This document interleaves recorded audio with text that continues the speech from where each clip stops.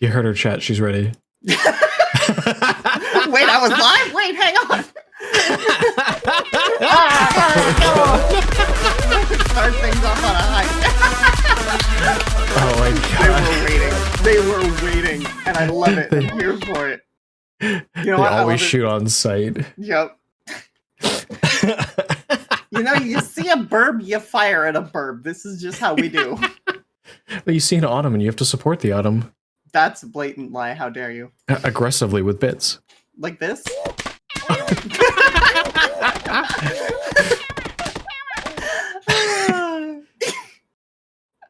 Shoot the Autumn. No, don't shoot the Autumn. I'm not impervious to bullets.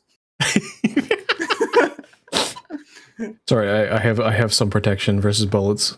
Oh, I see. Yeah, that makes Goggles sense. down. Yeah. But yeah, welcome on in, everybody. Welcome to the nest.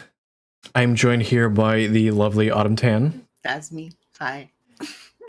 Also, Mojo used the guest command. Anybody who joins chat can also use !guest to find where Autumn's channel is if you want to go give her a follow and give her some support. Yeah. Even though she's going to whine every time I say that and complain and make gremlin noises. Honestly, I'm kind of numb to it at this point. So Autumn, for anybody who might not know or who's checking out things or joins or might be joining for the stream or watching the VOD, do you mind giving your brief introduction? Yeah, so hi, my name is AutumnTeien. You can call me Autumn, you can call me Teien, you can call me Taechan. You can call me damn near anything except Mother, Mistress, or any combinations or derivations thereof, because then I'll get upset. But I live in a junkyard and make things out of garbage. Sometimes I do it on stream, but more often I play games that are discarded, disregarded, or those whose hour of fame just has not yet started. So I hope that all these words that I've imparted will stick deep into your soul until the day that you've departed. And normally I now say what I'm doing, but I'm doing hanging out with the verb, so... Lord Gremlin the 53rd. Hi, Puppy. Welcome on in. Y'all are goobers. Y'all are determined to turn me into a Mistress Dommy Mommy, and I don't know how to feel about it.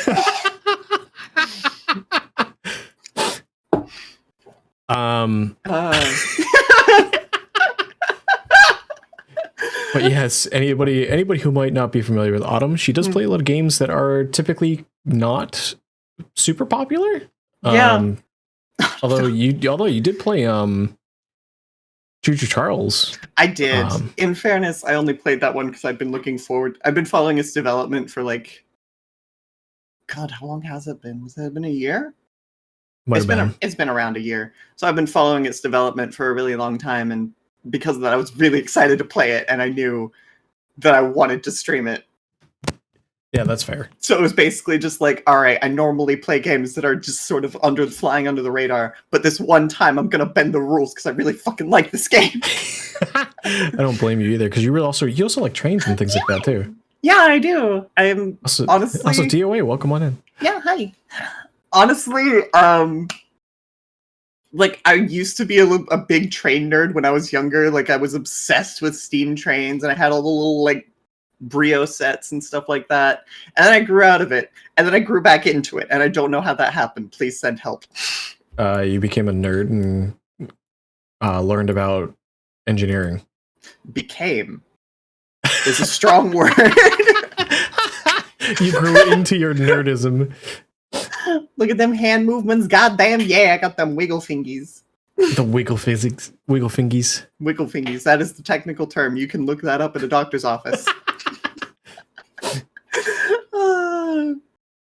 But yeah, those who might not know, from what I know, Autumn also does things on her channel. So besides gaming, she also does some digital art and game design. Yeah. I'm not very good at it, though. Game development, I'm more used to. I'm not good at it. Have you seen my workflow pipeline? Does the game run? Theoretically, yes.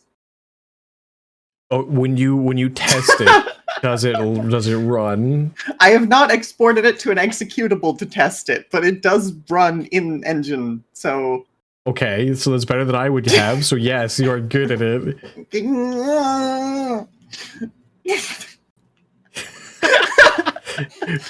Also, Autumn is very bad at accepting compliments. That is a lie. I'm the greatest at accepting compliments, I promise. Autumn, insert Autumn gremlin Oh noises. my god. What did I say in chat the other day? Verbal bottom key smash. Yeah, that's actually pretty accurate. Oh Lord.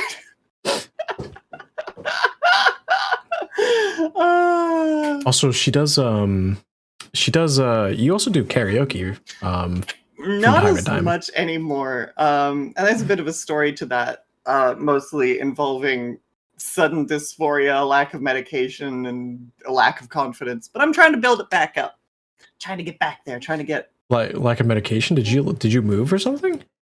No, it's just the medication companies being mean to me, so I have to take a hammer to them. Oh, It's been a process. Oh yeah. Yeah, that would do it. Yeah. I mean, I can go into detail it if you want, but like, it feels like a tangent. That's a little bit of a tangent. Yeah, It gets into some interesting topics that aren't the best of situations. Yeah, like it's an interesting tangent, but it's a tangent. Yes. Ah. So I know you kind of talked about this on your stream, but for the interview purposes, what's this? Do you have a story behind your design? I do. Both well, that's psychological flatulence. Both a lore story and an IRL story. There's a lot that went into my design, a lot of thoughts, a lot of ideas. So it was less like, oh, this idea, I want to take this idea and run with it and write a story around it. And it was more like, I want to do something that takes all these different ideas and crams them into a single look. Okay. How do I do that? Libby, hello. Yes, I didn't want to interrupt you. Hello, oh, yeah, Libby, welcome on in. Please feel free to interrupt me if I'm rambling. Oh, it's fine. So I guess we'll start at the basics. So going from what's the story behind basically the Queen of the Junkyard? So do you want the in lore, or do you want the brain thinky? Well, we'll start off out of character for now, because I do have a follow-up for that, which is, do you have lore? I do actually have lore. We'll start with the design aspect. Okay. So there were 3 really key things that all went into the final design of what you now see before you. Behold my majesty. 3 really key concepts. One is really easy to explain, one is a little more complicated, but still pretty interesting, and the third one is a lot and really personal. To a degree that's a little hard to talk about, but it gets into why I started VTubing and why I started being a streamer. I don't mind talking about it, it's a lot. Yeah. It's a tangent and a half. The one that's probably the simplest to explain is just this genuine love for like abandoned spaces or like overgrown industria. I'm going to call it industria because industria. Like it's an aesthetic, it's like, oh, it's like the robots from Castle in the Sky. How they're like these giant hulking machines that are rusted and decrepit and grass is growing out of them. Yes. That sort of look, you know what I mean? Take that and build a setting out of it. So industrial but abandoned. Mm-hmm. And I've always loved that stuff. I was the person who would go sprinting off into the woods because there was this park not far from where my family lived. And one of the things they had there was this old, like, abandoned, like, 1950 or 1970s excavator That was Okay. just sitting on a few 100 meters off the trail. And so whenever I was Puppy says they didn't know Ohio was an aesthetic. It is now. Oh my god. But no, I was the person who would always like go sprinting off and like abandon the family I was going on a walk with to just like go hang out on the excavator and like pull all the little levers and push all the little foot pedals and crawl into the engine cab. And yes, there was a rat living in there at one point. I am so glad it wasn't there when I was there. Oh my god, how'd you find out the rat was there? Well, I found, let's just say I found material evidence. But like I was the kind of person who'd be like, oh look, it's an abandoned place, it's an abandoned building. Instead of steering away from it, let's go sprinting headfirst into it and explore. Like there were all kinds of little spots that were just out of the way that I sort of just found just because I was walking. For instance, there's this highway ramp that's sort of got half deconstructed, but it's still kind of sitting there. And you can go up into the I-beams that support it. And it's sort of like these secret tunnels inside the road underneath it. It's so cool. It's so fascinating. And I just have this love and passion for like ghost towns or shipwrecks or things like that. And I love exploring them. Do you... Now, you mentioned like ghost towns and stuff like that. Do you have experiences with... This is more of a curiosity question. Do you have experiences with the paranormal? Two specific experiences, and a whole lot of tangential evidence, most of it coming from my mother, who has... For reference, if ever I describe myself and my personality, my mother is that plus 40 years. Okay. My mother and I are very much clones of each other to the point where it's not even funny.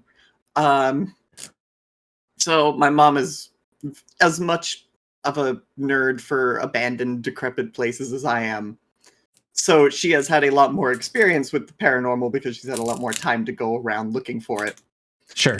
But for me, there was one moment in my family's old place where I was 11 and it was 3 a.m. and I got attacked by my favorite blanket. And so I responded by waking up the next morning and burning that blanket. Yeah.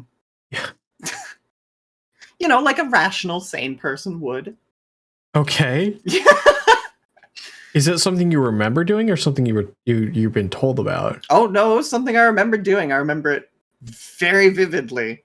Granted, it was 3 a.m. when it happened, and insomniac me had been awake for a couple hours, but I vividly remember getting like locked in place and that blanket rising up to be like, hey, what up, bitches? Not actually like that, but yeah, no, I vividly remember that. And then the next morning, I grabbed that blanket, I took it outside, and I burned it in the fire pit. Huh. Yeah, fun fact. Hey, did your, I'm guessing your parents were very confused? A little bit, yeah. I told my mom that story, and she's like, so that's why you burned that blanket?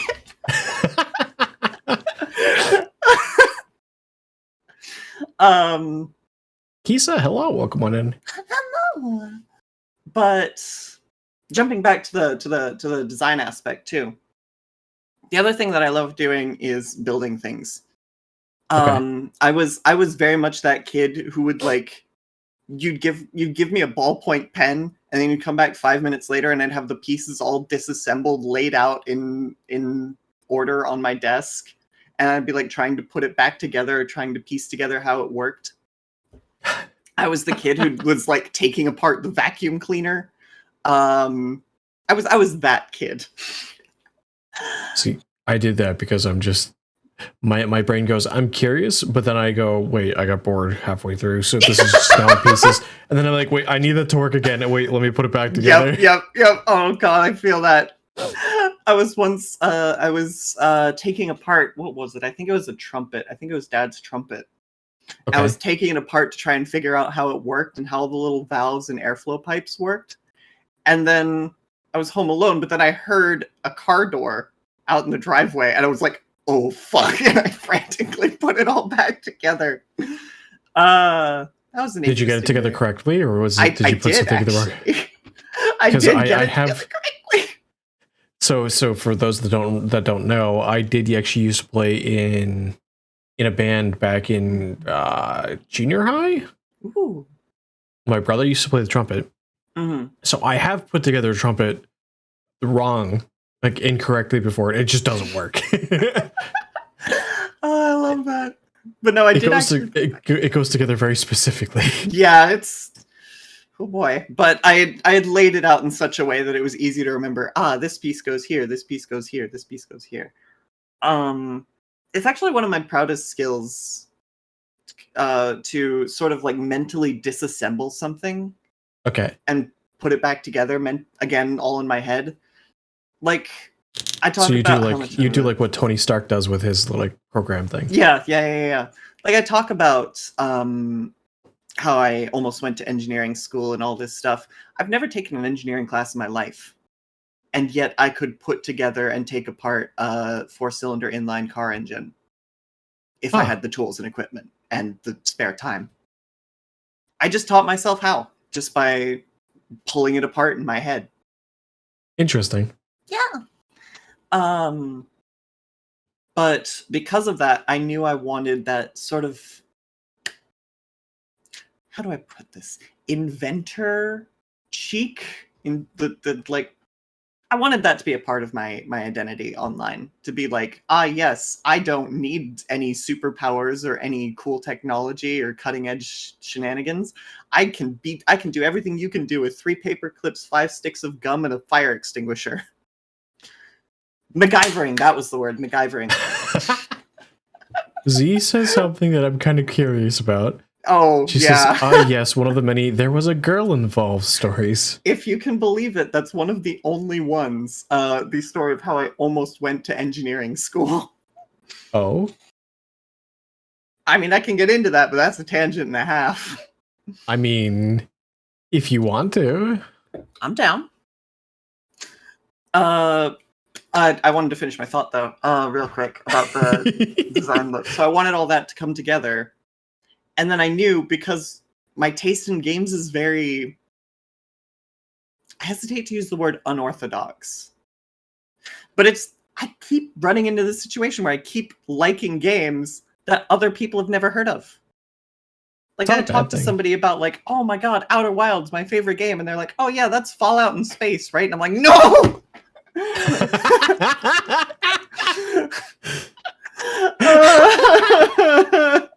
I had that last night with Vixie, and I just not Vixen, Sakura Vixie, different streamer, similar name. But I had that, and I just wanted to cry. Oh my god.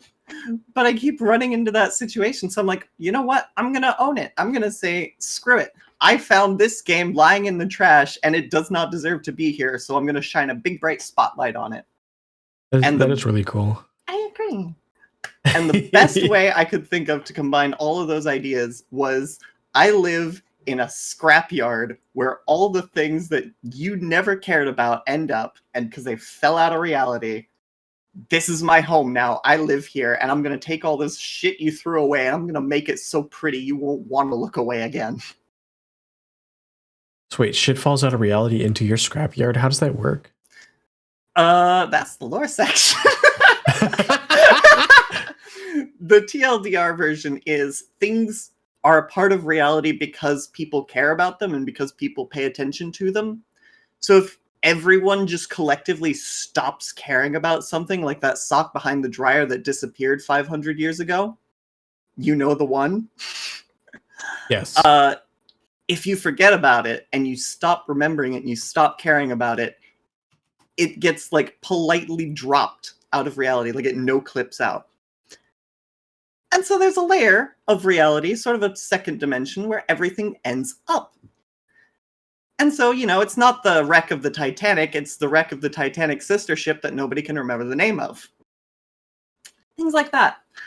I wound up here, no, not by the standard means of nobody caring about me. There was an accident, an explosion of sorts. And I got dropped in here, and now I kind of like it here, and now I live here. This is my home now. So the Umbra from World of Darkness. I know World of Darkness. I've never played in the Umbra, but I know what you're talking about, and yes, exactly. So basically, so here's gonna be a question, and I'm gonna ask this because I have a feeling that either you've heard of this show or you would really enjoy the show. Have you ever heard of the show Hilda? Yes.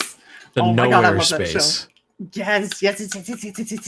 That's basically where you live. Yep, that's my home. I live here. It's mine. You can't touch it. It's all mine.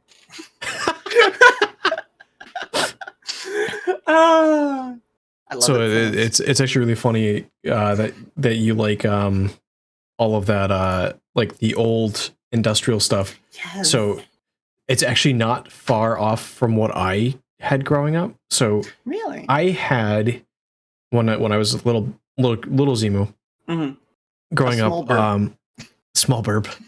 Fresh out the egg. My grandfather used to work for the Air Force.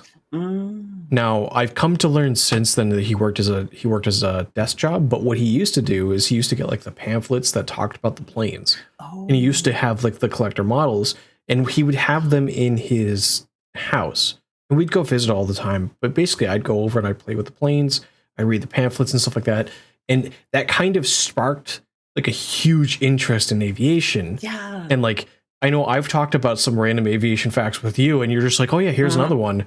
Yeah. And like I've then further gone to other streams and just been like, hey, here's a really cool aviation fact. Yeah, I get that. I get exactly what you mean. I know exactly what you mean. Like, what is it? Like one of them, the Blackbird, the actual top speed is still actually unknown because after a certain speed, it generates so much lift, it left the atmosphere. Yeah. SR-71 is such a cool plane. But it was also retired due to safety concerns and because there is supposedly projects going on that are not open to the public that are better than the Blackbird. Yeah, that's not too surprising. It's still cool though. Like plus I think there's also a big shift on shifting up to like satellite technology, so the Blackbird kind of became redundant. Yeah, that does make sense because that's a tangent and a half right there. But I just love, I don't know, there's something about that aesthetic of rather than form over function or form follows function, it's just form is function. It's like I take this scaffolding and turn it into art. And it's functional, and it's like you don't need anything more than that. There's no pretty black boxes, there's no electric shenaniganery. It's just here are the gears, here's the power source, it make go, and you can watch it all turn. That sort of look, you know what I mean? Puppy says they wanted to put a nuclear reactor on the SR-21. 71, and 71, yes. Yeah, no. Yes. No worries. I'm right there with you. Fucking numbers, man. I was just talking about this right before stream. Yeah, I know. No. Stick around long enough. That's not going to be the only time that it happens. I guarantee that. Yeah, same. But there was a girl involved story? Oh, right. So the TLDR version is this was back when I was had just turned 18. I was in my senior year of high school. I was dating this one gal who was a year older than me. She was going to the local state university, right? And I was applying for colleges. And I was like, okay, I know I really love mechanical engineering because I was literally a person who blueprinted 3 separate cars over the course of a week in my sketchbook, just casually. Oh my God. Like, seriously, blueprinted. I could have built them if I had the tools and the know-how just off those blueprints. That's how detailed they were. Okay. And in addition to that, I had sketched out airplanes in that sketchbook. That was sketchbook number 3, by the way, the one I lost. The one you lost. Yeah, I lost it on vacation, and I haven't been able to find it. So I assume that it's somewhere in Hawaii. Somebody totally just saw the blueprints and yoinked it and said, "Oh, no, I'm mine." sure. Yep. But I had sketched up a bunch of airplanes because I was a writer. I was a nerd. I was just like, oh, that would be fun. I want to draw this. And so I did. And for an unrelated school project, I was interviewing a Boeing engineer. Okay. And I was waiting for my ride, so just casually I was like, oh, he was just like, oh yeah, I saw you were sketching something earlier. And I was like, oh yeah, I draw planes in my spare time. And he's like, oh, can I see? I'm like, sure. So I hand him my sketchbook. And he just sort of flips through it and goes, yeah, that would fly. That one would fly. That one needs bigger wings. That one would fly. That one would be interesting. That one would fly. That one needs a bigger engine. Okay. And then finally, after he'd gone through all of them, he just closed the book, passed it back to me, and said, all right, when you get a few degrees under your belt, come talk to me. I'll get you a job. Wait, really? Yeah! So I was like, oh, shit. So because of that, I was like, okay, I'd love to go into mechanical engineering, aeronautical engineering, aerospace engineering. That would be so fun. Part of me was also like, architecture is really cool. Just the visual element of architecture. I'd been visiting different cathedrals to sketch them. And so I was sort of developing a love of architecture because of that. So I applied for 3 colleges, right? I had my backup plan, my other backup plan, and my dream college, right? Okay. I won't say which ones they are, obviously, except for the dream college because it actually matters. But I had the 2 backup plans. One of them was, all right. The other one was across the country, but had a really good architecture program. But the third one, the dream college, the one I thought there's no way in hell I'm going to get in, was California Polytechnical Institute, which is sort of like the MIT of the West Coast. Okay. All right. Nationally renowned. Fred redeemed our self-care. God damn it, Fred. I literally just took a drink. Just crack my back like a glow stick, but I refuse to glow. What are you talking about? You're already glowing. Oh my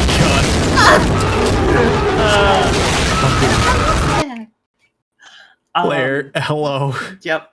But TLDR. Nationally renowned engineering college, basically the MIT of the West Coast. I applied, and I did not expect to get in. I thought there's no way in hell I'm going to get in, but I'm going to just take the shot, because my SAT scores and my grades for calculus were not good. Oh, no. Oh, hold on. I know this pretty rainbow.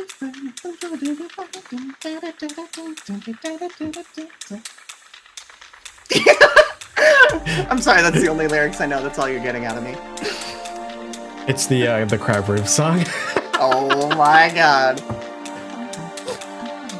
Love that song. It might help if you could see the stream. I can see the stream. I can see you dancing. I love it. I just can't dance along because I can't hear the music. Oh. If you, I don't know if you can hear the music in the Discord. It should be playing it. I cannot. Unfortunate. I told you, if I try to listen to what's happening in Discord, it crashes. My broadcaster is not the greatest. You kid finish.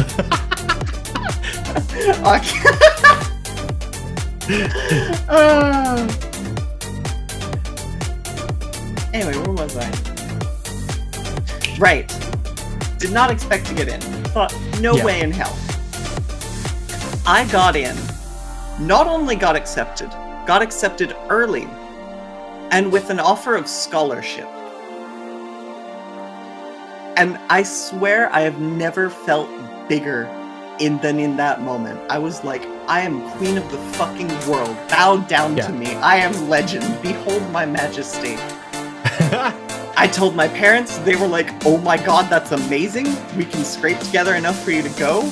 We can make this happen for you. I told my friends, they were like, holy shit, that's so cool. Actually, I had to explain to them what the college was first, but then they said, holy shit, that's so cool. And then I told my girlfriend at the time, I will not name her for reasons, but we will call her Kefka. Okay. And I told her, that I got accepted to my dream school, and she burst into tears and begged me not to go. Because if I went there, we'd have to do a long-distance relationship, and she wasn't comfortable with that.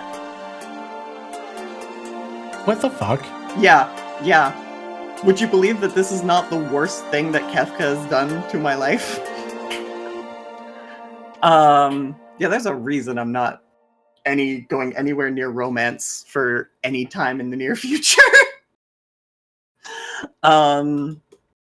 So basically, I was like, all right, fine, where do you want me to go? And she's like, oh, I thought you were going to the same school I was going to. That's why I never brought it up. I was like, all right, fine, I'll half-ass my way through an application, put it in at the last possible second, trying as hard as I could not to get accepted. I got accepted. Because of course I did, because if I get into a nationally renowned engineering school, I'm probably going to get into the local community college. Yeah, so I ended up going there instead, because I didn't want to leave behind one of the only friends I still had, and one of the biggest pillars of emotional support that I had during coming out and transitioning. Yeah. She dumped me 8 months later in finals week. Are you fucking kidding? No, I'm not. Like I said, Kefka a bit of a bitch. A bit? Yeah. Okay. you say a Kefka a bit of a bitch, and it's a good thing you don't mention names, because if I knew who it was, I would personally get revenge for you. You don't do that to people. Yeah. Pro tip, everyone in chat, if you want to break up with someone who's currently in college, wait until after finals week, please, for their sake. Or if you don't think it's going to work out before making major life decisions like that, yeah, make peace. Yeah. And go your separate ways. Yeah. Like, you do the best you can to support the person, but understand that life choices and whatnot are more important than relationships. Mm-hmm. As I know that there are some people who make things work no matter what, but like, if you're talking a nationally renowned engineering school versus a girlfriend. Yeah. It shouldn't have been a choice for me. It really shouldn't have. God damn it, Kefka. And again, that was not the first time she did something like that, and it was not the last. Oh no. Yeah. The other times are much more personal, and I'm not going to go into detail about them because, oh lord, there's some landmines in those areas. But yeah, that and the other two problematic relationships I was in are the reason I'm like, yeah, I'm not touching romance for 5 years minimum. I'm just staying. I don't care if there's other fish in the pond. I'm staying out of the pond. The pond has bitten my toes. I'm out of here. Fuck this pond. I'm finding a better one. But yeah. So here, going into some of the design aspects of your model. Oh, right. That's what we were talking about. It's fine. Yeah, no worries. I keep forgetting. So there's a couple things that stand out to me about your design choices.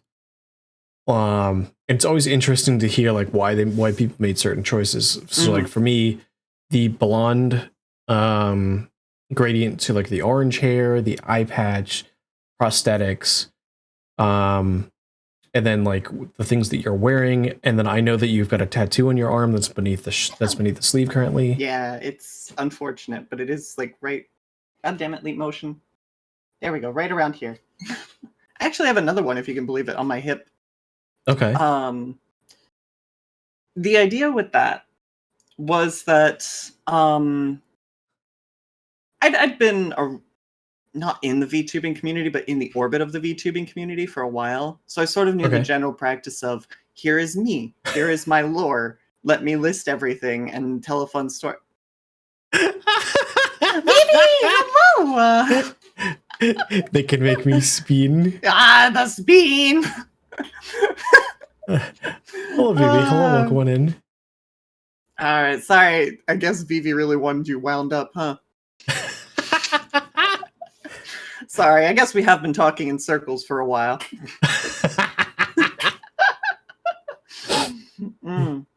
Vivi sleepy. Yeah.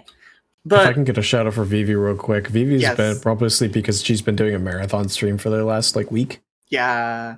Honestly, everyone in chat, I swear to God, all of you need shout outs. All of you need love and support. Everyone in chat, if you're not following everyone else in chat, go do that right the fuck now. This is not a request, this is a threat. Wait, especially go follow this Wait, this no, wonderful wait, person no, wait, here. hang on. This is the most important one. No. Oh my fucking God.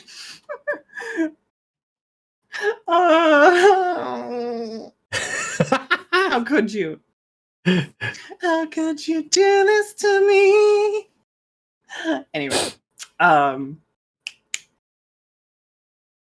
Design right. choices. So I knew the sort of general practice of a VTuber was having a design and a lore, and then listing out the lore for their audience to read and going through it basically on their debut. Yeah.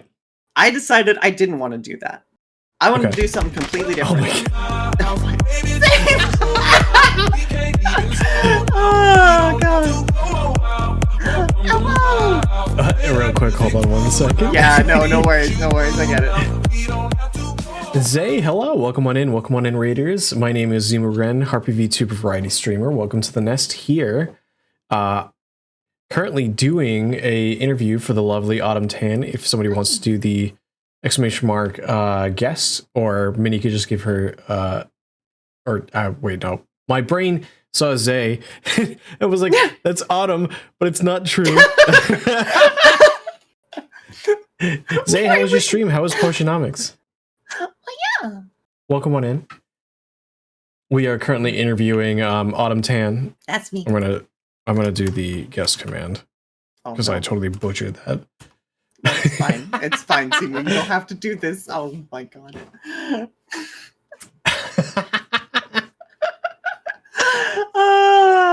Autumn is currently talking about her design choices.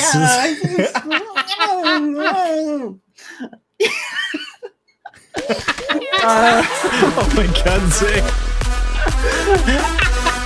Yes, love the burb. Do you see this burb? Give Zay, this burb love. This burb is important. Love. For 3 months. Also, Sarah, hello, welcome on in. Anyway, but yeah, what was I saying? Right. I decided I didn't want to list out the lore or walk through it or anything. I did have lore. Back then it was more just a list of bullet points, and then I sort of just expanded on it as I went. But I decided, you know what? Instead of saying my lore outright, I want to have it inform as many parts of my design as I can manage. Both my IRL self and my actual lore. Oh, is it bully the burb time? Is it bully the burb time? No. No, I won't. I promise. I'll be a good guest. I promise.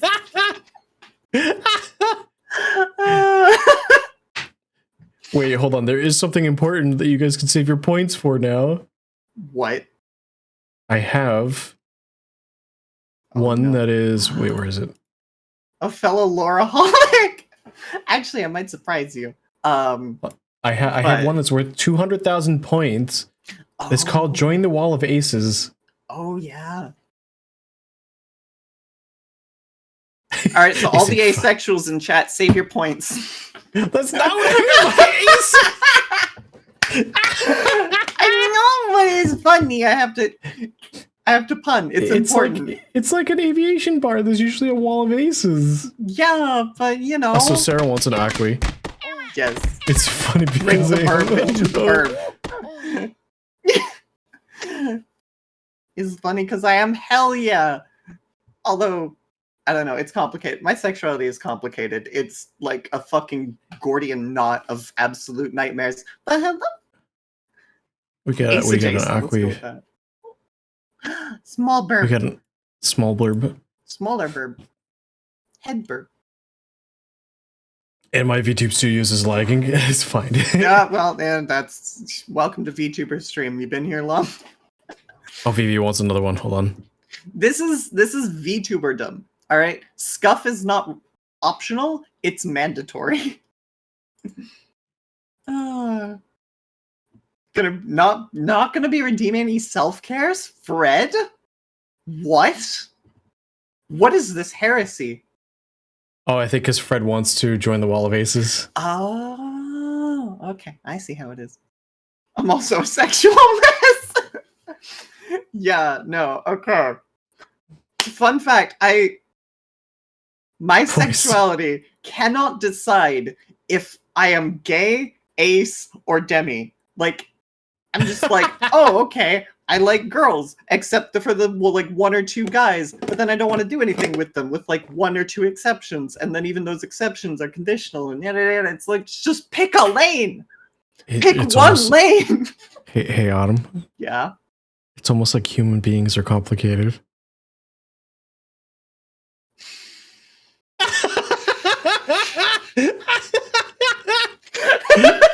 Are you gonna do the boy hands? Boy. Boy. Oh god. But no, you know that one meme of like the person trying to stand in two boxes at once and like twisting themselves into a pretzel? Yeah, that's my sexuality right there. That meme.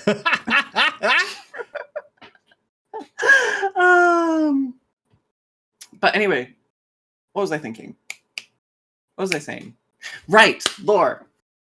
I decided instead of listing out my lore and instead of just being like, yes, this is lore. This is AutumnTeien lore, capital T trademark. I'm just looking at 3 times. Mood. Instead of doing that, I said, what if I just say, all right, my lore is going to inform every single part of my design. Every single thing that I put on my character design is going to have a connection to either my IRL life or my in-universe lore, or both. Sometimes it's both, and those are the fun ones. Which is hilarious that you point out the blonde hair as being prominent, because actually that is the part that I cared the least about.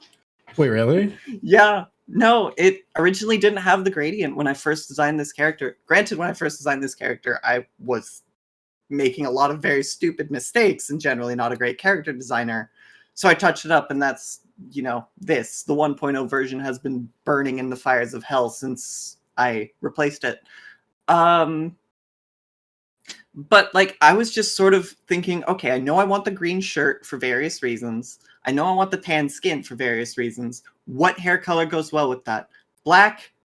Not really. It looked all right, but shading black always is really difficult. So I just said, fuck it, it's blonde now. And then when the blonde color didn't work, I just said, fuck it, let's lean into the autumn theme, add a gradient. Literally, you pointed out like the one thing I put very little thought into. Every other element has a story behind it, except the hair. That's great.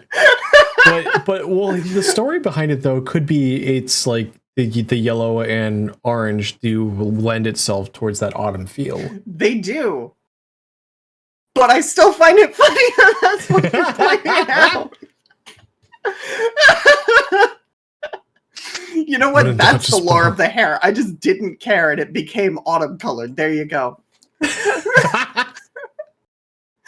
Autumn, quite literally, long hair, don't care. Yeah. It really is. But no, the reason it's long actually is a bit of a fun one, because I always had to keep my hair short when I was younger for various reasons. My parents were like, no, you gotta have short hair. You can't be a mop head. And so I was like, when I finally got old enough to start getting my own haircuts and live on my own, I was like, fuck you, I'm growing it out. You can't stop me. That's great. And now I can't go back. To the point where I actually get anxiety if I have to go get a haircut. Wait, really? Yeah, like I get nervous. Like I know in my head that they're gonna follow what I say, sometimes too closely. But in like some tiny part of my head, I'm just like, they're gonna take those scissors and chop it all off and leave me with a pixie cut. Oh no. And I'm just gonna be screaming. Urkel, hello. Urkel! How's your plane ride going? Urkel's currently on, I think from what he said, a plane to Mexico for vacation. Well, that's a bit rude. I wouldn't call Urkel plain.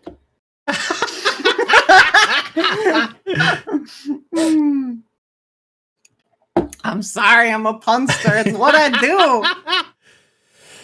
I'm just a prolific punster, propagating perfectly pristine puns in perpetuity at prime points of parley, partly to provide prodigious pantomime to patient patrons.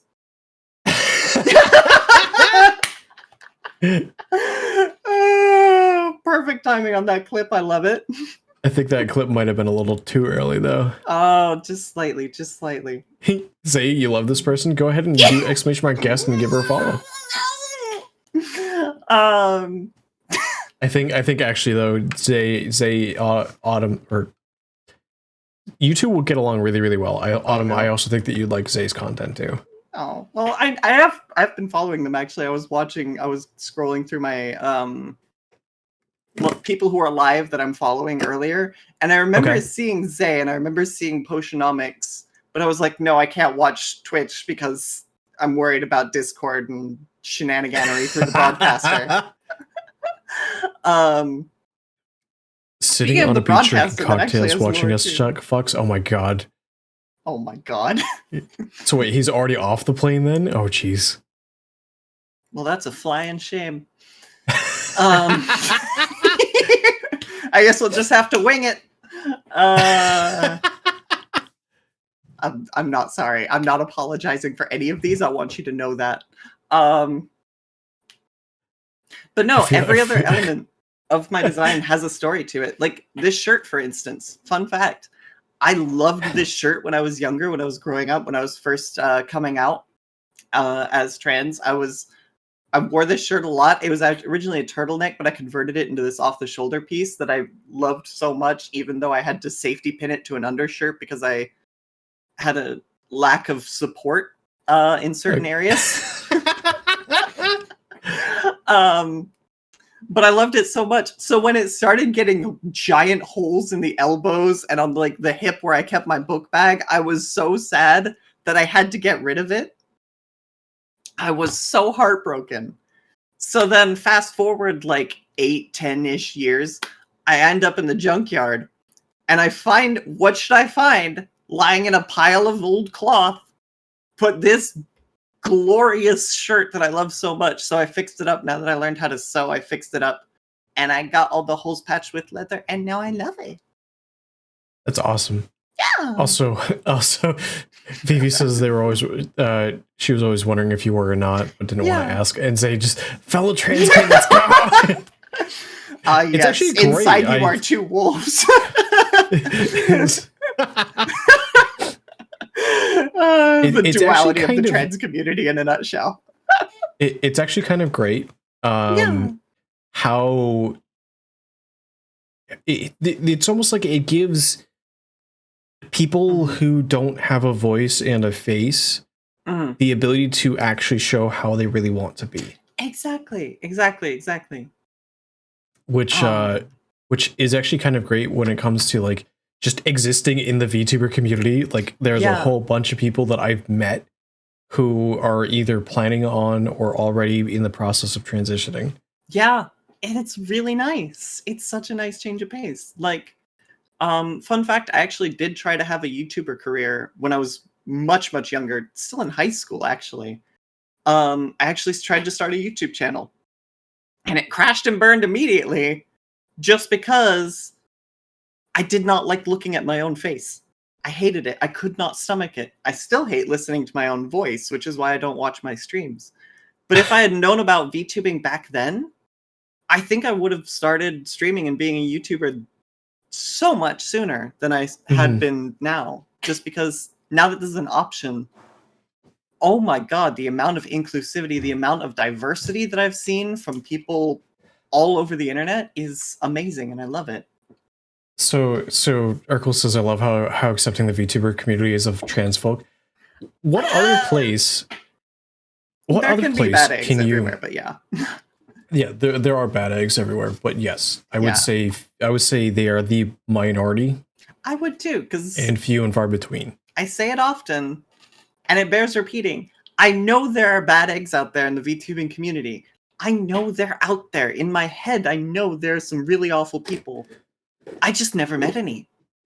I have Yes. met so many VTubers. I think my following list is in the hundreds now. And not a single one has been anything other than a sweetheart. Let's not talk about how many people I'm following Yeah, right I know. now. I'm getting close to 800 right now. Yeah. Oh my god. Yeah. Don't I know it? The list of things I need to check out at some point has just broken 700 plus hours of content. Please send help. I don't know how to stop. But talking about things that are like accepting in the community, for instance, I know I've said it on my debut. I don't know if you've heard this, but a lot of the base colors from my model come from the non-binary flag. Yeah, I know. I remember you mentioning that a couple times, and I was like, "That's so cool! I love that." But plus, it's just a good color scheme. The NP flag it is a fantastic color scheme. And then the blue was added in to be complementary, which there is more blue in my current model than my first model. Mm-hmm. And then the green was because when you just add all of those together, the green just goes really, really well. Yeah, it really does. Complementary, tricolors, things like that. It's really nice. There's less bad eggs in VTubing than face camming. I agree. And I think there's a reason for that. And I think the reason is VTubing in general has a higher barrier to entry than regular face camming, than being a flesh tuber, than fleshing. Like you think about, what does it take to be a streamer with a face cam? Well, you need a webcam, you need a computer, you need a halfway decent computer. Sorry, I just heard something that threw me off. Flesh out their person. Yeah. Oh my God. Well, it's funny though that you say that there's a higher barrier of entry. There's a lot of resources out there that make VTubing. I don't want to say free. Yeah, not free, affordable, but accessible. And I love like that. There are a lot of different cheap, like really cheap options. And a lot of resources out there to help people who do want to get into it, but don't necessarily have the ability to pay for something high end. Yeah, there are a lot of good tutorials out there too that are available for free. So a lot of the stuff that a lot of the barrier to entry for that is just kind of like knowledge and ability to look for it. True. But even then, that's its own sort of barrier to entry. That's like a time gate, I guess. Exactly. It would say. It's like, you think about what you need to set up a face cam, like, I could do it in 10 seconds. Yeah. What you need to set up a VTubing avatar, you need, like, weeks. If not more. You can't do it overnight. Or you could be like me and just hyperfixate for 24 hours to get things done. Oh yeah, fun fact. I don't know. You don't know this because I haven't said anything publicly about it yet. I have begun the process of learning how to rig. Like rig models. That's so cool. Like here. Yeah. I've got this one here. Oh. The slime. The slime. The squimsh. This model here was drawn by Z Lover. Yeah. And then I rigged it. That's so cool. That's so cool. But superiority. PV appreciates the slime. Yes, the squimshable superiority. There you go. Look at you, giggly baby.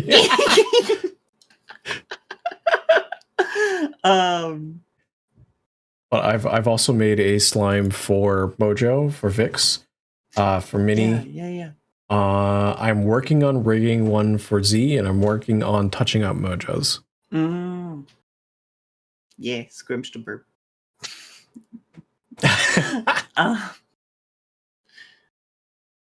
Real quick though, getting back to the original topic about the design elements. because the other two that you pointed out were the eye patch and prosthetic and the tattoos. Yes. Both are super important to me. The eye patch and the prosthetic are more. I'll start with the tattoos because they're easier to explain. This one over here on my shoulder, not the shoulder, very different. Shoulder. Is a 03 with a bunch of like bordering around it, but the 03 basically references the fact that AutumnTeien is the third name I've taken. Okay. Or this, I guess, is the third identity that I've taken, just in general. So that was kind of important to me that I had that. Okay. That's like nobody but me is gonna get that, but I still love having it there. And then the one on my hip, all right, that nobody has ever seen because I think it's come up like in one outfit, and I made that outfit myself, and somehow I made it so that you couldn't see shit down there. But that is a space that I have specifically reserved, IRL and on the model, for big projects, big artistic projects that I have completed. The one that is currently there is a book that I wrote. I wrote early in college. The one that I actually fucking finished. The one out of like 40 books that I've started writing. Please send help. I don't know how to stop finding new things to do. Autumn, it's almost like you hyperfixate on things you don't care about finishing them. You just need to get your mind out of your head. And then you just go, ooh, look shiny. Oh my god. No, actually, I think my friend summarized it best when she said that I have a bit of an addiction to that fresh file smell where you're just starting a project and you're getting that headway and you're like, oh my god, all the possibilities. And then when the grind starts, it's just like, oh, but I could be doing something more interesting. Both Mojo and Autumn beat me to where my thought was going with this. Yeah. Autumn, if you were a bird, what would you be? Oh god. Bird brain. Well, for one thing, I am very scared of heights. I am like actively terrified. Standing on a chair is terrifying on some level. Interesting. And yes, I am aware that I am also very tall, and this is definitely not helping the situation. Mojo says a goose. I am not. No, not a goose. Anything but a goose. Okay. Wait, what's wrong with geese? I have a fear of geese and swans. Like an actual phobia. Like, anytime a goose or a swan is in my vicinity, I just instinctively start to panic. And it all comes down to this instance when I was 10, when I got bit on the ass by a swan. No, I'm not kidding. Swans are menaces to society. Swans were made by Satan himself, and even he fears what he has created. But would you be something like a kiwi? Maybe like what are those one birds? Like the burrowing owl, that was the one. Burrowing owl. The burrow bird. The one that dig. What am I doing with my hands? The one that dig. The one that dig. There you go. I'm over here trying to imitate you with my hands as if people could see what I'm doing. Yep. Gotta love it. Gotta love it. Goose loves bread. Goose wants buns. God damn it, Oh my god. Love y'all so much. But yeah, no, I think that would be my pick. Okay. Yeah. So what got you into we'll start with streaming. Yeah. Content creation. I mean, I've always been a fan of various streamers. Ever since I knew what the internet was, basically. I basically discovered the internet through old Minecraft videos. From like Sky Does Minecraft, Ant something, I want to say. And of course, Markiplier, Jacksepticeye. Personally, I prefer Jacksepticeye to Markiplier, if only slightly. But people like that. I found RPG Minx as well was on that list. I followed her channel for so long. And now I don't really hear anything from her, and it's a bit sad. But so I've been following content creators for a long time, and if you know me, you will know that the moment I see somebody doing something that I think is cool, I want to learn how to do it. Which started my very, very, very amateur attempts at being a Minecraft YouTuber. No, I'm not kidding. Okay. It was so cringe. I deleted my channel within 2 weeks. Oh no. I hated it so much. Like, I just, like, internally screaming in agony. Just like, nope, fuck this, delete, I'm out, peace. Oh my god. Mostly because, like, face, voice, it's, you know, dysphoria, oh boy. Dysmorphia? Never. The horror, right? God, imagine. But with VTubing specifically, there is... You all right? You're doing a wiggle. I'm picking up a squeaky toy that I was running over with my chair. Oh, My boy. dog decided, hey, we're going to leave the toy right at the base of your chair. And then my chair got stuck on it as I was moving around. Oh, boy. It's squeaky. It do the squeak squeak. Yeah, it's a puppuccino. That's too cute. But then with VTubing specifically, this is a bit of a longer story, so I hope you don't mind the tangent. Yeah, go ahead. There were 4 VTubers in particular who got me into VTubing. And fun fact, this is one of the reasons that I went with the design that I did. I listed the other 2. This was the third really big one. But the first VTuber I ever found was Hana Makia from Niji Sanji, Indonesia. She is wonderful. She's delightful. And the first clip I ever saw of her was her Helltaker Let's Play. Okay. Which is best summarized by the time when she got uncontrollably flustered by the character of Judgment. And then aggressively denied being gay. Like, if that isn't a Hanmak moment, I don't know what is. It almost sounds like an Autumn moment, too. Hey, you're right, and I hate you for it. But yeah, no, that was probably the best introduction to VTubers that I could have ever gotten. Gay Panic. It was great. It was delightful. So then I started like exploring her channel. I was like, okay, you're interesting. What are you all about? I started exploring her channel. I saw she was doing a Doom Eternal playthrough at the time, and I was like, oh fuck yeah, I love Doom. And so that's when the rabbit hole happened. And for those who don't know, the VTuber rabbit hole back then, back in the early days of like Hololive and Niji Sanji, basically what would happen is the YouTube ad algorithm would see that you were watching a stream with the tag of VTuber and that you watched a fair chunk of that stream, and they're like, oh, this is how to get audience engagement. This is how to engage this viewer. So let's cram their recommended feed with as many VTuber streams and VODs as we possibly can. That is the rabbit hole. Oh man, did I ever go headfirst down that rabbit hole. Zay says one Gurr clip and here we are. Ah, the joys of the rabbit hole. This was actually before Hololive EN debuted, though. So I was introduced to Hololive JP first. Specifically, Hoshimachi Suisei, the second on the list. And she was the first VTuber where I was like, wow, she's incredible. I want to be just like her someday. Once again, carrying over the clip of if I see somebody doing something that I think is cool, I want to learn how to do it. I told you, if you know me, you know that pattern. But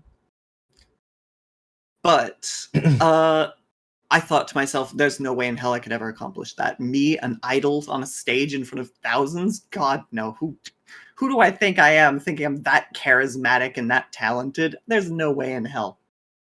Bitch, you are. No, you.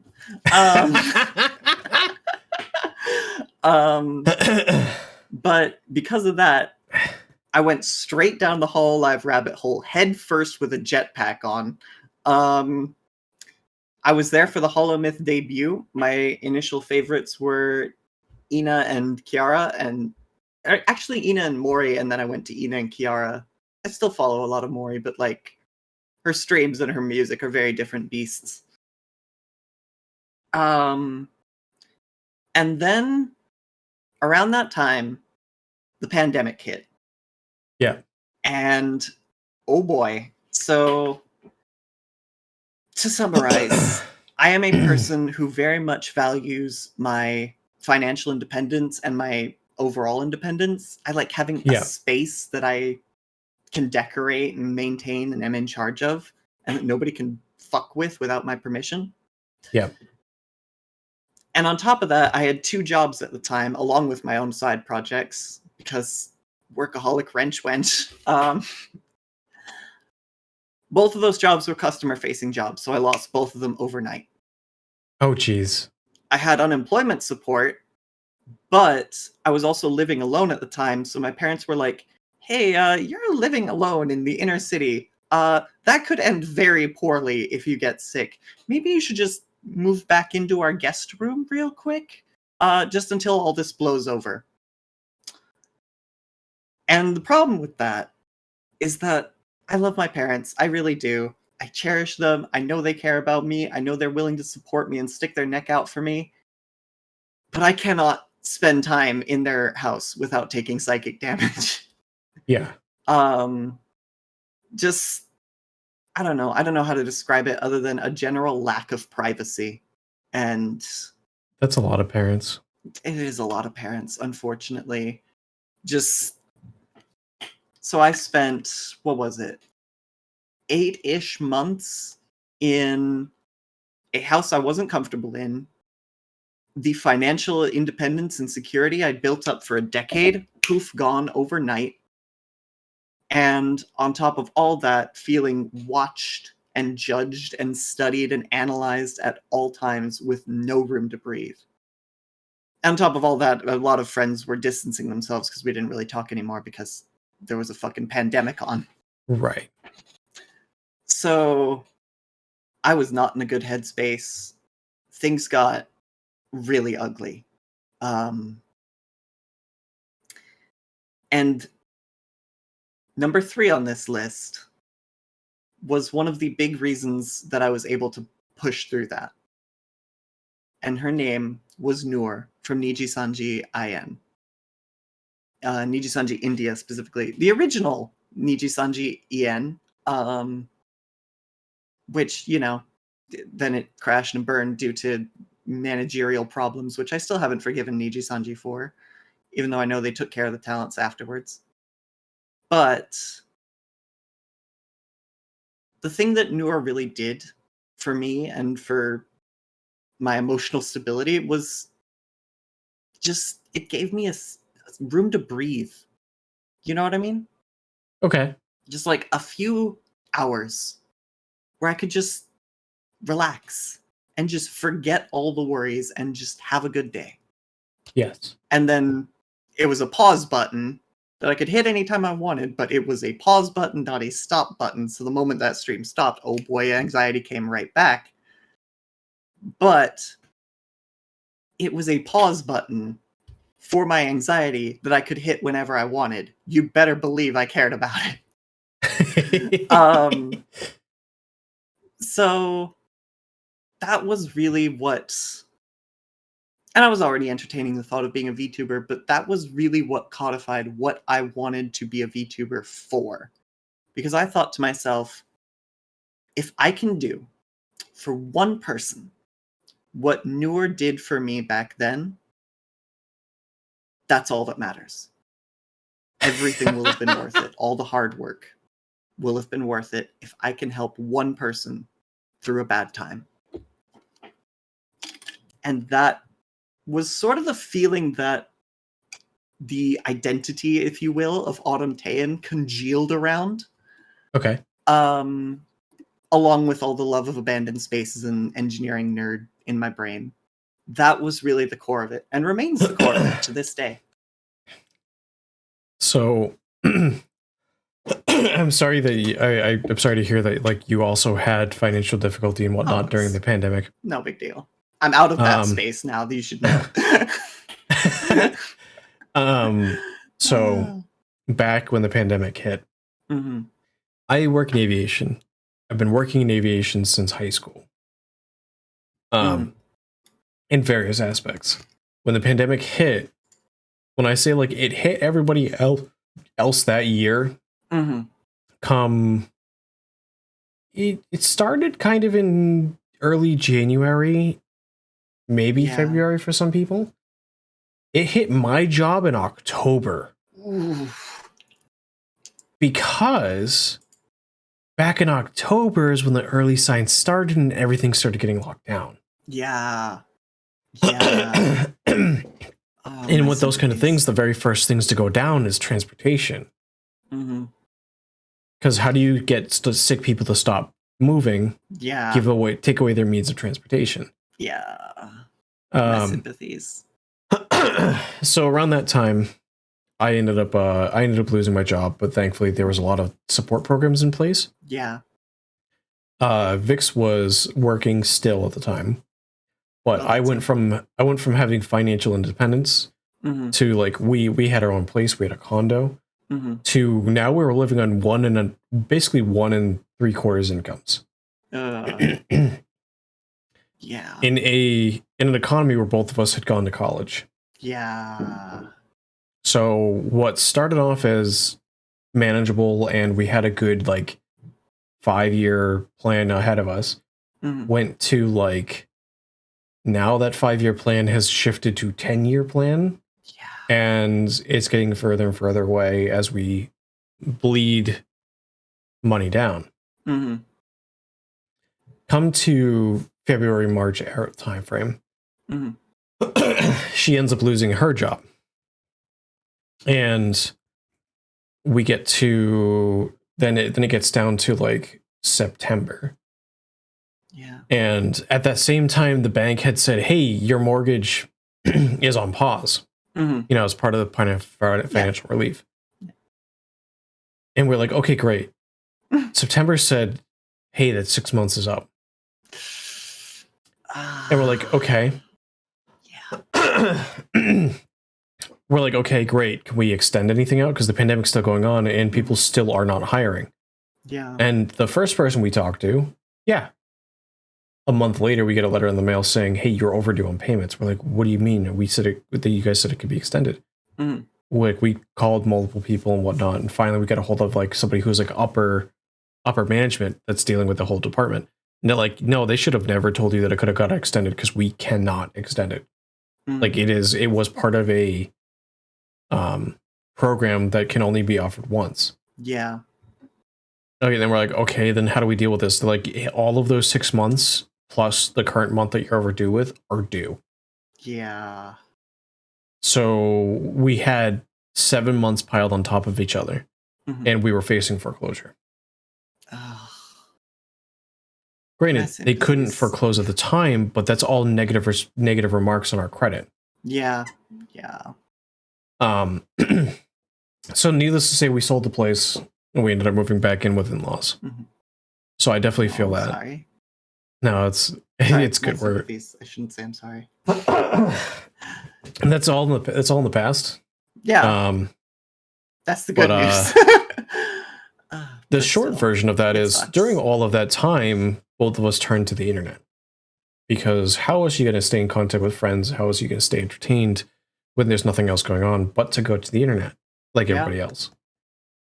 During that time, I used to play a lot of League of Legends. So I spent a lot of time on YouTube, and I found a YouTuber by the name of Sunny Explosion. Sunny Explosion, I know them. Now, she is a Twitch streamer as well, but back then she didn't used to stream as much. She used to stream every once in a while, but she was very inconsistent with it. Important aspect of that is she used to stream without a face cam for reasons of uncomfortability and yada. Yeah. But then she discovered VTubing and made a whole series of YouTube videos on VTubing. And they drifted away from the league for a little bit on what is VTubing. What does it mean to be a VTuber? And the one that really kind of caught me hook, line, and sinker at the time was she did a video where she basically said, I bought as many models as I could for $25 or less. Yeah. And one of those was a milk carton with eyes and a mouth. And I kid you not, I went, holy shit, that is really, really cool. I want to know more about that. Yeah. That's fair. Both me and Vix basically took that experience and went out to go find actual VTubing communities because we wanted more information and we want to interact with these kind of things. Yeah. She found the streamer Poppy. Don't know. And when I tell you, like, he does some of the, I don't want to, he does some of the amazing things with his work, like with his streaming, with his platform, with his, like his and everything like that. Like, super, super entertaining, super high energy, pushes the boundaries of what media can do in terms of a VTuber. And then I found Froggy Lock and Pinbun. Yes. And started making friends through that. That's actually how I met you. Yeah. That's fair. I forget what we were doing. Was it a movie watch along night or something? I don't think it was. Maybe it was like an art thing. I know you and I ended up in a VC for the first time when she did her subathon and she was doing Crab Game. Oh, yeah. And then you betrayed me. Yeah.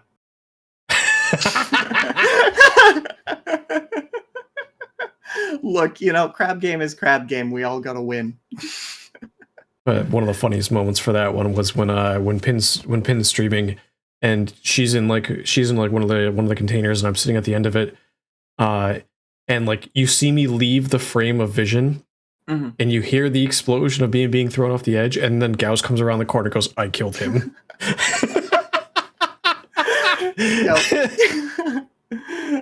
So it's the perfect shot Mojo yesterday. Listen, I may have shot a ballista and then Mojo walked into it. Yep. Gotta love it.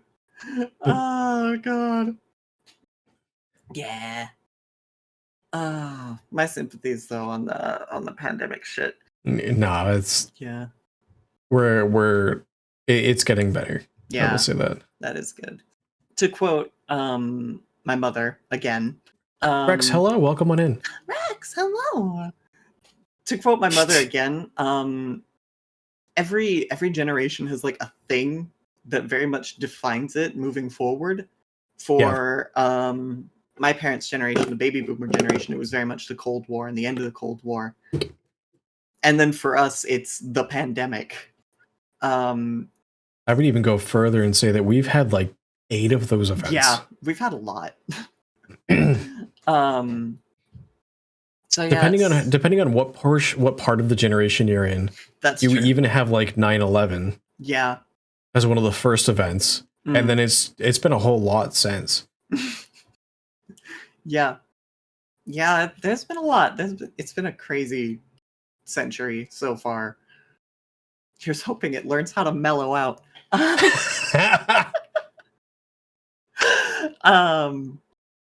Do you have now in your experience in your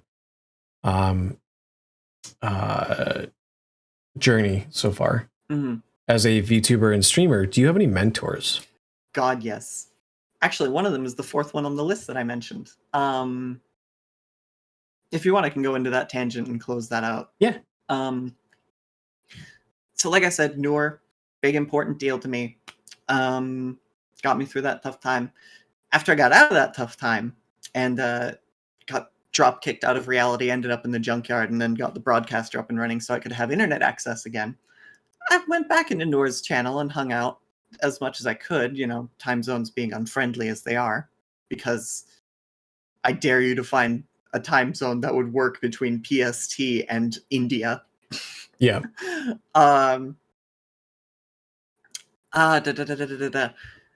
After a while, she was still a breath of fresh air as always, but then after a year, Niji Sanji India was closed and all 3 talents graduated. Oh no. And that just broke my heart. Like, I make no illusions to the fact that she had no idea who I was. She didn't know me, didn't know my name. Our relationship was parasocial as hell. But god damn, I cared about Noor, and just poof, gone. So I got up at like 4 in the morning to be there for her graduation stream. I sent a super chat saying everything I really wanted to say to her. And I sent another one because we realized that being chat, we realized that if we kept sending super chats, then she'd have to keep reading them and she couldn't end stream. Oh my god. So we just started attacking with super chats. Oh my god. Until we ran out of money, and then she had to end the stream at like, God, 5 in the morning.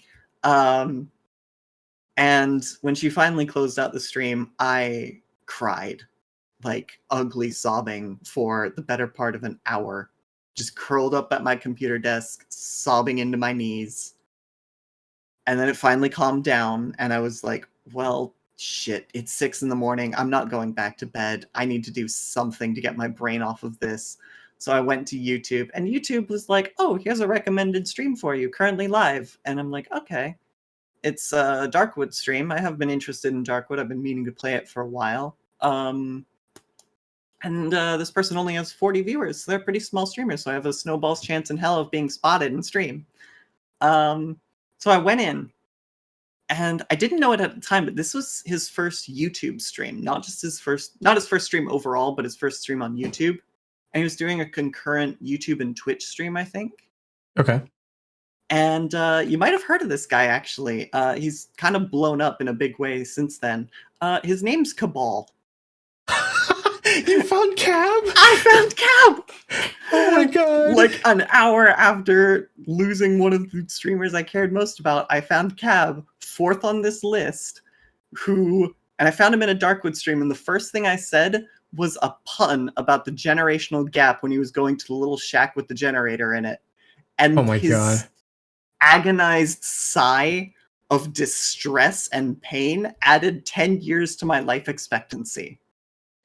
And I'm not going to say that I'm solely responsible for opening the floodgates of the pun pandemic that plagues his channel to this day, to the point where he made an emote about it. But I will say I was one of the people who was on those floodgates. That's amazing. We love Cabal. But yeah, Cab... The thing with Cab is that he's not just this funny guy. He's been in the streaming and the content creation game for a really long time. And on top of that, he's been in the entertainment industry for even longer. So he has a ton of really good advice for how to approach the topic, how to handle being a content creator, what kind of skills are required. And that was what finally pushed me into actually trying to become a streamer. Because he made it feel approachable. It wasn't like he made it something that I wanted to do. He made it feel like it was something I could do. And that was what finally made me say, all right, fine. I'll get together all the stuff that I can. I'll learn all the tutorials from a few other streamers who are really great. Namely Mari Yume and Thea, the virtual reality show. They're both fantastic. Check them out if you can. Okay. And I finally just got everything together, and I was planning on October 20th. I had to delay it a month. And then I had my first stream on November 20th of 2021. And oh my god, I was a ball of nerves. I was such a ball of nerves. I was so panicky. I actually was like calling up my sister afterwards. Because I was like, oh my god, please tell me I did okay. Please tell me I'm actually shaking. I swear I'm going to throw up. Please tell me I did okay. Oh my god. Yeah. So I don't mean to interrupt you real quick, but Sarah, I know Sarah said when am I doing a bar to clean up the bar? Mm. So Sarah, go check out that link that I just sent. Actually, chat can go check that out because it's one of the links that I added to my socials. Yeah. That's a list of people I'm interested in reaching out to have them come by. Sarah, you on the list because you cool. Sarah is on the list. Yeah. But But yeah, no, TLDR, that's who I would consider my mentors, is Cab and Mariue and Fia, and to a lesser extent the other four on that list, more in a inspirational sense. That To is finally actually close out that question. that is actually really, really cool. Yeah. I know It's a in lot, terms it's a lot to go of through. in terms of like learning,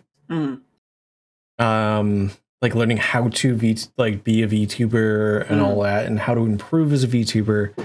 I mean, there's a whole bunch of people, because oh god, one of the things I try to do is like, so come November, I don't think I interacted with you directly back then. Probably not until after the new year. Probably not. But I did a lot of networking, like behind the scenes networking. Yeah. And we're talking like, I already knew that I wanted to get back into streaming, and I knew that VTubing was something I was interested in. It was just a matter of means of doing so. And around that time, me and Vixen decided, hey, we want to get back into this. Yeah. So we decided we're going to start networking. We're going to go find all these different VTubers. We're going to kind of get a feel for the market, see where things are, make some connections. And just in general, we're going to be everywhere that we possibly can be. Yeah. Like, you know, show up in people's chats, get to know them, get to know their content, get to know what they're about, and then kind of get an idea of where we want to be. Because back then, I also didn't know what I wanted to do. I just knew I wanted to stream, just not what or how. Yeah. Needless to say, by the time that I started streaming,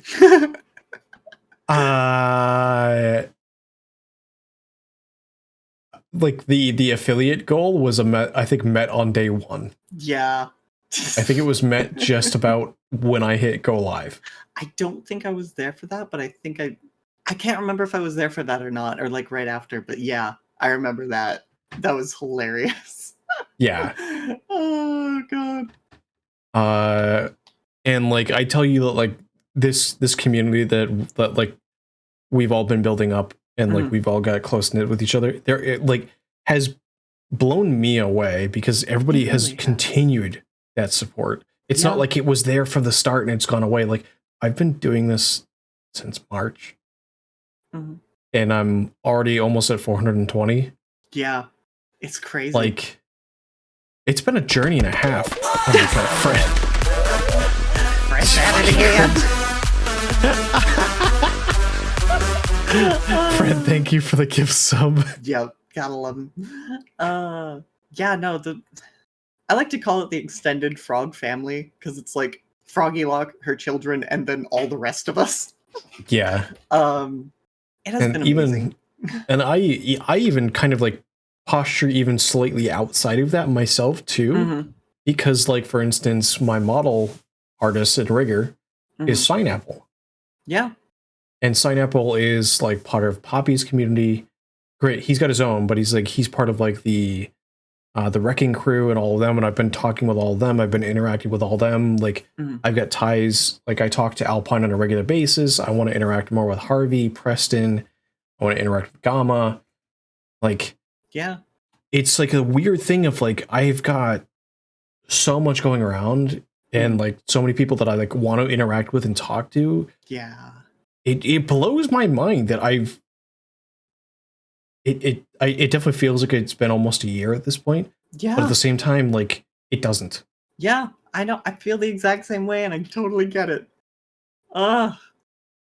Time does not exist on the internet. It runs on its own flow, and you just can't stop that. Yes.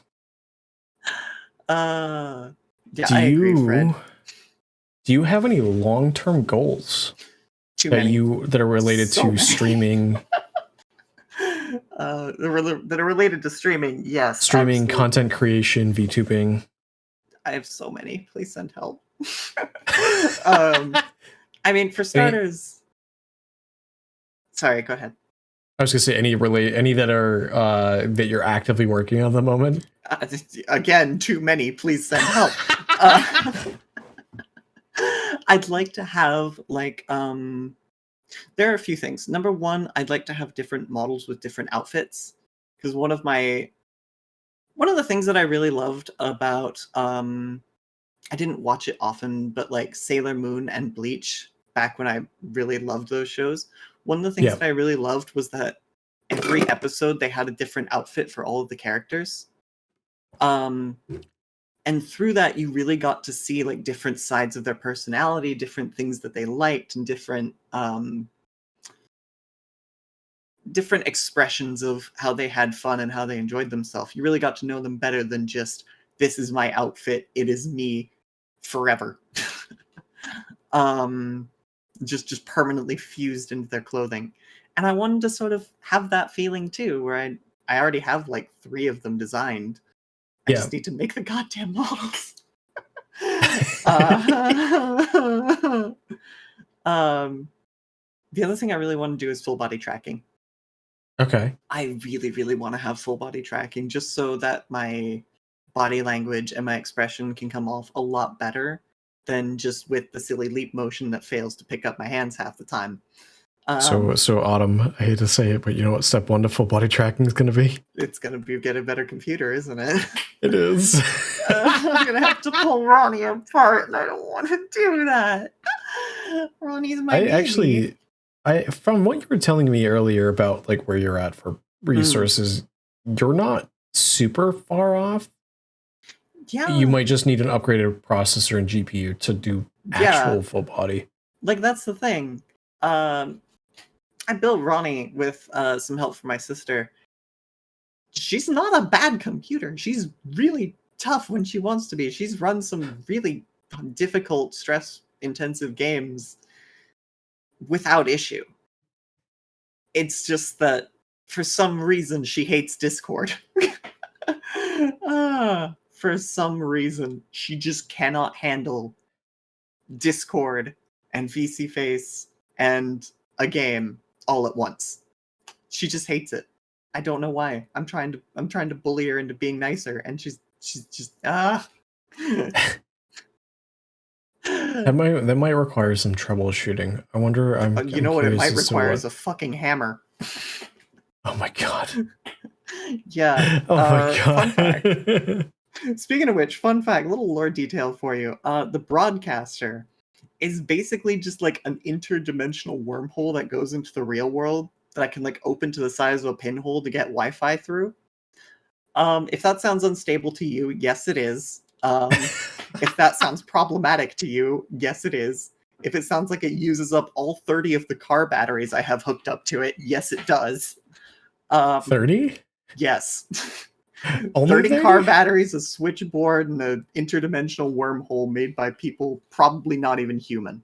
Oh my god. But whenever it goes wrong, whenever it sputters out, whenever I lose stream, I want you to picture me walking up to this ancient artifact made by not even human hands that nobody on Earth really knows a thing about, and just smacking it with the biggest monkey wrench imaginable until it decides to work. Reminds me of do you remember it's 101? Do you remember Armageddon? Yes. the Russian cosmonaut? Yes. In Russia, everything is made simple, unlike you Americans. You walk up and you hit it with a wrench until it works. I don't know about you, but I would like to live.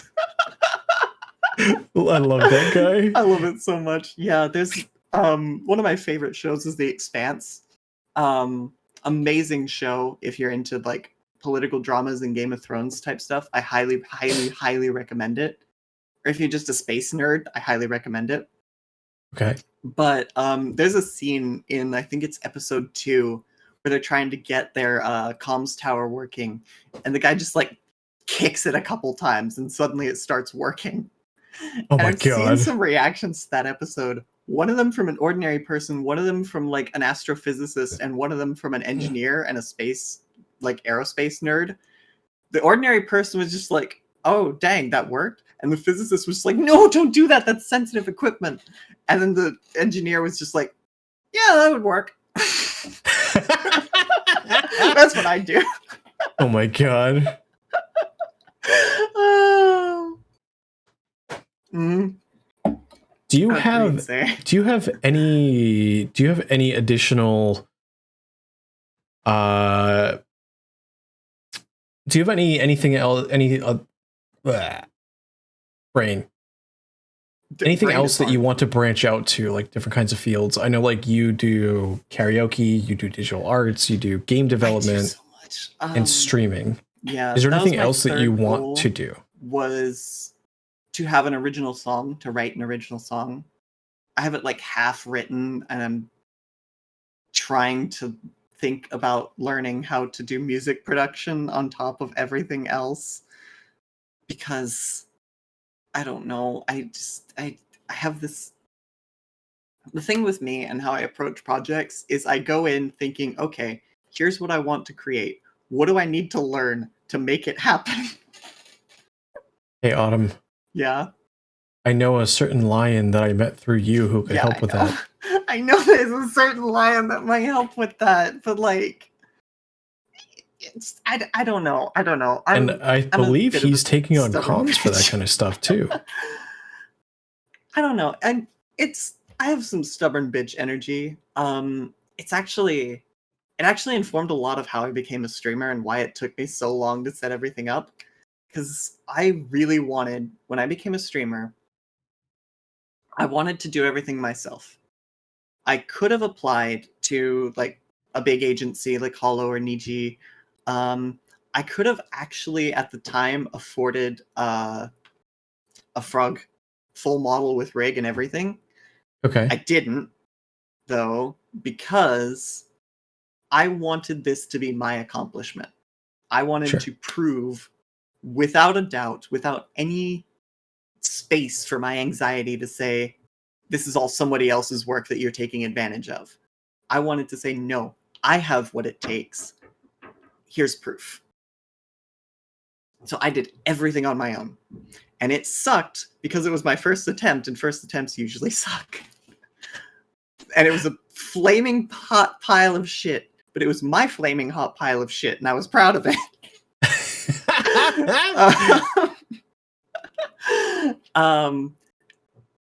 And it was only after I got affiliate and 100 follows and 200 followers that I started saying to myself, okay, now I can start opening. Now that I have a foundation, I can start inviting other people in to build the rest of the house.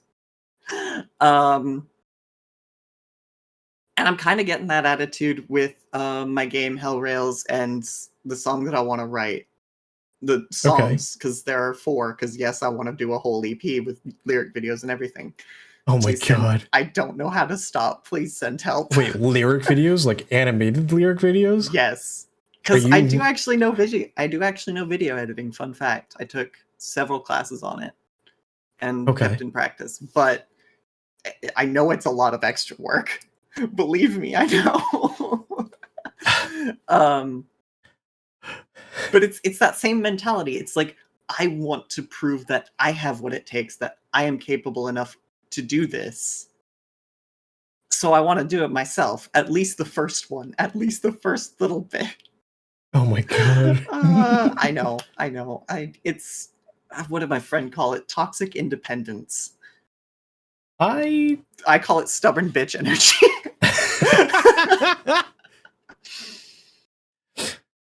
So that actually brings up that actually made me think of another question for you. Yeah. If you could take everything you've learned and everything you know and go back in time and change your approach, would you? Or would you do Without things hesitation or remorse. Believe me. Like, what would you do different? I mean, so many things. First of all, not date Kafka. That's like step 1.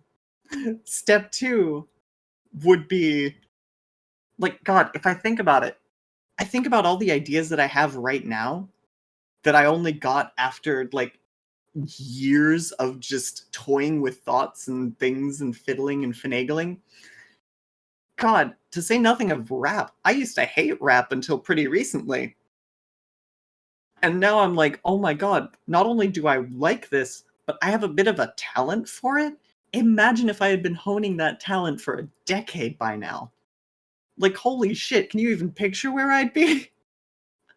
I mean, you're already really good at it. Blatant lies. Absolute heresy. How dare you? Do I look like does this face look like the face that would lie to you? I mean, it's a bird face, so I don't know. It's hard to read Hold on. bird. Well, chat. Oh no. Oh no. Does this look like the face that would lie to you? Birds are lying. Oh god. Oh my god. This isn't fair because Puppy actually knows me IRL.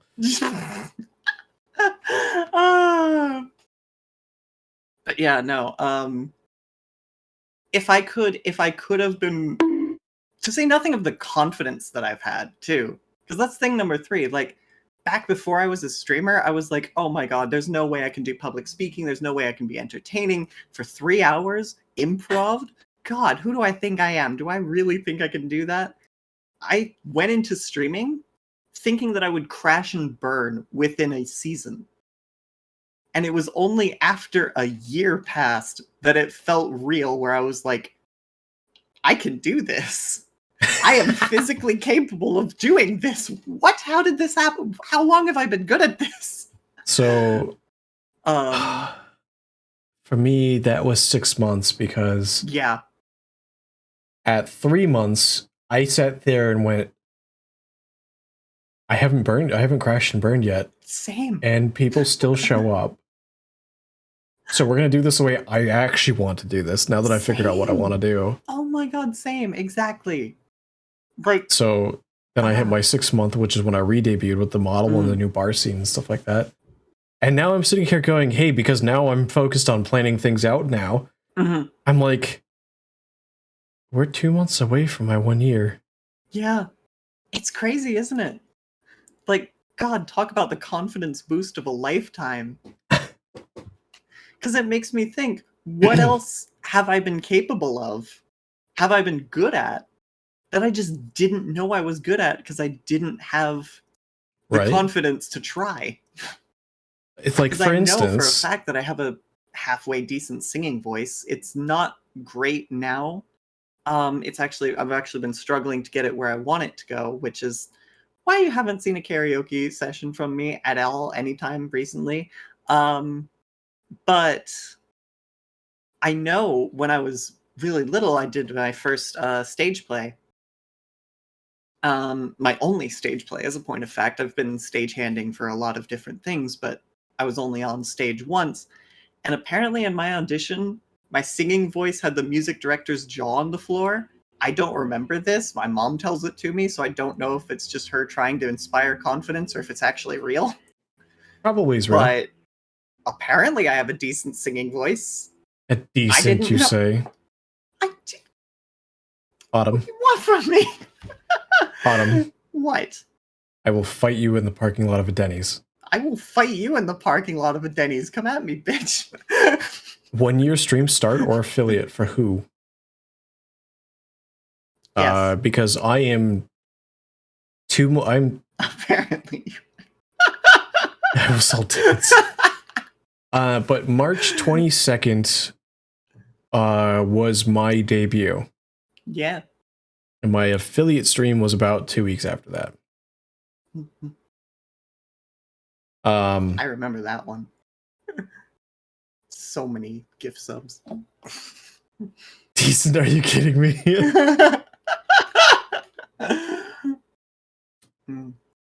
I had a thing. A thought? A thinky? It has gone.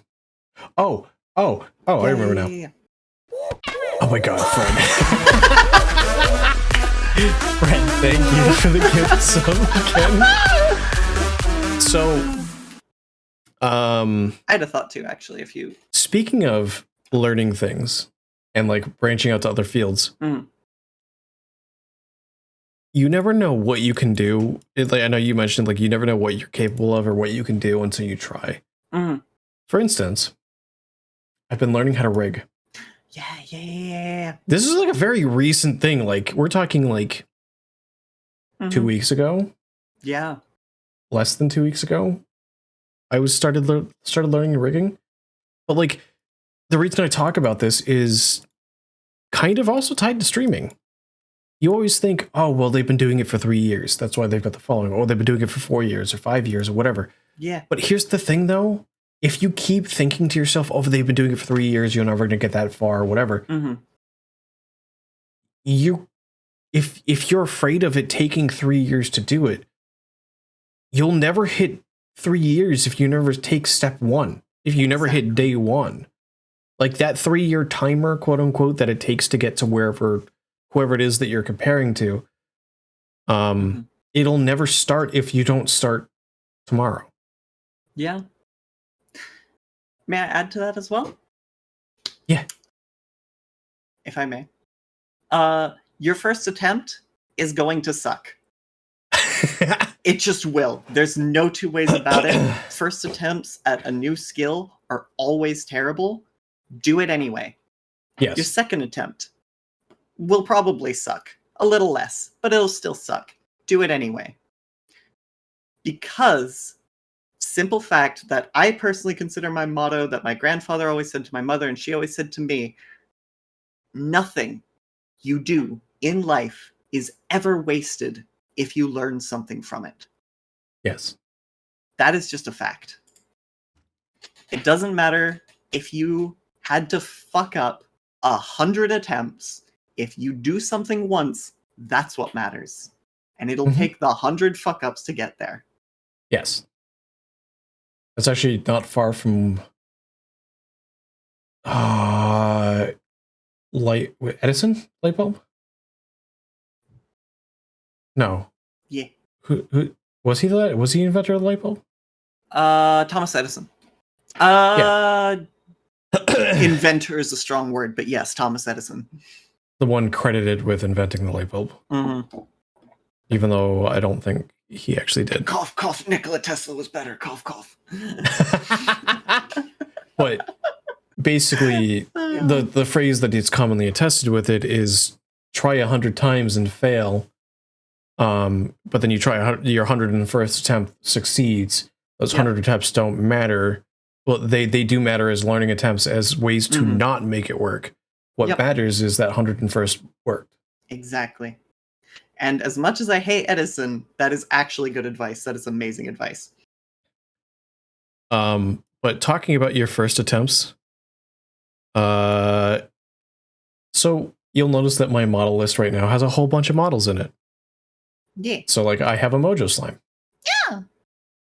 Yeah. This one is, I think, my first version of Mojo. Hold on. Yeah. No, this one I think is. No, the other one was. But you'll notice that the movement on the other one, oh god. Every time I change models, this thing is going to oh no, off. And now the rave bird comes in. No, that's the same program, but it recognizes new model. I see. But like the Mojo slime was the first one of the first ones I tried. Rave bird to make this exponentially more interesting. No, that is just so like I've got a mini slime. Oh no. But one of the things about it is the rigging is very wobbly and inconsistent. Yeah. But then I've updated it since. Talking about your first attempt is bad comparatively to the newer attempts. Yeah. Because I've learned things by doing it. Yeah. Granted, this is me hyperfixating on like a new skill. Yeah. So like my progression has been, oh god, wrong model. Oh no. My progress with the skill has been very rapid, and I've gotten very good advice from some other people in terms of tools and knowledge and where to find it. Yeah. But along that thing of like, if you don't start, you never know what you're going to be capable of. Yeah. If you had asked me like a month ago, like, hey, you should learn how to rig, I think you'd be good at it. I'd be like, no, that's not something I think you'd be good at. But now I'm doing it. I'm like, I mean, give enough time and enough learning, I probably could actually do this. Yeah. But like, right now I'm going, I could make silly little slime.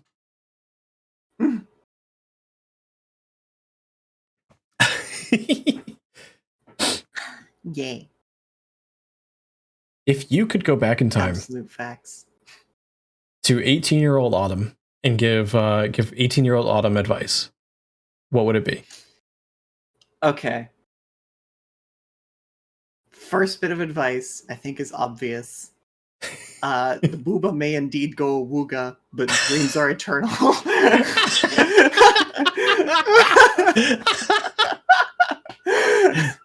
Don't surrender the dreams for the sake of Putang.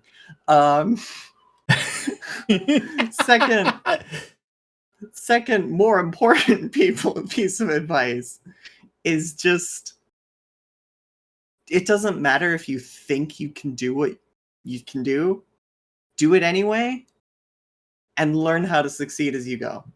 Because there's really no other way to learn this sort of thing. I mean, to kind of add on to that as well, even what we're doing, there's no guidebook for how to be successful as a streamer, as a VTuber. It's all a it's all a combination of what other people have done and found success doing. And it's even applying what they've done isn't even going to give you success yourself. Yeah.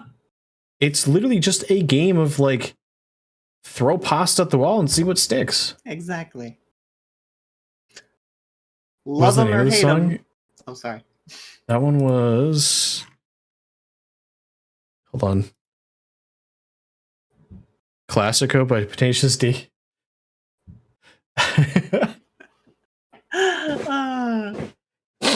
Bando, love or hate the bird. They do be spitting facts right now. I'm a little bit learned in the duration of life. Yes. I'm fucking old. Only by internet standards. Even VTuber standards. Look, okay, I feel old for internet standards, okay? I'm not old. I told my mom at one point that I felt unbearably old because I realized that Mass Effect 3 is now a decade old. Over a decade, actually. Hey, Autumn. Yeah, I know. I opened up a game the other day that I was like, hey, I just got the whole pack of the series for $10. I'm like, I want to play through it and relive my memories of playing through the game.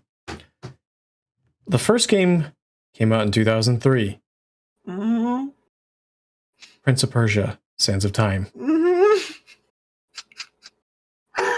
I've never. I remember playing that. I know that feeling. I remember playing that around high school. Yeah. Yeah. Z told me in the... I was in a call with Z, and Z goes,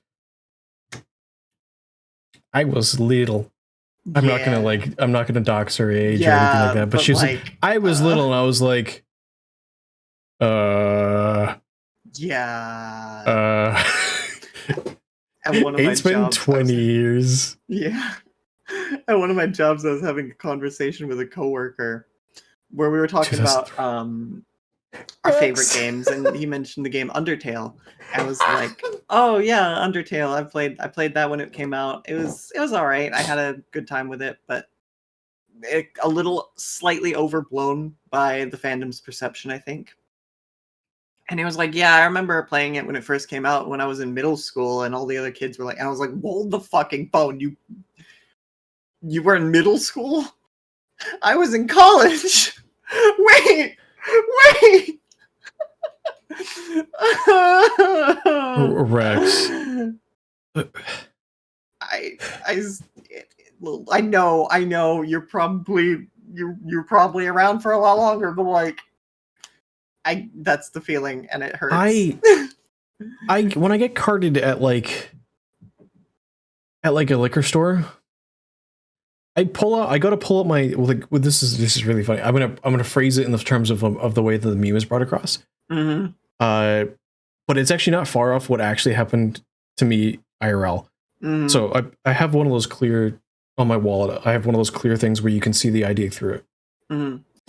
And I go to pull my ID out because this was a place where they had to ID you. Yeah. Like they had just gotten checked by the cops or something. Mm-hmm. And I'm going to go fish it with it. I'm fighting with the wallet. And the cashier goes, no, you're good. And I was like, I haven't even got this out of my wallet. They're like, how do you know? I'm like, how do you know? They're like, I saw the 19. I'm like, what? I'm like, what? And they're like, if you have a 19 at your birth year, you're older than 21.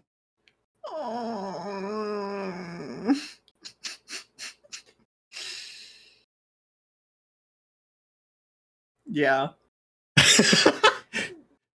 But Autumn, Can I just get an Autumn. F in chat for our collective self-image? But Autumn, to put things in perspective, I wasn't even born in the 90s. Oh, honey. Oh no. Oh no. I'm still like a 90s baby because I wasn't born early enough in the 80s for it to really actually matter.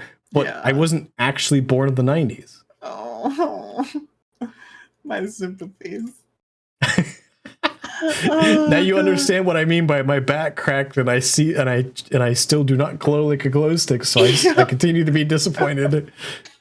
Yep. Although to quote my friend who is significantly older than I am, you aren't old until you can stand up from a sitting position from sitting on the floor without making any noise. Or wait.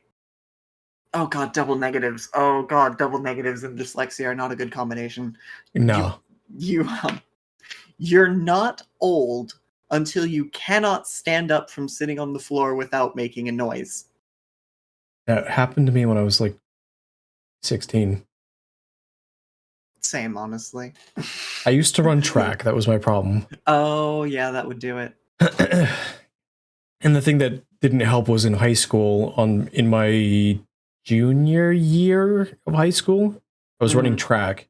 And I used to run hurdles. My problem with hurdles is I am also short. Yeah. Granted, I'm not like short by average standards, but I'm short by track standards. Yeah. So running hurdles meant that I actually had to jump over the hurdle. I couldn't just step over it like everybody else. Needless to say, over time, Mojo. So like one day I'm out playing frisbee or whatever, and I ended up pulling my hamstring. Oh god. At the time, I also ran cross country. I also wrestled in high school. I played rugby. Like, I did a lot in high school. Yeah. All of that is catching up with me now. Oh, yeah. Specifically, the leg that I pulled my hamstring on, my knee just is absolutely terrible. Yeah, I can sympathize. And my deepest sympathies. Gotta love it. Gotta love it. Rex says that when they got their ID, there's a big fat red bar saying under 21 until blank. And it's like 3-4 years ahead of me. Oh boy. Wait, is that something that like wears out over time? Or is it like they hand you an ID that no longer has the red bar when you turn 21? I don't know. I don't know how that works. I know different states do different things. Yeah. I don't know how it all works. I just visit. It's the under 21. Oh, okay. Oh, okay. But yeah, no, the human body, or humanoid body, I should say, is an absolute engineering nightmare. Oh my god, and TV should be used as evidence against intelligence. TV head, hello. It reminds me of a joke, but I think I'll save it until after you say hello to TV head. Oh wait, hold on. Oh no. TV head, welcome on in. That's pretty welcome good. on in, Raiders. My name is Zima Ren, Harpy V2 variety streamer, owner and proprietor of the Nest here over on Twitch. That I think is 420. Hey, congrats! Plus 10 dexterity. Thank you for signing for flight lessons, being number 420. If somebody could do me a favor and grab a screenshot of the 420 and post it in my Discord. I would very much appreciate that. Yeah, get the funny number. Get the funny number. I've been like waiting for a funny number, so I'm currently joined here by AutumnTeien. Hi. Who is here doing an interview with me. Anybody who wants to check her out, check her channel out, her content. Oh my god. Check her out and check out her content. You can do !guest. Should pull up her Twitch page. Oh no. Go ahead and drop her a follow. Check out her content next time she's live. Also, welcome on in, Raiders. Issa, welcome on in. TV, you were doing Deep Rock. You were doing Deep Rock Galactic. Were you doing a collab? How'd that go? Also, I think TV Head wants to see you got games on your phone. Have you seen this one yet, Autumn? What? Have you seen this one yet? That you got games on your phone? Yeah, I have. I love it. I love it so much. But yeah, Deep Rock Galactic. I keep meaning to check out that game. I hear it's pretty nice. Oh my fucking god. That face. That face is too perfect. Hold on. We gotta make this even better. Oh no. Oh no, it gets worse. Don't look behind you, Autumn. Yeah, I see it. Oh my god. It can't hurt you if you don't pay any attention. He's right behind me, isn't he? Pay no mind. Pay no mind. Oh god. Lots of rocks, very deep, sometimes even galactic. Yeah, I hear some nice things about it, but some people I've talked to say it's total schist. But hey, not every game is without fault. I know. I've played it a couple times. I've had a whole lot of fun with it. Thank you, Z. I feel like Appreciate all that. of my puns are being missed, and I'm sad. Wait, is schist related? Schist isn't. Schist and gneiss are a type of rock. I didn't know that. GNEISS. Oh my god. And fault, like fault lines. God damn it. God damn it. Listen, I'm a bird brain. I'm molding right now. Well, it's a good thing that you can drink beer in Rock and Stone. Yeah, yeah, Apply some of the malt. yeah. Literally 3 stones over. Listen, I'm a bird. I avoid stones. Yeah, yeah, makes sense, makes sense. Now, if there were 2 birds in here, that'd be a different story. Oh my god. Autumn is way too smart for us. No, I guess there just aren't a lot of geology nerds or paleontology nerds here in Listen, I'm an aviation nerd. Listen, there's 2 things that you learn about pilots. Mm-hmm. 1, C's get degrees. Yeah. And number 2, there's a reason pilots have checklists. They're not paid to be smart. They're just paid to fly the plane. Oh god. It's too true. It's so accurate and I hate it. All of our heads are up in the sky. They're not on the ground where it matters. Oh my god. And I say all of our. I'd like to clarify, IRL. I do have my pilot's license. However, I'm not able to actually get paid according to the United States to offer the flight services. I need a what's it called? A rating, commercial rating for that. I don't have that. Yeah. Well. However, I could go down the street and rent a plane and go fly it legally. Yeah. But then that could get burdensome. Listen, unless you started winging it. I have explained that one, Z. Oh my god. Oh god.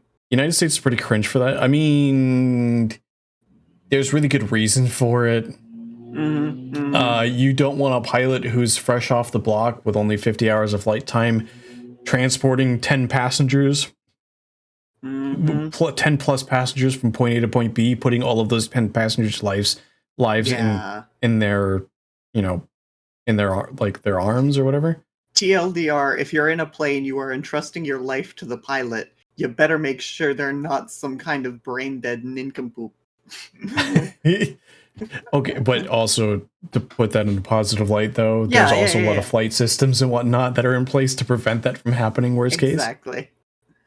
Oh god. Sounds like the ride of a short flight. Oh my god. I mean, if there's any way to go. Oh, fun joke for you, Autumn. Yeah. If you're at a party or a bar or someplace, how do you tell who the pilot is in the room? Mm-hmm. Do you know? Oh god, you're cutting out. My broadcaster's dying. Oh, can you hear me? Okay, you're back. Okay, so if you're at a party or someplace out like somewhere, how can you tell who the pilot in the room is? I don't know. Just wait long enough, they'll tell you.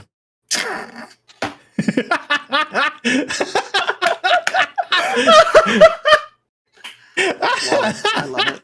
I love it so much. Oh my god. Tell me I'm wrong, though. Everybody who's a pilot tells you. You're not wrong. That's what makes it great. Oh god, bro. Speaking of jokes, and also we were talking earlier about the human body being an engineering nightmare. Yeah. I have a fun joke for you, if you're interested. Okay. So 3 engineering students are arguing about what kind of engineer designed the human body. Oh, the mechanical God. engineer. I love this joke so much. The mechanical engineer says it had to be a mechanical engineer. Look at all the complex, intricate systems of pulleys and joints and structural supports and all this shenaniganery. It had to be a mechanical engineer. Who else but a mechanical engineer could design something so intricately complex? The electrical engineer says, no, look at all the synapses and the nerves. The human brain literally has more neurons in it than stars in the sky. You think anyone but an electrical engineer could have designed that? And then the civil engineer looks at the other two and says, no. You got it both wrong. Clearly, an architect designed the human body. Who else but an architect would put a waistline through a recreational area? Wait, what's even better though? Yeah. How could, or do you know who runs the human body? Not off the top of my head, no. It's a businessman. Businessman, because all it takes is one asshole to ruin the whole thing.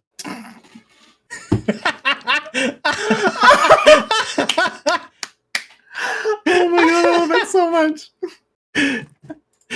This is so perfect. Oh my god.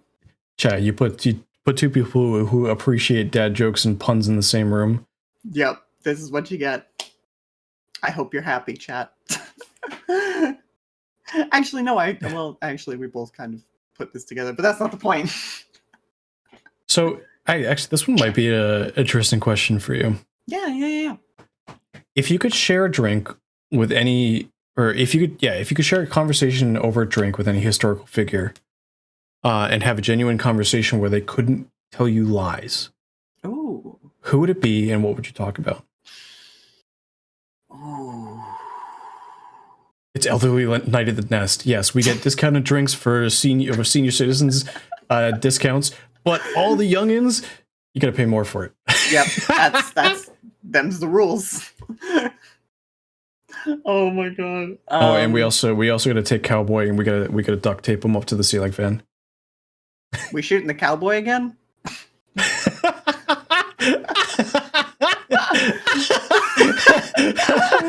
Oh god. Why are you on the ceiling fan for target practice for bring on the This is so perfect. Oh my god. we bully the movie Cowboy because we tease. Yes. We bully out of love. That is how the Twitch do. Literally every Twitch streamer is a bully victim. No, historical figures. I feel like it would be less to like ask them questions and more just to like hang out and vibe. Okay. With that in mind, it is a toss-up between Mary Seacole, Catherine the Great, and Admiral motherfucking Yi. Okay. How many of those do you know? Off the top of my head, none. Oh boy, not even Catherine the Great. Okay. It might be familiar, but I'd have to actually like look it up to remember specifics. Yeah, Catherine the Great was a Russian empress who was largely responsible for expanding the Russian country into the European continent and making it involved in European powers. As well as responsible for popularizing the use of vaccines. Because the smallpox. The smallpox. Yes, the small voice vaccine. A lot of her family members had died due to smallpox. And so she was going to be like, fuck this. I have a son. I want to take care of this son. I want to make sure he survives because I had a couple miscarriages getting him here. So she brought in a British doctor to inoculate both herself and her son to smallpox. And everyone thought she was crazy. Everyone thought she was going to die. But you know what? She lived, and she was forever immune. And that basically broke the floodgates for people getting vaccinations to smallpox. Almost completely eradicated the disease. To this day, actually, I think smallpox is still borderline gone. Yeah, I think it is borderline basically gone at this point. Yeah. Well, knock on wood. Yes. So yeah, that's Catherine the Great. She also had a bit of a relationship with one Gregory Potemkin in a sort of like homies for life kind of relationship. They were absolute besties. I loved them very much. Their relationship goals. Okay. I'm sorry, I'm a history nerd too. I'm sorry. I'm just a nerd. Just bottom text nerd. I'm an engineering nerd, I'm a history nerd, I'm an architecture nerd, I'm a fucking aeronautics and aerospace nerd. Send help, I don't know how to stop. I'm saying, is this why is Autumn so cool? No. But hey, also speaking of cool people, did you see text posted on Twitter about wanting to actually get into potentially hitting the go live button at some point? Yes! Do it, cowboy. Fucking do it. I dare you. So you know what that means, chat. I can do this now. And it might mean something in the near future. Yeah. Oh my god. Anyway, what was I saying? I'm just waiting for the wait no. Yeah.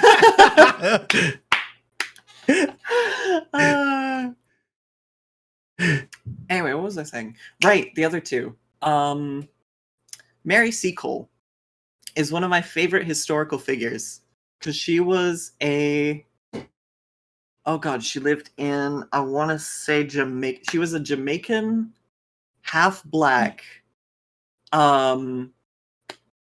absolute queen legend who basically said, oh, the Crimean War is on in, I think it was 1830 something. All right, I'm going to build a company and deliver myself to the fucking front just so I can take care and offer medical assistance to the soldiers because the Florence Nightingale Foundation did not like me. Huh. If that is not gatekeep girl boss energy, I don't know what is. Like, come on. Gatekeep girl boss. What is it? Gaslight. I think I don't know. Gaslight, gatekeep, girl boss. Gaslight, gatekeep, girl boss. I don't know the full meme. And then the last. Yes. And then the last one is Admiral motherfucking Yi. The motherfucking was not there officially, but I added it in because he earned it. The man was a naval commander in Korea during the Japanese invasion in 16 something or other. And basically, the Korean army was not in a good state, but the Korean Navy was actually kind of okay. And the rest of the Korean military was just blunder after blunder after blunder to the point where the king of Korea was almost ejected from their borders by the encroaching Japanese army. Admiral motherfucking Yi, in spite of 4 demotions and twice getting ousted from the military due to things he didn't do, completely turned the war around and won it. Wait, 4 demotions and he was still admiral? Yep. He was a fucking legend. He once completely annihilated a fleet of Japanese warships despite 10-1 odds. Huh.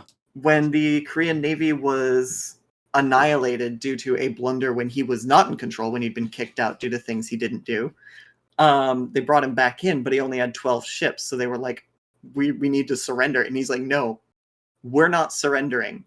I still have 12 ships. I'm not quitting till we're done. Say says you could say he has got admirable traits. Yeah. He's a fucking legend. I love him. Wait, did you just miss the pun? So yeah, those would be my 3 picks. Did you just miss it? I did. I'm sorry. Discord's being admirable. Mean. The broadcaster's being silly. Admirable traits? I heard the Oh, admiral. no. I'm so sorry. I'm sorry. Freaking. Did you? No, I meant, did you miss Zay's pun? I did. You could say that he's got admirable traits. Well played, Say. I approve. God.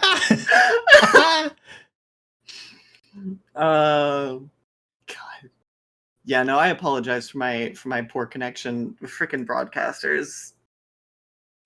It's about as stable as a pinhole wormhole run on 30 car batteries can be. Thank you, Vivi. Always Schleim wife being silly again. We got the she said congrats on 420. We got the funny number. Oh no. Oh no. Oh no. Oh no. Discord acting up?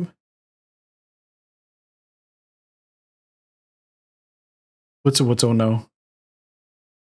There was no oh no. I heard Schleim wife being silly and I'm like, oh no. Oh no. She was saying congrats on 420. Okay. Makes sense. 420 plays the check-in. Please don't set me on fire. But why not? It could be funny. Oh my god. Don't give Chad enough ideas. They have them on their own. But it could be funny. So here's a question for you. Yeah. If you could live anywhere in the world and have money and logistics not be a problem, where would you live and why? Ooh. And see, that's actually really a problem for me because there's so many places I want to go visit and live. Well, there's visit. I want to see and everything. then there's live. Yeah, I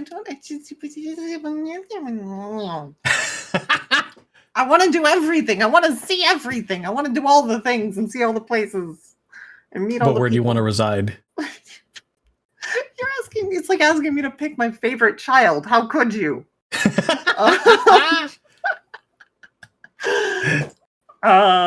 Which pile of scrap do you like the best?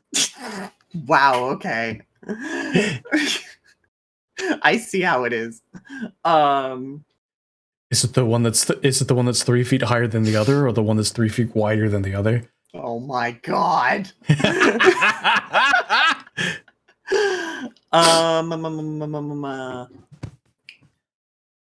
Autumn wishes to go Zoom. I do so.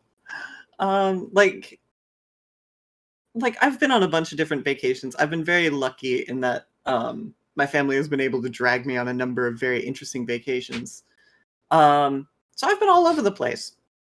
But my favorite vacations are the ones where my mom and I just kind of get in the car and she'd just say, okay, what direction are we driving? And I'm gonna be like, let's go east. And she'd be like, all right, let's go east. We got a week. We'll go for half a week and then turn around. That's really cool. It's so much fun. And like, it takes a bit of like planning and improvisational skill because like you have to think, okay, where's the nearest gas station? But if you can make it work, some of my favorite memories are from those road trips. The times when we visited like ghost towns and ooky spooky places that we found along the way. Those were those road trips. Yeah. Or one time we just we took a wrong turn somewhere and we stumbled into this like artist commune, for lack of a better term, where it's like everyone living there was an artist and they all had their own little shops where they sold like just things they made.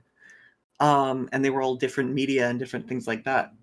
That's actually really cool. It's so cool. So I'm like, if I could just do that, but go everywhere, like fuck the car. I want to get in an airship and just say, today I want to live in Japan for a year. After that, maybe Thailand. After that, maybe Greece. After that, South Africa. From there, who knows?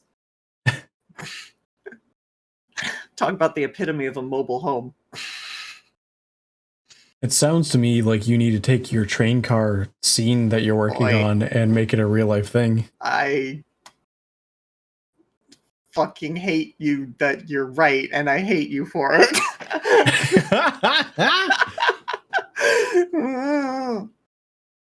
Just hook up a big old dirigible to my train car home and just call it a day. Now, here's an interesting one. Yeah. Would you consider yourself an introvert or extrovert? Introvert. Hard introvert. Hard introvert? I actually remember because I took the Myers-Briggs personality test a few times, just kind of for fun. INFP-T was the result that I got. So all those of you who are curious, there you go. INFP. INFP. Introvert, intuitive, feeling and perceiving. And then with the T on the end is turbulent. Turbulent. Yeah, I know, but believe me, it was a wake-up call when I got that result. But I actually remember the numbers, or at least generally the numbers. And like with the other three, I was like, okay, 60% intuitive, 70% feeling, 50-something% perceiving. But with introvert, I was like 90% introvert, 10% extrovert.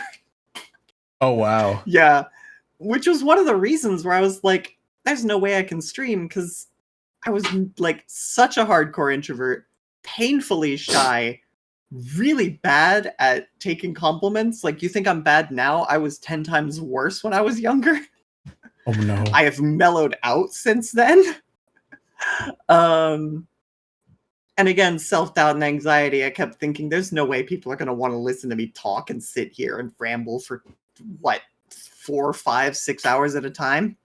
My tracking's going to die for 2 seconds because I'm trying to restart the program. Well, I'll be sure to keep track of that then. There you go. There we go. Okay.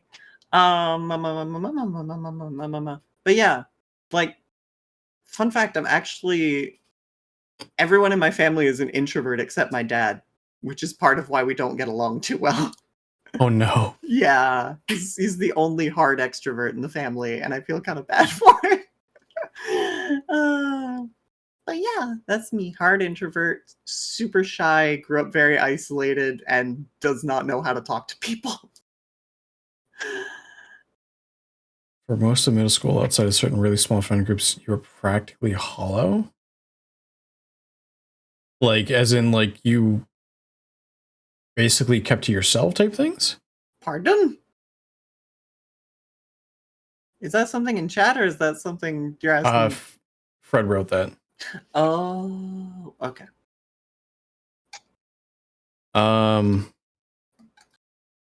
You didn't feel much of anything? Okay.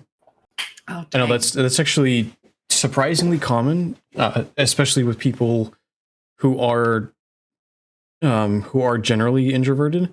yeah. They'll be a little bit extroverted with like their close friend groups. But then outside of that, they don't really feel much of anything. Yeah. Yeah. Gotta love it. I myself I probably have to go take that personality test for sure to see what it favors. But like I consider myself like I almost like a extroverted introvert. Yeah. So do you know the spoons that like the spoons explanation? Yeah. When it comes to extrovert versus extrovert. So think of it as instead of like I start with, let's say an extrovert starts with, an extrovert starts with 0 spoons, and an introvert starts with 20 spoons. I start with like 10, and if I have a bad interaction, I lose 1. Yeah. But if I have a good interaction, I gain 2. Yeah. So it's I don't feel like I lean one way or the other, but if I did have to pick one, it'd be introverted. I guess you. But just I very much like social interactions. I guess you're just a little spoon then. Oh my god. Oh my god. I'm not sorry. I'm a little sorry. I'm like 10% sorry for that one.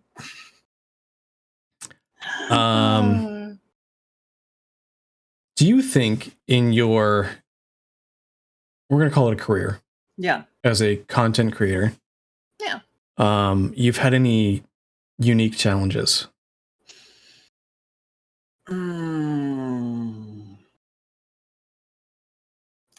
I think the biggest challenge I had was, like I described earlier, that toxic independence mentality of I want to prove that this is something I can do. And so I want to do it all myself and learn everything myself and not accept help from anyone. I'd say that was the biggest challenge and the biggest thing I needed to unlearn, if that makes sense. Yeah. Just like, no, you dingus. Accepting help does not make you less capable. You absolute ninny. Stop it. Get some help. You absolute ninny. Like, what else? What are you gonna call a person who thinks like that?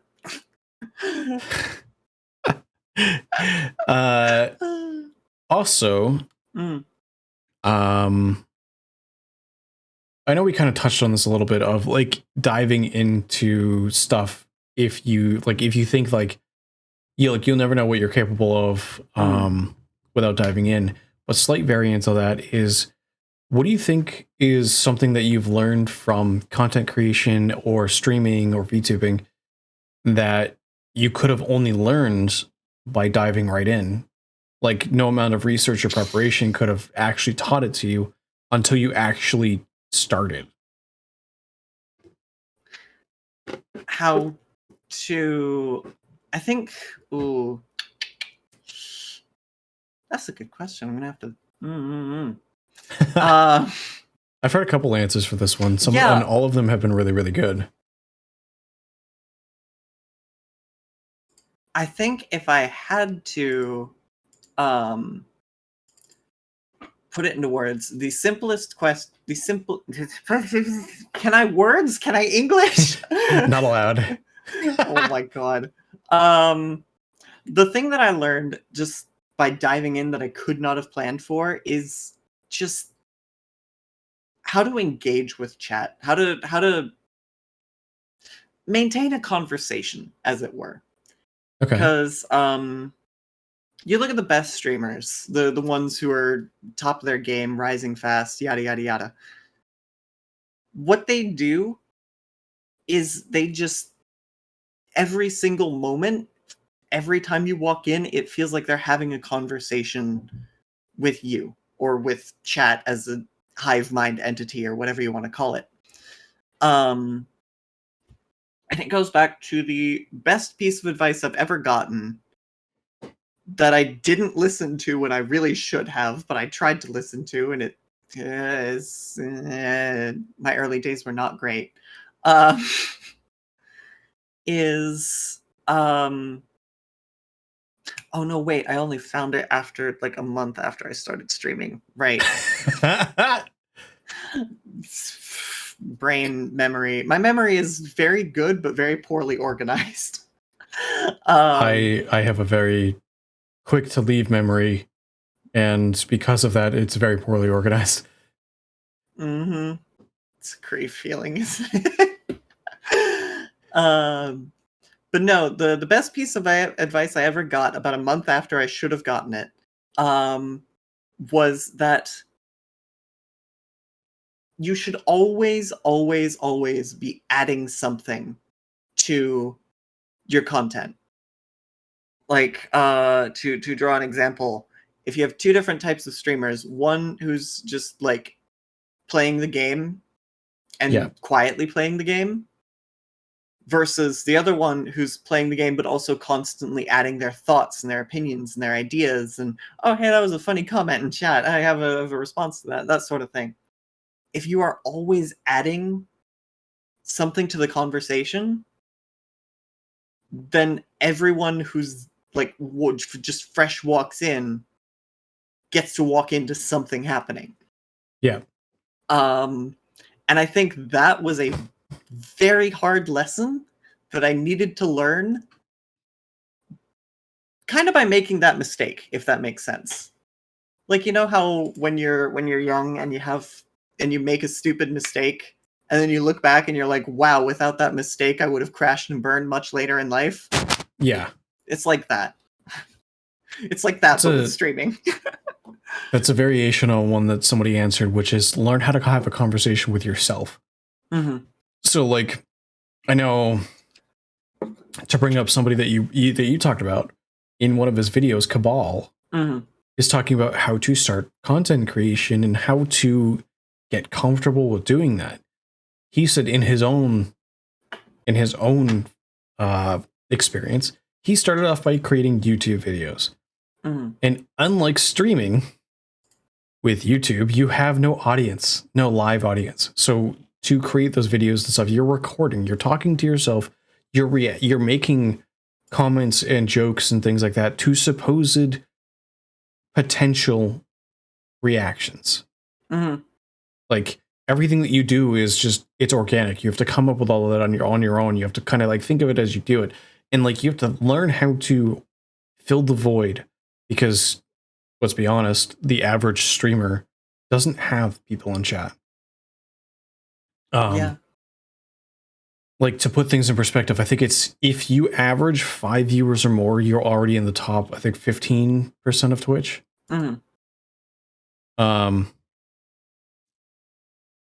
But then on top of that, my own personal thing on that is, once you've gotten to the point of being able to talk to nobody, right? Yeah. You know, to hold a conversation with yourself, adding things into your stream, into your content or whatever, you then also have to learn how to balance that by letting what you say breathe.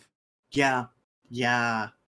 Because if you're just constantly rambling, it's going to be overwhelming for people who've got, you know, sensory issues, anxiety, or whatever. Like, you could just ramble on, and you could stream for 3 hours, and it's just absolute, there's no silence whatsoever. But like, if you let things breathe, like, you talk to some of the experienced comedians, for example, to draw from a different field. Yeah. You have to give time for a joke to breathe. Yeah.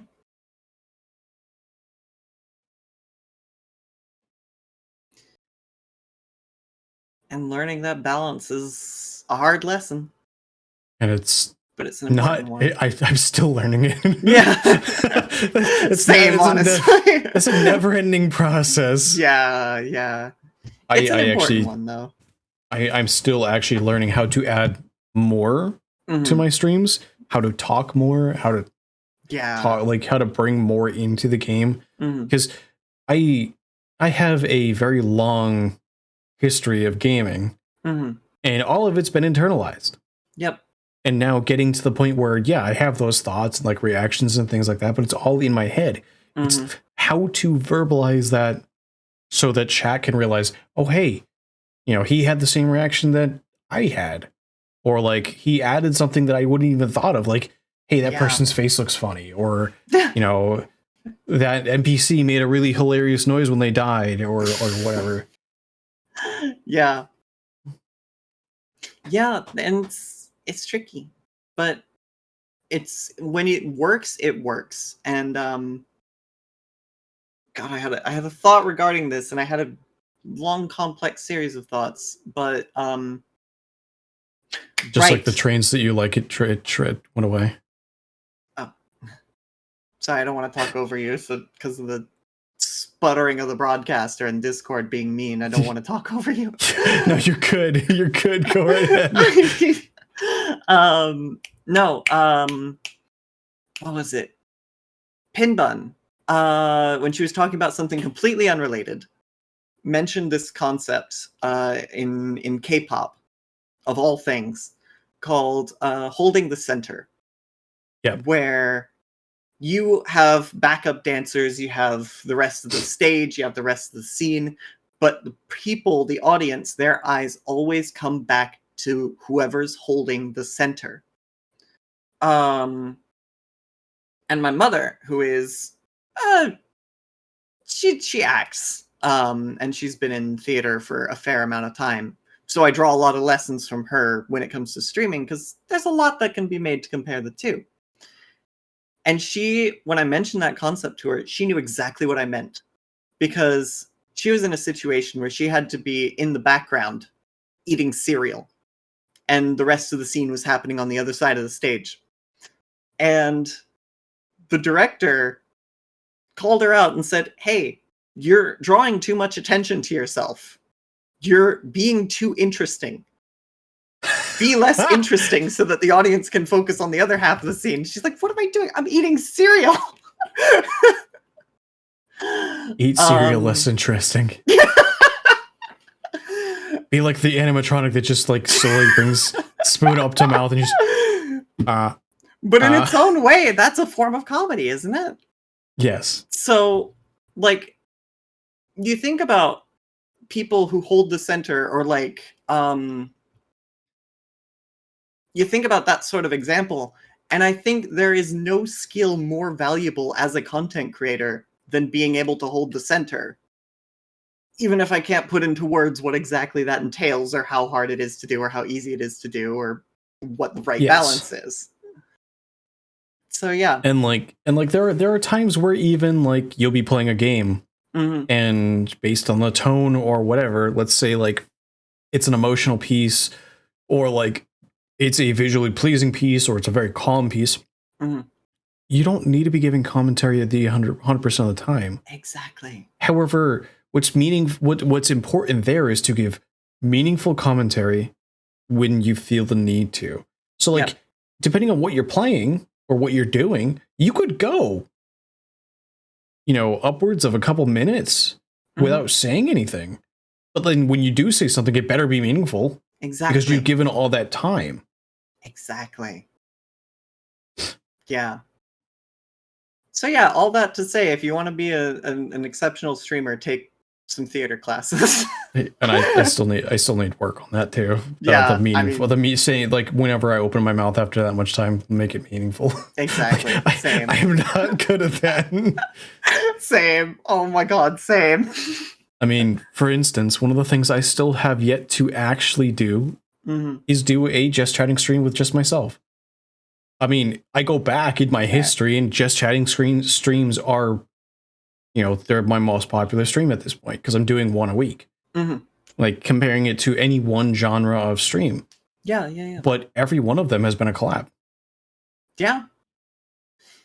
And in fairness, and I was gonna say, and I'm actually kind of terrified to do a solo just chatting stream. Yeah. Fair. that's a very reasonable fear. And in fairness, I never do just chatting streams either. I always turn them into like, oh, I'm doing art or game development work or whatever, and I want to talk while I'm doing it.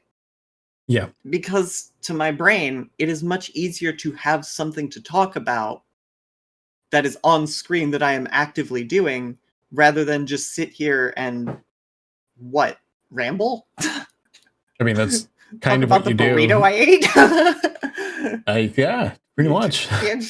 Unless you have a topic you want to talk about. Yeah, I know, right? It's crazy.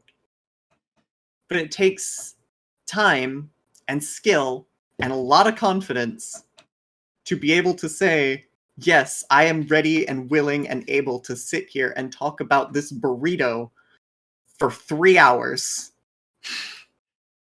Wait, Autumn talking about confidence? Look, do as I say, not as I do. This is yet another reason why me being a streamer and enjoying being a streamer came out of the fucking blue. Mojo, what's confidence? Actually, when you do stream, Mojo, you actually have a lot of confidence. You do. I'm not gonna lie. Absolutely. Have confidence. Have confidence. No So, confidence. Sorry. Here's an interesting question. Mhm. Do you have any phobias? So many. So many. We've already I know talked you about mentioned a couple. heights. Yeah, heights is my biggest phobia, which is why I don't fly. Or whenever I do, I am in a plane, I like on takeoff and landing especially, I'm like gripping knuckles white on the armrest, like trying not to scream uncontrollably. I've gotten a bit better with practice and with time and experience, but like this is why I don't fly and why I will never fly any kind of aerial vehicle, because if that's how I get when I'm just sitting there and the plane is taking off, imagine trying to take off while having that mentality. Oh god. Wait, hold on. You watch me play Ace Combat. I do. I play a lot of flying games too. I play Blazing Angels. That was one of the games I grew up with. One of my favorites, as a point of fact. And that doesn't trigger that? No, because it's on a screen. And because my inner ears are not registering, hey, you're going up in the air, time to panic. Oh, that's fair. Yeah, if it were like God. a flight simulator where it like the box that actually does the wiggle when you move the plane around, I would lose it. And in fact, also, I can Luigi, say that hello, welcome on in. Oh, hi, Luigi. Luigi has stolen my goggles. Oh no. And Vivi did a self-care check. Oh, I'm out of tea. Oh no. Oh, this is a tragedy. Whatever, I can just pretend to drink. It's fine. But yeah, no. Heights and flying. I think it's the feeling of like that feeling that you get when you're falling just a little bit. Because I know it gets triggered if I'm like falling over backwards. Okay. Any distance. Like I could be standing on a step stool this tall and fall over backwards and lose my goddamn mind. Okay, that's fair. So I think that's what triggers it. But then I get into situations where I'd be out hiking with my family and I'd be up on like this ridge, this like knife edge ridge where, or no, what was it? The more important and more impressive of the two was, if you've ever been there, the Road to the Sun in the Rockies. Road to the Sun. I don't think I've been to that one. It's a specific pass where it's like this valley. The Rocky Mountains, of course, are huge. But then it's this valley where it's like a glacial cutout where the valley goes like shunk and then straight across. And the Road to the Sun goes all around the rim of that valley, back and forth until it reaches the bottom. Okay. So I want you to imagine a road that is just like road, cliff, 300 meters down. Okay. Solid rock face on the other side, 300 meters up. Okay. I think that's been in movies. I wouldn't be surprised. I went on that road for a school trip thing, and holy shit, I had to have my eyes closed and like bury my face into the seat in front of me the entire Oh my 2-hour God. trip down the road to the sun, down into the valley. Oh my God, I was losing my mind. Because, like, right on the other side of that guardrail is a 300-meter drop straight down into a valley of nothing. How the fuck am I supposed to cope with that? It's all right. At least you didn't have a fear of open water playing Soma. Oh God. And I know you know that game because you played it on stream. I do, and I've played Subnautica too, and I've seen people who with thalassophobia play that, and oh boy, it's fun to watch. I can't watch Subnautica, That's fair. let alone play it. I never had a problem with water or open water. I think it's because I'm really good at managing without clear vision. Yeah. Because I have chronic migraines, I usually have situations where I'll have to turn all the lights off and close all the curtains and be in the dark for a day. In fact, that was yesterday for me. And I was just like, I'd have to navigate the room in almost pitch black. So I got really good at, okay, where is everything? Where did I leave that? Where did I put that? What's on the floor in front of me? How far is it to the light switch? Things like that. And Whereas combine I'm that over with just here. sound sensitivity. Yeah. Whereas I'm over here. So I mentioned I have my pilot's license. Mhm. One of the things I learned, fun fact about me, because as part of your pilot's license, you need to get your vision checked. You need to take a vision test. I not only have 20/20 vision, I have better than average depth perception. Dang. Which Well, you know what they say gives about me birds the and weird. It gives me the weird downside of I'm so used to it that I've become so dependent on it. Yeah. Which means that when I'm faced with low visibility or poor visibility or whatnot, it triggers that feeling of what the fuck is there. Yeah. My sympathies for putting up with that. Yeah. Honestly though, the worst times in Soma was actually just in the Abyss. That's reasonable. The Abyss got to me. All right. Actually, what really got to me was the elevator down. Oh yeah. That. I can see why. Yeah, the elevator down was what really kind of triggered me with that one. And then the storm in the Abyss. Yeah. Really got to me. I kind of started panicking on that one. I don't blame you. That's a rough patch of that game. I panicked enough to the point where at one point I ran into an anglerfish and died. Because I didn't... Yeah, I could see that happening. I couldn't recognize enough through the panic that it wasn't a like a lantern light. It was an anglerfish light. Yeah, that's how they do it. But yeah, it's funny that Vivi writes Gaze into the Abyss because Vivi raided me that day, right after I had cleared the Abyss. Oh boy. That was like the worst part of that game for me. Understandable, honestly. I feel like they made that part of the game with that mindset. Yes, 100% to make it that way. Yeah. Interestingly enough, even though the storm underwater kind of got to me and helped and like kind of pushed that feeling of panic, it would have been worse had there not been a storm. Because then it's too quiet.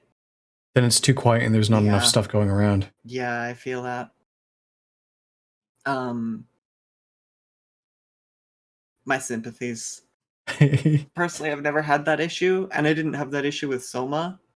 I had an entirely different issue. Oh? I mean, I had a couple issues with the game, but like with that part of the game, my issue was I rely a lot on sound. Partly because my migraine sound sensitivity, everything sounds a little louder than it should. So I got really good at tracking where everything is just by the sounds that it makes. Too good, as it turns out. So that if I can't sleep if literally anything is happening within a 5-kilometer radius. Oh, geez. But because of that, I got really, really good at tracking the positions of like enemies or monsters or stuff in games just based on the soundscape of it. Okay. It's actually one of the reasons I quit Apex, was because the soundscape, because of ping and latency and rollback netcode and stuff like that, the soundscape rarely matches where people are. Okay. So I couldn't track them through footsteps and things like that accurately, which frustrated. But because of that, in the Abyss, specifically the bit with the storm, there was so much sound and I could hear everything moving like it was like right next to me. And I was like, fuck, Yeah. fuck, fuck, fuck, fuck. They're getting closer. Fuck, time to go. Yeah. Especially at that point when I think it's a shark chasing you as well. Yeah. So, and that thing makes a lot of noise as it moves around behind you. Yeah, oh god, the Leviathan freaked me out so much. Because I was running and I could hear it. I could feel its fucking breath on the back of my neck, and I was losing my mind.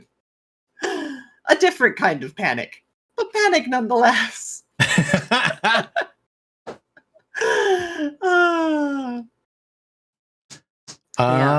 Here's an interesting. Wait, no, you already answered this one. We're gonna the ask a different one. No, I was gonna ask what you were like as a child, but you kind of answered that actually already. Kinda, yeah. I mean, there's more detail I could go into, but that feels like tangential at this point. What do you think is something people most misunderstand about you? Something people say that again? The broadcaster cut you off. What do you think is something people most misunderstand about you? Oh, that is an interesting question. I think granted I can't look into people's heads. I'm really bad at figuring out what people are thinking. It's kind of a problem. But if I had to guess, I'd say people don't realize just how ambitious and dedicated and honestly how much of an adrenaline junkie I can be.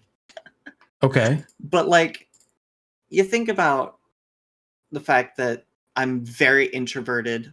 I tend to keep a lot of my thoughts and my ideas and my problems to myself. Oh my god. That, I'm very shy. So I'm just not used to talking to people. So I don't think people realize that some of my favorite music is like headbang death metal, rap and swing, drum and bass sort of stuff. Or one of my favorite games is Doom Eternal. Or just how absolutely addicted to the let's fucking go, Doom Eternal is too slow, give me that Tribes adrenaline injection, please. That's I don't think people realize that I'm like that, because I'm generally pretty quiet and shy. Minx, hello. Welcome on in. Thank you for resubscribing for 8 months. Get glumped. Yes. Get Also, loved on, Burb. Hold on. We're gonna do a really quick shout out to Minx, because Minx came here and we did an interview a little while ago. Yay. Minx is that one. That was a good one. Hilarious streamer, great content. More on the if people are looking into different types of content, more on the lewd side, but she is a very wholesome version of it, I will say. Lewdsome. You're now 90% sure Tina is short as fuck. I'm pretty sure you're Autumn. You're close to 6 feet, right? From what I remember. Yeah, actually, I am almost exactly 6 feet. Whereas and hating every second of it. Whereas I am over here at 5'6".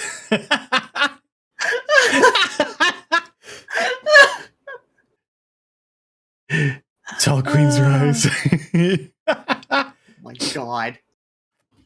Holy shit! What do you mean? What do you mean, Alan?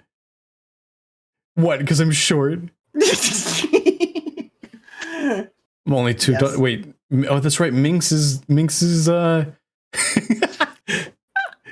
That's right. Minx is a. She's a short queen that's full of energy and will basically. She will yell at some of the tallest people that she works with. It's hilarious. Oh my god. Oh Not my this god. subject again. Vivi. That's right. Because Vivi is an inch shorter than me. Oh my god. Oh lord. It's okay, Vivi. Sometimes the other end of that spectrum is not all it's cracked up to be. I can assure you. I swear to God, I wish I were 10 centimeters shorter, please. Although you say that one of the things that people most misunderstand is like the adrenaline junkie part of you. I believe it 100% because my brother's one of my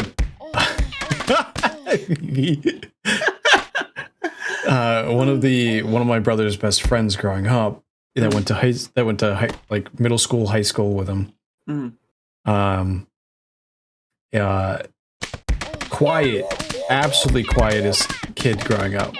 Being super introverted, super smart, kept to himself. He was like, he basically had no interest in like acting out or getting in trouble or whatever. He caused it by working through other people and being a bad influence that way, because just getting into mischief, but not really interested in doing it himself. He now goes across the country on YouTube reviewing roller coasters.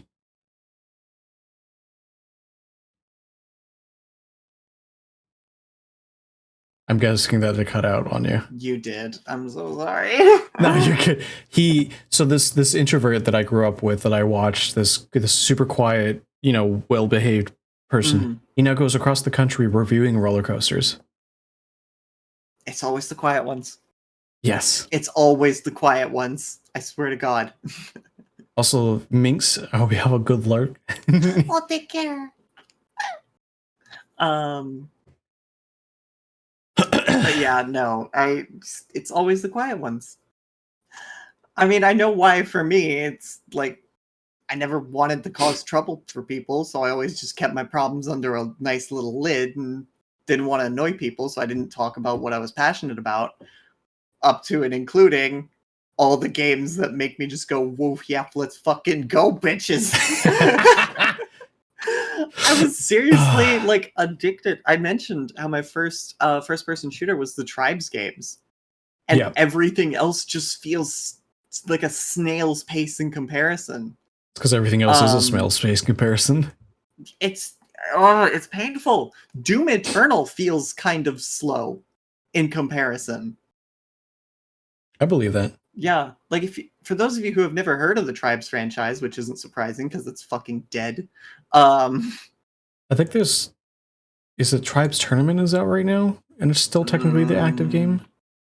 I don't think so. I haven't heard news of it. I know the last official game in the franchise was Tribes Ascend, which died in, I want to say, 2012-ish. I think there is one game that still has online capabilities, because I think Squall plays it. That is news to me then, and I'm very curious. Somebody please link this to me. I need to find this. I need my fix. God, Tim. Oh my god. Hello, yeah. Tim, welcome on in. Hello. But yeah, for those of you who have never played a Tribes game, who have never heard of this franchise, TLDR, I want you to imagine a game of Apex where everyone is playing Valkyrie. Oh my god. All ground friction is removed. Valkyrie's jetpack fuel is tripled. And also, half of the guns explode on impact. Guns with ice skating. Yeah, it's guns with ice skating and jetpacks, and it is abject fucking insanity, and I love it. I live for it. And I actually get mad at a lot of modern shooters because, like, I haven't adapted to hit scan weapons because all weapons in Tribes are projectiles. Yeah. So I like, okay, you're moving there. I need to aim here. Shit, I missed. Like, and then on top of that,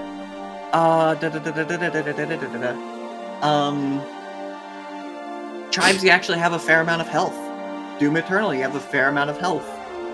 Blazing Angels, the flying game that I mentioned, that I also grew up on, that informed a lot of my taste.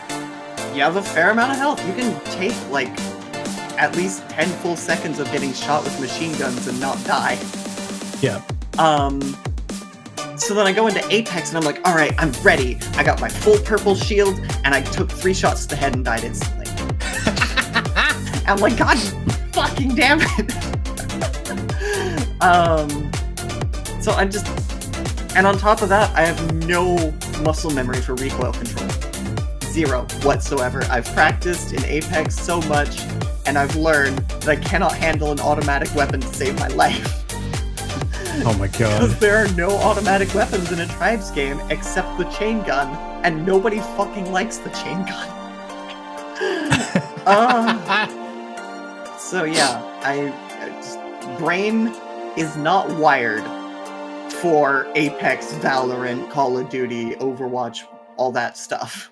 It's just not wired for that. That's fair. And I learned that the hard way. Zay says Bocek is the way. Yeah, fair. I can see that. For me, I'm a triple take gal. A triple take. Double take flatline got me all the way through Titanfall 2, and I love that combo. Oh my so god. much.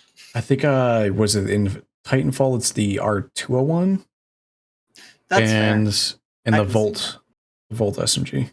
I can see that. For me, my favorite was the alternator. Either the alternator or the flatline, depending on what was available. The alternator is still in Apex. It's just a good gun. It is. You just can't go wrong with an ulti.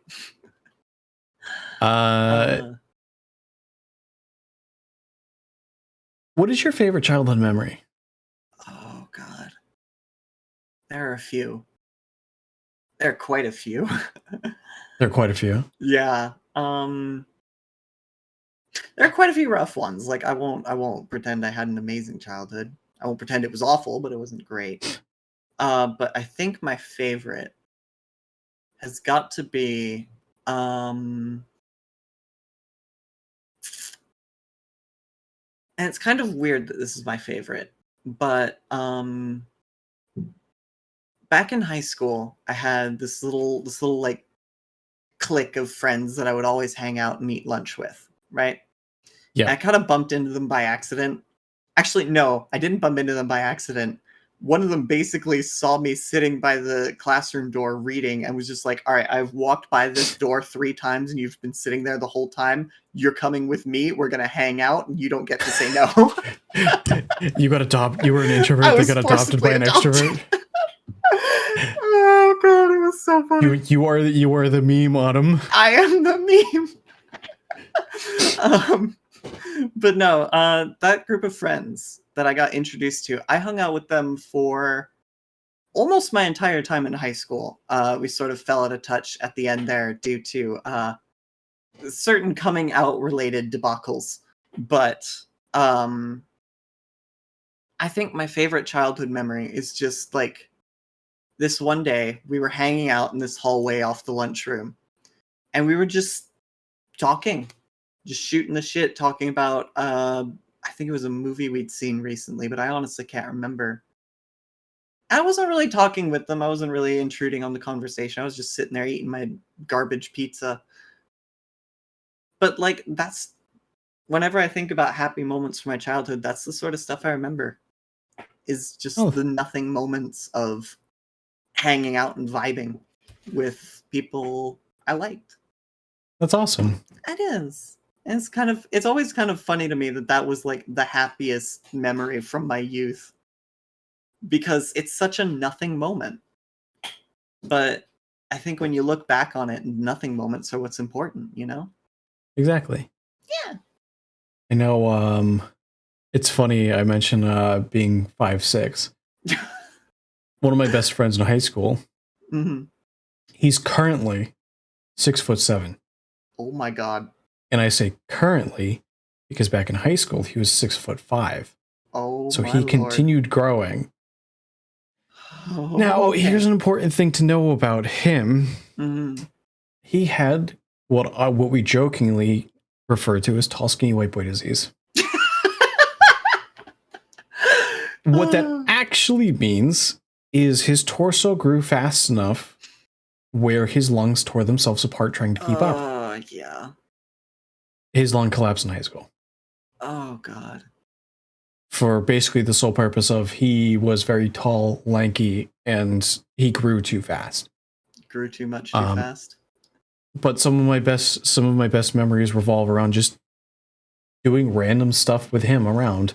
Like the two of us used to regularly bring books to school because we both commuted. Yeah. And we would show up well before school started, and we would read or whatever, or we actually just talk philosophy back and forth. And like me and him argued a lot, but none of it was ever really in poor taste. It was more of like we would actually have like debates with each other. Yeah. And you know, he was the best man at my wedding, and like yeah, some of the best memories I have are the times that I spent with him in high school. Love those moments. Love those kinds of friends.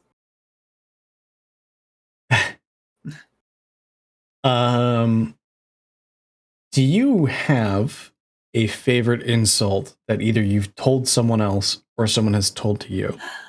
I don't usually insult people. No. I'm very, sometimes to a fault, very polite. Like there's stinky. Oh god. No, there's some people in my life who definitely deserve to be insulted. And I think you know one of them by now. But I have been insulted a fair amount. Okay. Some of it was just usual kids being kids. I wasn't the popular kid. I was the nerd who sat in the corner, so I got a lot of flack for it. And then later on, it was the usual transphobic BS. Yeah. And that's the sort of stuff you just kind of expect. It comes with the territory. And honestly, it always annoyed me because none of it was ever very creative or original. Like, if you're gonna insult me, at least put in some effort. The least you can do is try.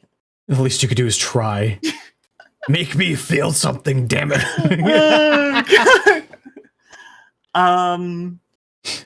Thing is, though, none of them really stand out.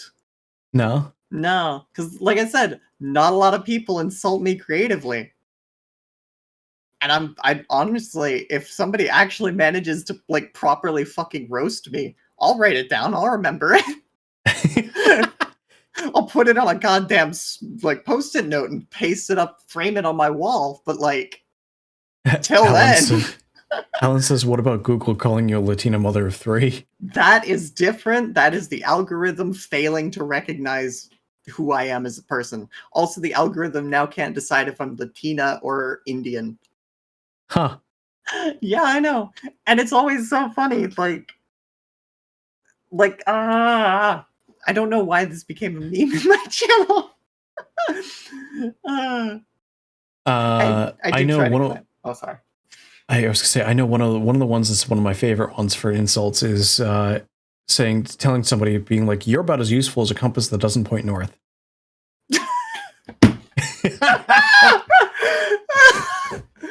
Oh my god. Zay says the best or worst thing they've ever been called is an anorexic blobfish. Oh my god. I think some of my favorites have been Shakespearean insults. Because my parents were big theater nerds, so like they had a book of compiled Shakespearean plays, and like I read through most of it. Favorite is Twelfth Night, by the way. But I think one of my favorites from that is oh god, I have two favorites from that list of Shakespearean insults. One was she was spherical like a globe. I could make out countries upon her. Oh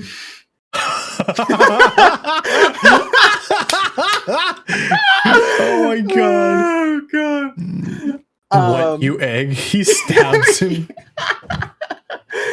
And then my other favorite one has got to be from Much Ado About Nothing. I can never remember seeing him, but every time I do, I get heartburn an hour after. Oh my god. That has got to be one of my favorites. That's good. That's amazing. I know, right? Just at some point, just look up like a list of compiled insults. And oh god, there was another one from Othello, I want to say, where I forget the actual context of the quote, but he's like, "Oh, you know, I could never something to my mother," and Othello just leans over and is like, "Fool, I have done thy mother." Oh, no! It's so great. Oh my god, Othello, the original Twitch streamer. Mm-hmm. It's oh my god. It's so funny how everyone is just like, yes, Shakespeare, the epitome of English, literature and the English language. And it's like Shakespeare wrote for the masses. Shakespeare put in your mom jokes and fat jokes and dick jokes all over his plays.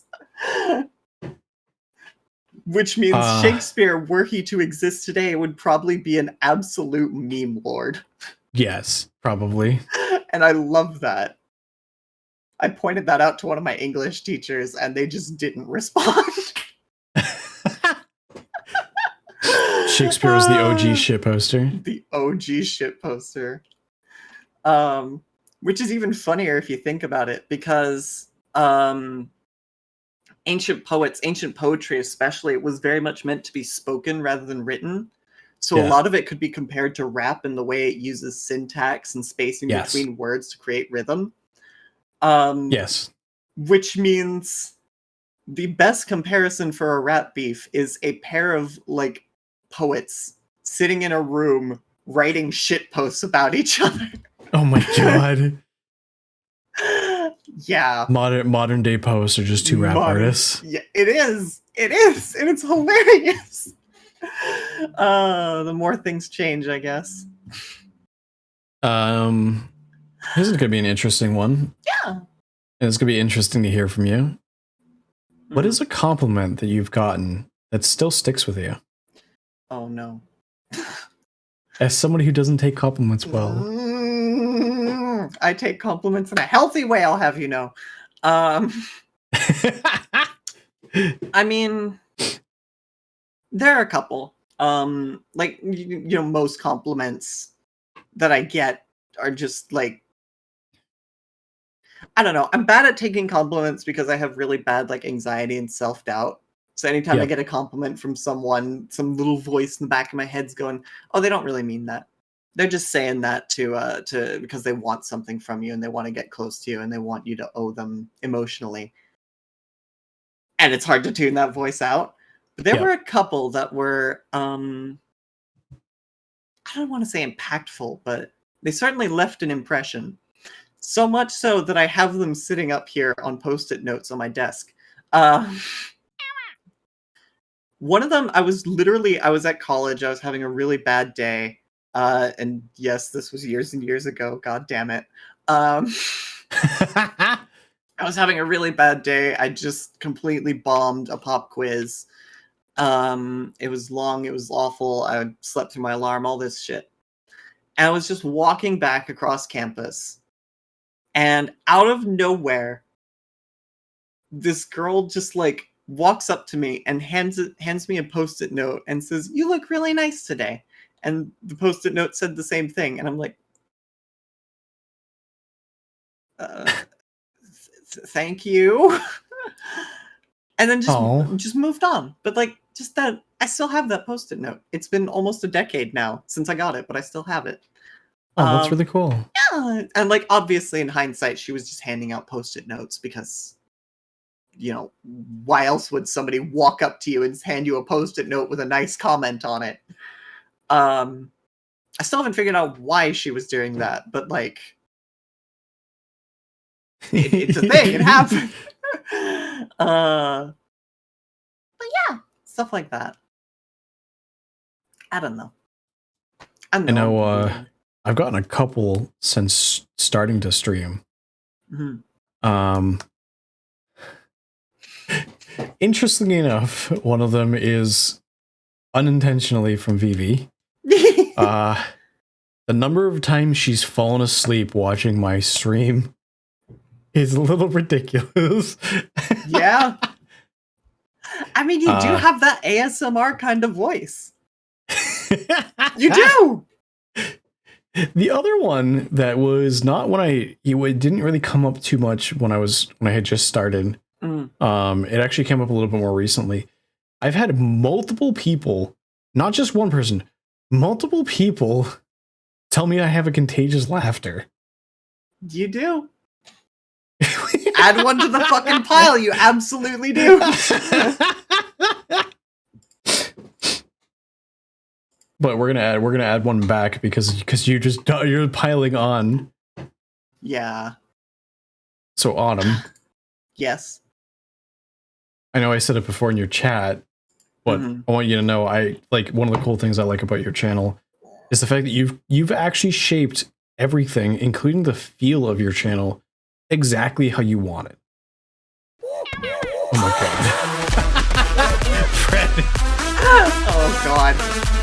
I can't see chat right now, and suddenly I'm kind of happy about that. Fred gifted another sub and Kisa stole my goggles. Keep it up. Yes, keep it up, chat. You're doing great. But you do have an incredibly comfy and channel and feel for it, and it's actually one of the reasons why I think a lot of people like I've noticed a lot of people hang around and stick around your channel. Yeah, I've noticed that too. It's very unique, especially given the nature of the games that you play. Yeah. And it's also really, really cool that everything is you. Yeah. And that's definitely what I set out for. Although I will say what took me by surprise is honestly the size of the audience. Like, I never thought to myself that I was going to grow quickly. I knew for a fact I'm a variety streamer. Variety streamers just don't grow quickly, just because of the nature of how Twitch works and how categories work and how advertising works. Say, like I said, you and Autumn would get along very well. Yeah, I knew I was a variety streamer. I knew I was playing games that nobody ever heard of, which means nobody would be looking for those categories, which means I would be really hard to find. So I knew for a fact that I wouldn't grow quickly. What threw me off was just how fucking dedicated the people in my community are. Like, I'm not gonna lie, I'm jealous. Understandable. I'm confused. But like, I just broke 250 followers this week. Nice. Congratulations. Thank you. But like, I just broke 250 followers and I have an average concurrent viewer count above 10. That seems awesome. Odd. That seems like a fluke. I don't know how we got here. I wish I could say that was on purpose. It wasn't. I fell into this. I don't know how to stop it. You shouldn't stop it. You're right, but like, it's brain so wait, gober. So the chat's mentioning an Impossible Creatures stream? Oh yeah, Impossible Creatures. Yeah. Have you ever heard of that game? No. Okay, that was another game I grew up on. And this is a plan for the future that I want to do. But the basic idea is that it's an RTS set in sort of the Pulp Fiction 1930s. Where it's like, oh yeah, it's the 1930s, but it's, we have genetic engineering on this island chain owned by a mad scientist who wants to use it to create combined creatures that take over the world and all that jazz. It's very goofy. It's like pulp sci-fi from the 30s taken to the max, and it's the best kind of tone. But the basic gameplay loop is that you collect DNA from animals that you find on this island chain, and then you use those animals to combine them. Any two animals can be combined into a single creature, which you then produce the combined creatures as units to use in your RTS gameplay. And every player has, quote unquote, a recipe book of 9 different kinds of combined creatures, each graded on a level from 1 to 5. So you can have, no level 1 creatures, which means you'll start with no combat ability in the game or in a match. But then once you hit level 5, if you can get to that research tier, you'll walk in with like blue whales combined with mantis shrimps, or tigers combined with black widows, or things like that. That's interesting. It's a really fun concept, and there's a list that I keep of like games that are crying out for an HD re-release, and that is on that list, along with a Tribes game, because I'm definitely not biased. But one thing that I wanted to do so desperately was host an Impossible Creatures round robin tournament. Okay. Where everyone has like 1 or 2 armies that they go in with, and then they just sort of like tournament style duke it out and do online matches one at a time. That'd be really cool. That would be so fun. I want to do that, but I don't know how to set it up. And also I'm really busy and doing 10 million other things. It's the same reason I haven't done the D&D stream that I wanted to do, because like I have so many ideas for a D&D world, but I'm busy. I have some things to talk to you about with D&D. I don't know if you're aware of, but I don't want to talk about. Yeah, but you are very aware. I'm very aware of what's happening with Dungeons and Dragons in 5th edition and Wizards of the Coast. Yeah. And all I will say to that is that I'm very glad I've started developing my own system. Yeah. Without getting into detail, without getting into detail on stream, because surprisingly, that is one of the things that might be in danger. Yeah, is talking about and doing D&D on stream. Yeah, Pathfinder's no better. Pathfinder's still owned by Hasbro. Which sucks, because like I developed this insanely in-depth D&D world to the point where I like not just the 20 years in which the campaigns take place, but like the 50 to 70 years after all those campaigns take place, up to the post-industrial revolution of this world. I have all that figured out. All that is stuck in my head, and now I can't do much with it. Yeah. And it makes me sad. But again, I know is why I'm happy I make my own systems. So to Libby, I know I don't want to go into too much detail about it, but Libby, know that Pathfinder is put out by Hasbro, and Hasbro is a partner for Wizards of the Coast. And that's all I'm going to say on that topic. It doesn't take much to draw the line of what I'm telling you. Yeah. It's heartbreaking. So here, I have a couple questions that kind of like string kind of a little bit into each other. Yeah. First off, do you have a favorite quote? Fuck, you cut out. Do you have a favorite I'm quote? I'm so sorry. If you need to, you can always type it in the conversation. That will guarantee that I can see it. I'm so sorry. Let me do this here. Let me do this here. Stupid broadcaster.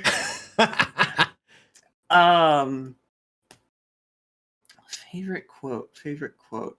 Ooh. I mean, you already heard like the quote unquote motto that I keep. That I very much love and care about and try to live by. I don't know if I have a quote that's on that though. No. So I guess the answer is no, unfortunately. Oh, I have a lot of books that I care about, but like I can't just pull a single sentence out of them and be like, yes, this epitomizes something I care about. It's more like if you want to ask about, you know, my favorite quote, I just throw a few books at you. Say, read these, you'll get the gist.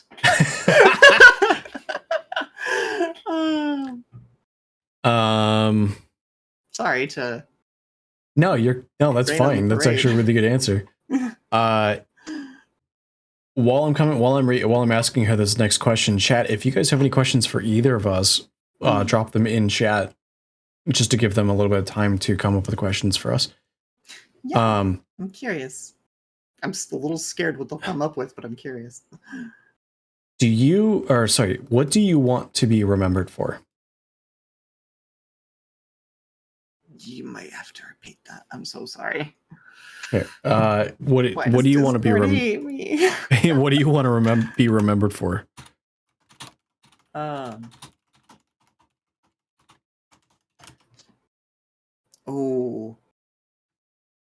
Oh, fuck, that's an amazing question. Oh, I'm so glad I didn't. I'm so glad you typed that one out so I didn't miss it.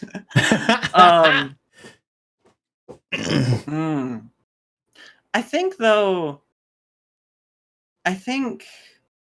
we already sort of touched on this a while back when we were talking about Noor. Like, I was talking about the feeling that really made me want to be a streamer. And I'm reiterating for the sake of those who just walked in. I was talking about the feeling that really made me want to be a streamer and the feeling that Noor specifically gave me. And it was sort of this mentality of, if I can help one other person through a bad time, I don't know who they are yet. I probably never will. And I might not even like them personally.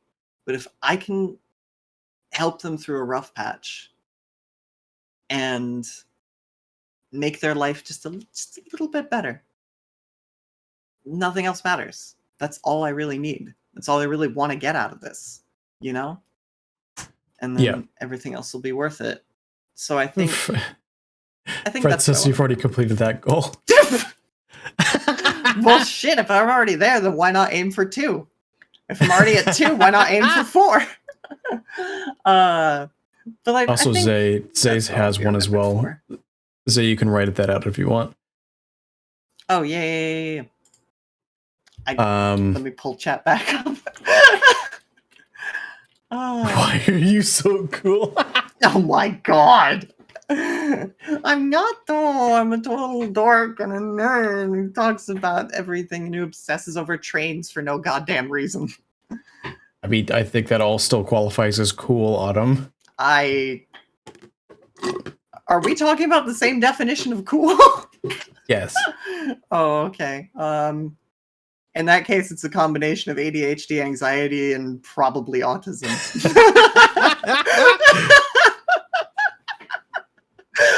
Let's just lump those 3 into a category and say, there you go. I know in terms of why things that I hope to be remembered, I'm going to answer my own question. Yeah, please. I'm curious. I want to be remembered for creating a space where people feel safe and comfortable enough to be honest with themselves and others, and a place where they feel like they can come and hang out at any time or at any point and always feel welcome. Yeah. I know I've talked about this a little bit on some of my other streams, but there's a reason why in my stream I have this flag here on the bar. It means more than just the LGBT, flag. It's everyone is welcome. As long as your goal is not to harass or hurt or, hinder other people, everybody is welcome here. It doesn't matter what you're going through. It doesn't matter what you're dealing with. The only thing I ask is, if you come here to escape problems or issues or troubles in your life, you're welcome here. You're welcome to help get away from all that stuff, but in an effort to help other people as well. you kind of leave those at the door and leave this and keep this as a safe space. Mm-hmm. But yeah, you're more than welcome to come here to potentially help get away from all that. Yeah. Talk shit, get bit, though. Oh, God. It's amazing how much social rules can be summarized by just the phrase "don't be a dick." Yes. I know one of the things that I definitely, kind of drew inspiration from is if you've seen the second Top Gun.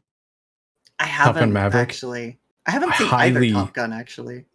I highly suggest watching them. Because one, the first is a classic. I'll put them on the list. the first is a classic, but the second one I draw a lot of inspiration from. Mm-hmm. There's a bartender in that one who has a motto of disrespect the bartender, you pay for a round on the around the bar. And one of the characters disrespects the bartender, gets called out for it, and his card is declined when they goes to pay for it, and then he gets thrown out. But because of how the bar is run, the patrons are more than willing to help throw that person out. It's great. That is great. I love that. Fred, have a good lurk. Appreciate you coming by. Oh, sorry. I was gonna say Fred is heading to bed. Oh, good night, Fred. Take care. Thank you for actually sleeping.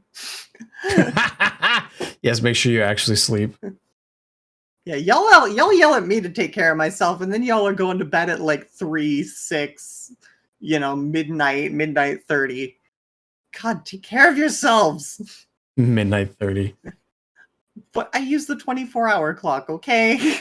So that's an interesting question, right? Because I know we've made fun of you for this for before and giving you crap about this.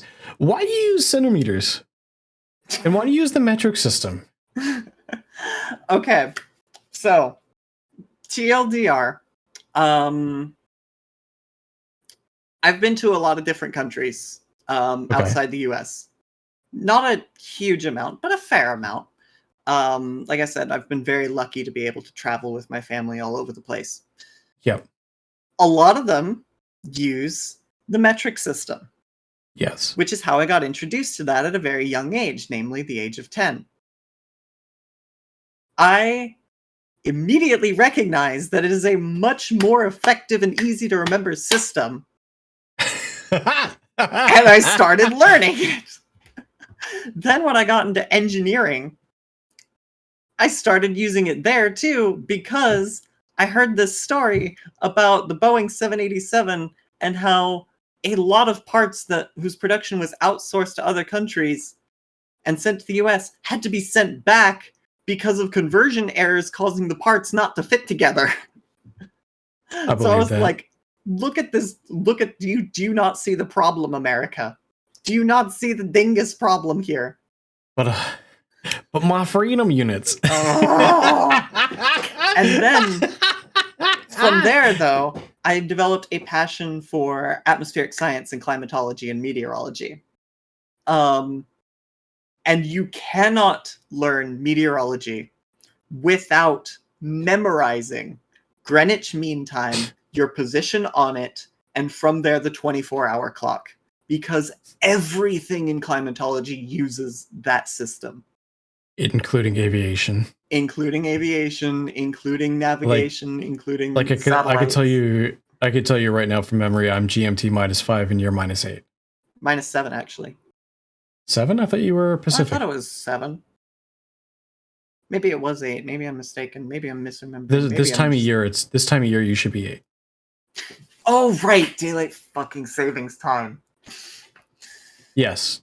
I hate it so much. It throws during me the off. other half during the other half of the year it's -7. That would be what did it.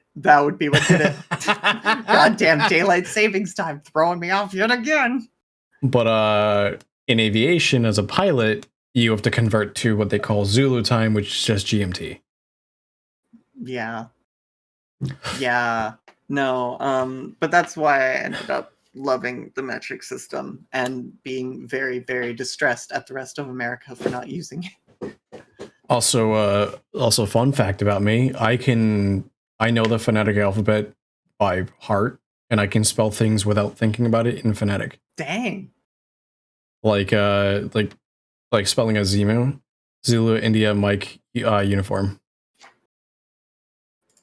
That's so cool. That's so cool. Or Alpha Uniform Tango. Hold on. Alpha Uniform Tango Uniform Mike November. Oh my god, that's awesome. But that's because I work in aviation, and when I have to read off tail numbers, one of the things that I've learned is when you're talking over the phone, treat it like a radio.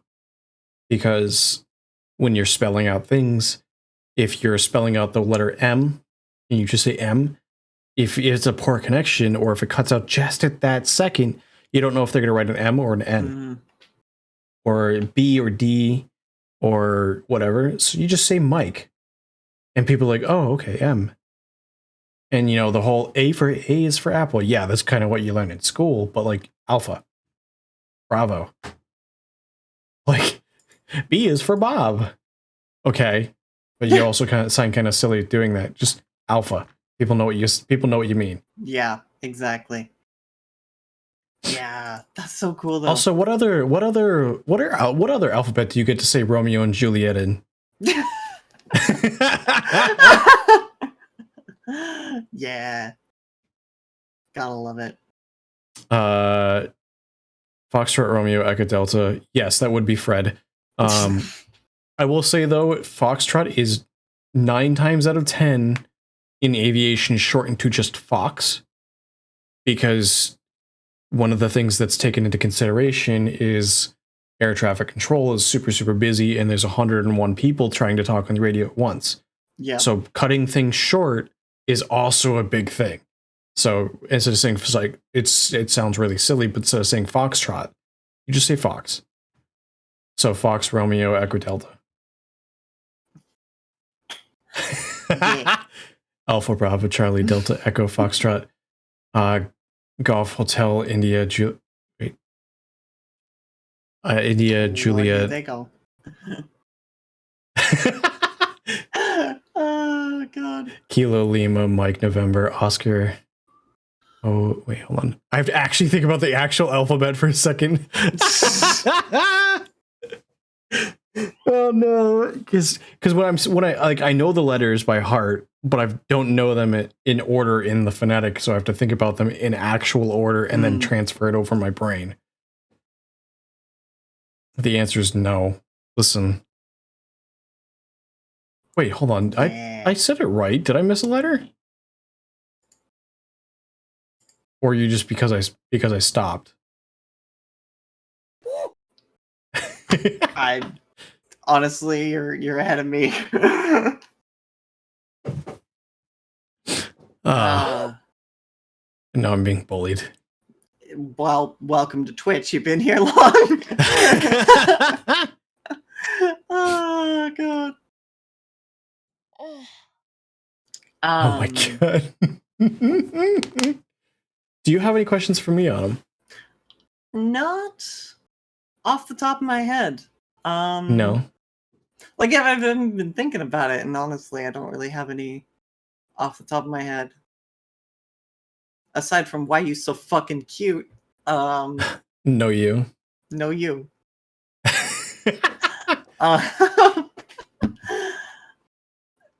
No, not really. No, Sorry. both of us. See, I'm a shit interviewer.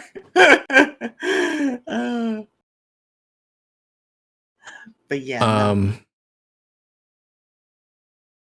Man, it is almost 1 a.m. for me. Oh my god, yes, please. Take You care were worried of yourself. about not being able to interview for 3 hours. It's been almost 4, Autumn. How do you feel? Yeah. Maybe meta question for Autumn. Ayo. I think Z has a question for you. Say again. I think Z has a question for you. Okay, what's the question? If things fall into your universe and you forget about them, do they fall out of your universe?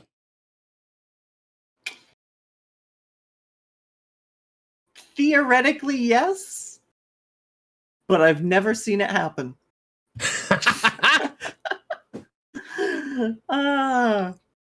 Your perception of time slows down the nest. Yeah, it's, the internet in general. The internet in Yes. fucking general. Your perception of time is just like, I swear to God, it's just completely different. When is autumn? Why is autumn? Now we're getting existential, huh? Speaking of existential, actually, there's an interesting fact. Interesting fun fact that I learned. Because I went down a bit of a rabbit hole in biology. Please send help. I don't know how to stop. But there was this guy who wanted, a filmmaker who wanted to film the world as his pets saw it, and he had 2 dogs and a cat. And so he wanted to film the world. Oh my God, what is happening in chat? I'm trying to have a conversation about a cool biology thing, and y'all are being goobers. I'm trying not to laugh at it.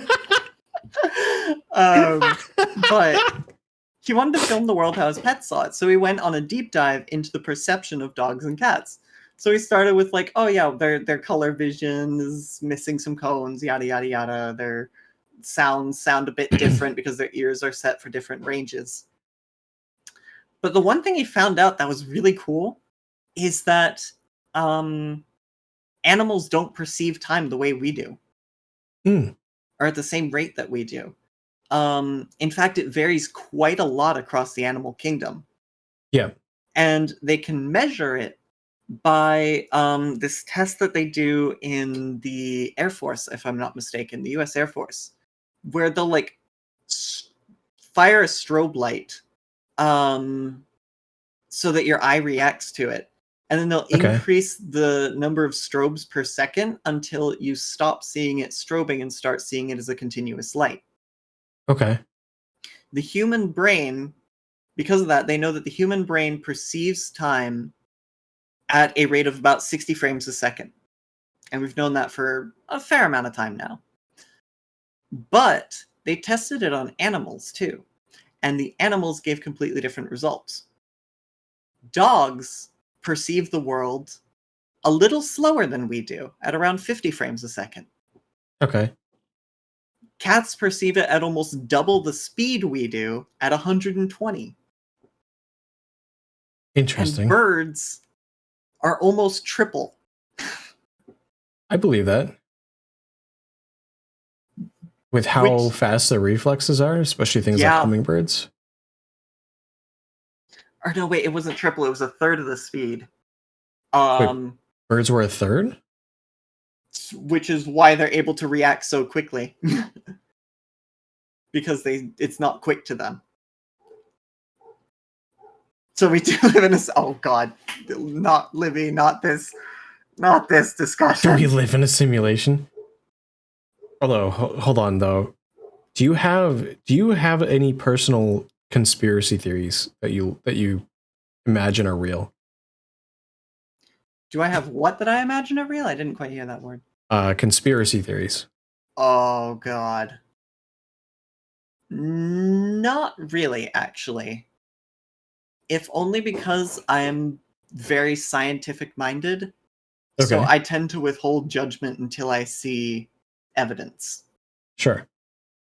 I have thoughts, I have ideas, I have beliefs, but like I withhold my judgment until I see proof. So I don't this isn't me saying I have a conspiracy theory, but yeah. It's one of the things to debunk a conspiracy theory.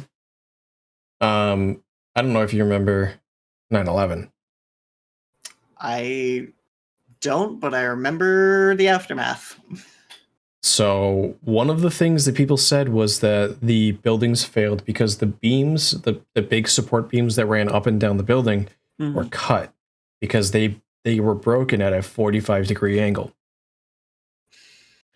Now, would you believe me if I told you that the weakest structural point on a beam is a 45-degree angle? I would 100% believe you. I took so I took intro to engineering in high school, which was an advanced course to help prepare for mechanical engineering in college. Yeah. And one of the things that we learned was statics, I think was the class. And it was all about the introduction to I guess technically it was introduction to civil engineering, and it was like how forces enact on a singular object or a combination of objects, and like how it would deform or lead to deformation of said object. Well, when you have a compression on a beam, when you have two forces equaling in like equivalent against each other, the beam will twist and shear at a 45-degree angle. Yeah. I mean, it makes sense, but a lot of people wouldn't know that. Yeah. The average person wouldn't know that. I don't know. There's a discussion to be had there about people's tendency to assume where they don't know things and who aren't willing to admit when they don't know things. Yeah. And something we live in a society. I think part of that though is there's also Occam's razor, which is both a good and a bad thing. Yeah. Because for instance, if you didn't know about physics and engineering, and like it wasn't something that you could process or come across, no matter what I said, you wouldn't believe it because it's more complicated than the belief of it just got cut. Because it's just more complicated because you don't understand it. So Occam's razor is actually preventing you there from accepting it as a potential truth. Yeah. People also don't understand how fires or high-speed impact work. Yeah. Yeah. It's I don't know. There's a discussion that have to be had. I honestly don't think this is the time or place to have it. No, it's not. I was more using it as an example. Yeah, no, it's a perfect example. It's just like, oh boy, do conspiracy theories have interesting sociological and psychological roots? Yes. And no, they are not a modern conception. A lot of people are just to take flat Earth wackos as an example. The flat Earth theory is not new. They like to pretend it is. It is not. It is hilariously old, and it has been repeatedly disproven by examples for actually over 200 years. Not even 200. Ancient Greeks disproved the flat Earth theory. Yep. Yeah, even earlier than that, Egyptians. Yeah. Actually, though, like Egyptians, they theorized. They didn't prove it through facts, but they theorized based on the stars, I think, in the pyramids. Yeah, they did theorize it. Ancient Greece, I think it was specifically... Oh, it was one of those fucking thinkers in ancient Greece whose name I can never remember. But he did the stick experiment where he had a stick in Alexandria and a stick in Athens at the same time of day. And the shadows were pointed in different directions and at different lengths. And so it was like, oh, the surface must be curved. Yeah. There was a similar thing using the stars with the two pyramids. Yeah. And they were only, I think they're only like a couple miles apart, and it was enough where the shadows were enough of a difference in angle and length, and it was proven before Greece. It was Egypt, technically. Yeah, but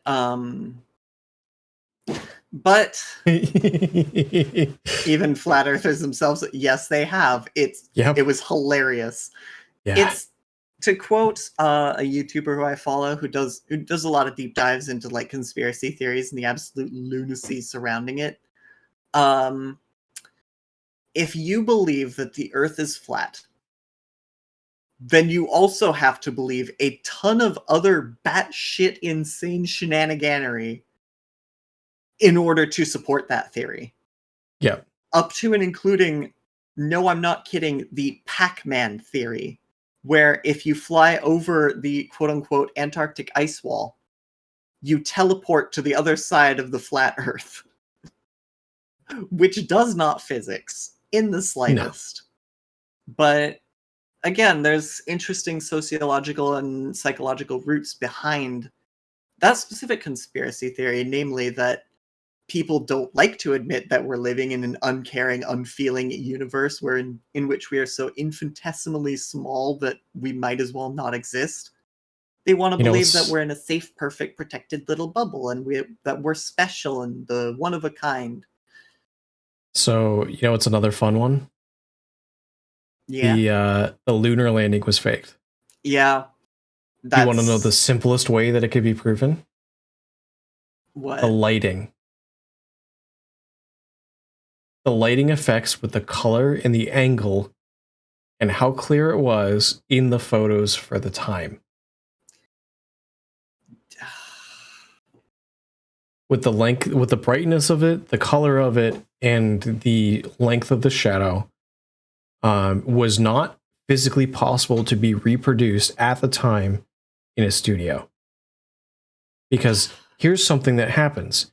If you have two astronauts only a couple feet away with a source of light in the same room, their shadows are going to point in different directions. Yep. Whereas if they're both standing on a moon, with the source of light being the sun, two astronauts standing a couple feet apart are going to have identical shadows. Yeah. Added in the color of the light being as bright white as it was not as easily created back then. You would have needed a laser. Yeah. And then the amount of light needed would have been more expensive at that time than sending a man to the moon. Yep. Yep. It's hilarious. But rule number 1, I say it a lot and it bears repeating. Rule number 1 of the universe: everyone is some extent of stupid. Once you really internalize that idea, a lot of things start making sense. Yes. One of my favorite things to help. One of my favorite things to it's going to sound really, really stupid when I vocalize it. That gets the point of that across is picture in your mind the average intelligence of people. Yep. Now realize that half of the population is dumber than that. Yep.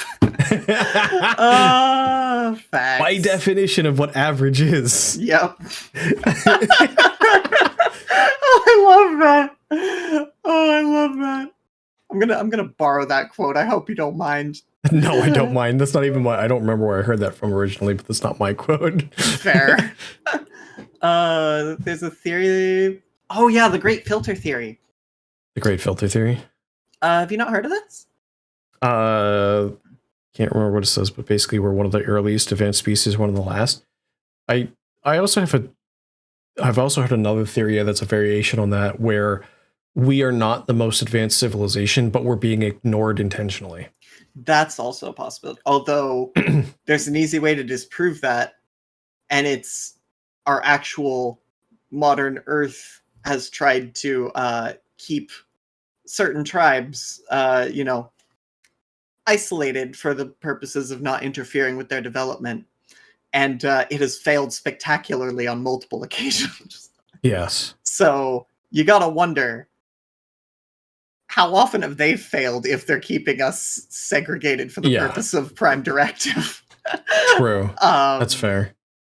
It kind of invites that question, but it's probably the most reasonable explanation for the Great Filter Theory that I've heard. But the Great Filter Theory sort of stems from what's called the Fermi Paradox, which you've probably heard of, which is basically... I probably heard it in layman's terms. Probably. The basic idea is that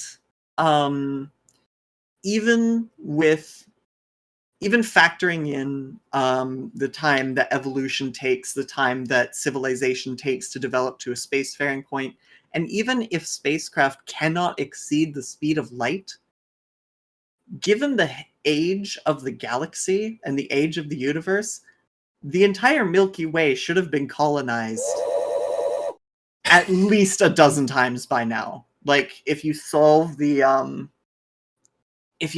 Drake equation, then it means that there are 2 new interstellar civilizations, or 2 new intelligent civilizations every year. Okay. Like, being created every year. Okay. And even given the distances between stars, that's a lot. That's a lot. Yes. So the Fermi paradox is basically looking at these giant numbers and thinking, where the fuck are they all?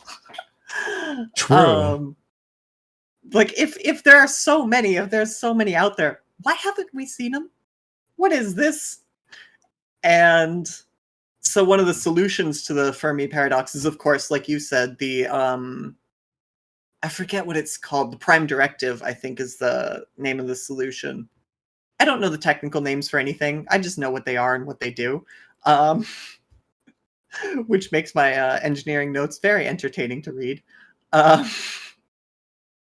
But the other solution to the Fermi paradox is what's called the Great Filter, which is that there is some boundary, something that prevents intelligent life from developing beyond that point. Yeah. And we are either in front of the Great Filter, which means we're coming up on it, we better fucking be ready, or we're on the other side of it. The Great Filter is behind us. We're the first ones here. Next to existential threat. You better get used to it, Vivi. This is daily life wherever I go. Oh no. Yeah, but those are the solutions to the Fermi paradox. There are a couple others, namely that the government is in on it and they're protecting us from it. But given the government's absolute failure at keeping information under a lid, something would break. There would be a whistleblower. Something would go wrong. Yeah. Yeah. The Great Filter idea is pretty... Yeah, it's pretty horrifying, but it's actually the one I don't like. Because again, if there are that many civilizations developing and being born and crashing and burning and expanding and decaying all at once, somebody's going to get through it. Somebody's going to figure it out. Which I guess maybe we are that someone, but still. Yeah. Puppy says, I prefer to think we're just in the ass end of nowhere space. Yeah, that's Which fair. Also, I think there's another theory too, that we are in the potential existence of on the opposite side of, like, I want to call it a wormhole, but it's a black hole. We are on the opposite side of that, and all of that other intelligent life is on the other side of that. And we are one of the only ones on this side. That's a fair theory, but I don't know if that holds up on scrutiny. I don't think it does, but there are theories like that out there. Yeah, there are plenty of theories, I'm sure. Look at... What are we dealing with? We're talking about literally something no one's ever seen before, trying to decide if it exists or not. There's gonna be wild fucking theories. Just think of how I won't be alive to see it come to center if your listeners live on W. If not my problem. Exactly. Yeah. Although I did hear a theory that we actually exist in a very real potential time where by the end of our lives, they could figure out how to reverse aging legitimately, which means that very realistically, we could live lives that are much, much longer than they're intended to be. And I'm not just talking I'm not just talking about, like, when you compare like the Middle Ages to now, the life expectancy is, 2, almost 3 times what it used to be. I'm talking like taking people and de-aging them Yeah. Up to a certain point. I think on that when you see they did accidentally fusion. They did. I think they created the first fusion reactor that creates a net positive of energy. They didn't create the first fusion reactor. They created the first fusion reaction.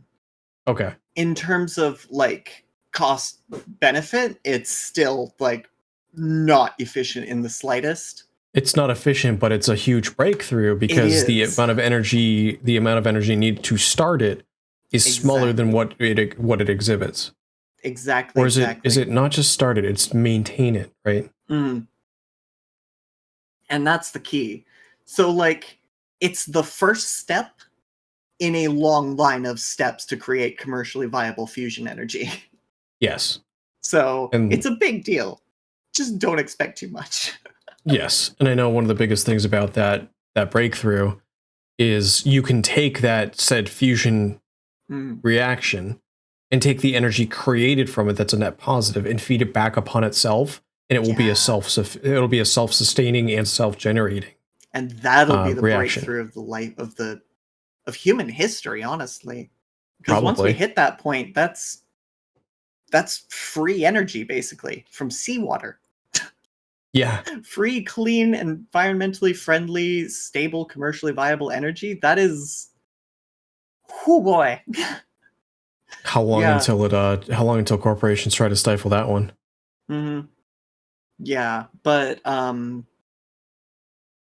be honest, I'm kind of excited. Like, granted, sometimes I do feel like, oh, I was born too late. I'm a sucker for all things 1920s, and sometimes I feel like I was a little behind the times in a weird way. But there are a lot of things that 1920s did that I'm not fond of. But that's not the point. The point is, I'm really happy that I'm living what I am, because there's a lot of really interesting things that are coming to a head. Not just in this decade, but in the next few decades. Yes. I can't get into all of them without getting super political, which I don't want to do because this is your platform, not mine. Appreciate that. Yeah, no problem. But like, the one that comes to mind that I can safely talk about is treaties about Antarctica and the safe use of Antarctica, and the essentially keeping it as a wildlife preserve not owned by any single country. Those are coming up for revision in 2050. Okay. Like, in 2050, we get to renegotiate who owns Antarctica. And there are a bunch of competing claims along with two countries, and I think you know which two countries, that both have a I can claim a part of Antarctica because I feel like it card. I can think of 3, if not more.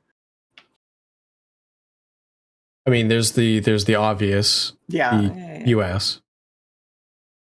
But then I can also surprisingly think of Russia, China, Switzerland. Mm. There's a whole lot that could theoretically attempt to claim part of it. Oh yeah. And you better believe that's going to be an interesting time when that happens.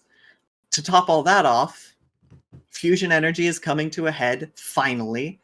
To say nothing of the attempts to build a moon base with the Artemis missions, which finally, thank you for naming them after the actual fucking deity, NASA.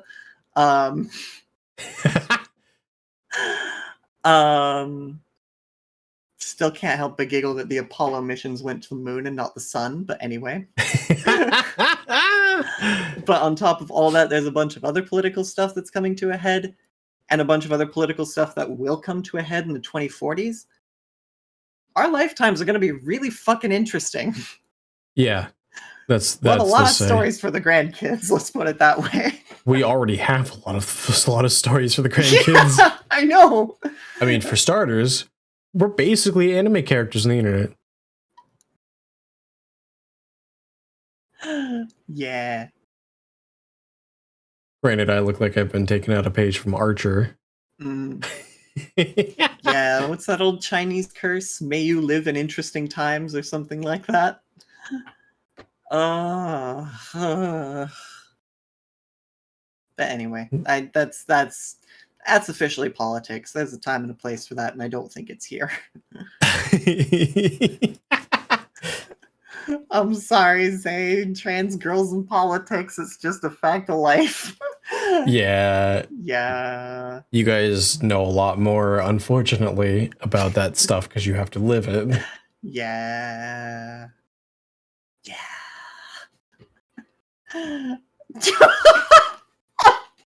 Puppy, no! Oh my god. Puppy, no! No. Oh no. Oh boy. Oh no. Oh boy.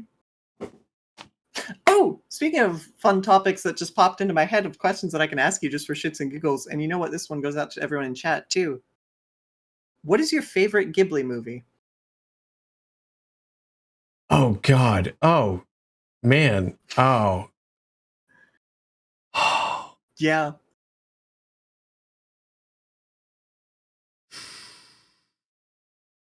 The one I'm most familiar with, to be honest, is I think Spirited Away.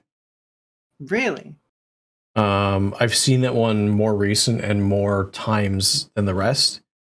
But I think that one actually kind of sticks out because it comes back to the theme of memories, Mm. remembrance, Yeah. which I know that I make a joke about being a bird brain. It's actually kind of a legitimate fear of mine of memory loss. Mm-hmm. If I'm being honest. Yeah.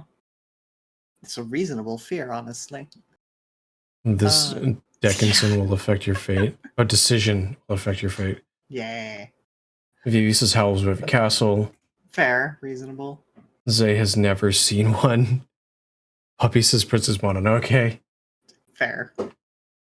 I know Vix's is Princess Mononoke. Reasonable. It's just curious, just because they have such different tones, I feel like you can kind of tell a person's general favorite just from which one they liked. Yeah. Because, like, somebody whose favorite Ghibli is The Wind Rises is a very different person from someone whose favorite is Howl's Moving Castle versus someone whose favorite is Spirited Away. You know what I mean? Yeah. So it's an interesting question. Zeus the little people one. Oh, Arietti! Yeah. That one's a good one. Oh. He's a big fan of fuck you and your technology. I got a forest god. We found the Luddite. Luddite actually doesn't mean what you think it means, but still, we found the Luddite. You know, it's a fun game to play with people, though. Yeah. When is the first time that you encountered a Tim Curry movie? I encountered a. You like what movie? What movie was the first one that you saw that Tim Curry was in? You might have to type that one. I'm so sorry. Hold on. Yeah, no worries. The freaking.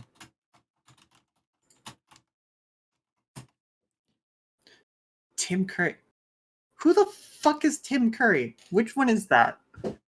Is that the one with the funky hair and the Seinfeld comments, or is that the one that does the Happy Gilmore? I don't know. What? Honestly, weirdly enough, I'm really bad with guys. Hold on. I'm pretty sure I got the name right. Hold on. Yeah. Okay. Yeah. No. Tim Curry. He did It. He was hold on. Rocky Horror Movie. Mm-hmm. He was in Fern Gully. He was the voice of the smoke creature. Mm-hmm. He was in The Addams Family. He was in Home Alone 2. I see. I have no idea who this man is. I'm sorry, I'm really bad with names and faces when it comes to guys. I remember celebrities as either Tom Cruise, Adam Sandler or Jack Black, and then everyone Oh my else is God. just an endless sea of faces. um, Have you ever seen Ferngully? I think I did, but I was really little, so I don't remember it at all. Oh my God. I'm saying I'm glad. I'm glad I'm not the only one. Say. But like real talk though, like Robin Williams and Tim Curry in the same movie was fucking amazing. It's fair. I can see that. Robin Williams played a crazy bat who had scientific experiments conducted on him. Oh boy. Tim Curry was playing a spirit of noxious gases that was basically the embodiment of pollution. Huh. All I remember about Ferngully was having really fucking weird dreams afterwards. Yeah, I believe that. Ferngully is a little bit trippy. It's, yeah. Toxic Love, horny as fuck sludge monster. Yeah. I mean, horny as fuck is just Tim Curry, though. I can't agree with that. I don't know who he is. Arma, hello. What on earth did you walk into? Arma, real quick. What was the first Tim Curry movie that you saw? Also, we're gonna give a shout out to Arma. Yes, please do it. Also, I have an interesting question to pose after this. After we're done with this one. Okay. What is your favorite film genre? And what was the film that made you like that genre? Oh shit. Oh god. Oh, I realize God. this is a bit of a complicated question, but I'm really curious. You hold on, Arma. How have you not? Okay. Why do people not know Tim Curry? Hello. Okay. Oh, God. Okay. Rocky Horror Movie, like the Rocky Horror Movie show. Mhm. The original It, he was the clown. I've never seen that. Ferngully, he was the sludge monster.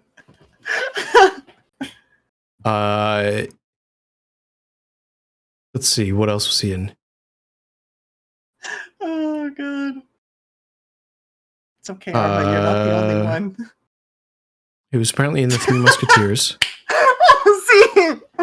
No, Z, don't Jeez. don't hurt Zimu like this.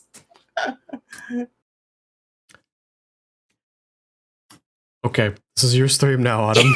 Goodbye. Oh, Goodbye. God.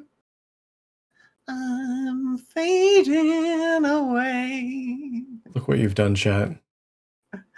Oh, Can't believe it. pain without love, pain. Can't get enough pain. 'Cause I'd rather feel pain than nothing at all. Oh, God. But yeah, to answer your question about favorite film genre. Yeah. If you have one, I know Oh. there are like 5 or 6 for me, so. Oh my god, let's see. Pretty boy. No. Oh, you know, I have to say, we're gonna go into something a little bit more recent. Okay. I absolutely love. There's two. One of which is recent. One of which is older. We're gonna go with the detective type movie that doesn't take itself seriously, Ooh. Yeah. and we're gonna go with two. The more recent one is Knives Out. The first one is Clue. Another Tim Curry movie, by the way. Oh, God. But yeah, it like we're not talking like I mean I really like the Sherlock Holmes type movies and stuff like that, but I'm talking like the ones that just don't take themselves seriously and overemphasize characters, and it's almost comedic. Yeah, Johnny English. Yes, I mean Johnny English. I would almost put Johnny English in its own category of just comedy. Honestly, yeah, that's fair. But why is that what came to mind when I heard detective movie that doesn't take itself seriously? I mean, you could also say like Pink Panther, and in that same section as well.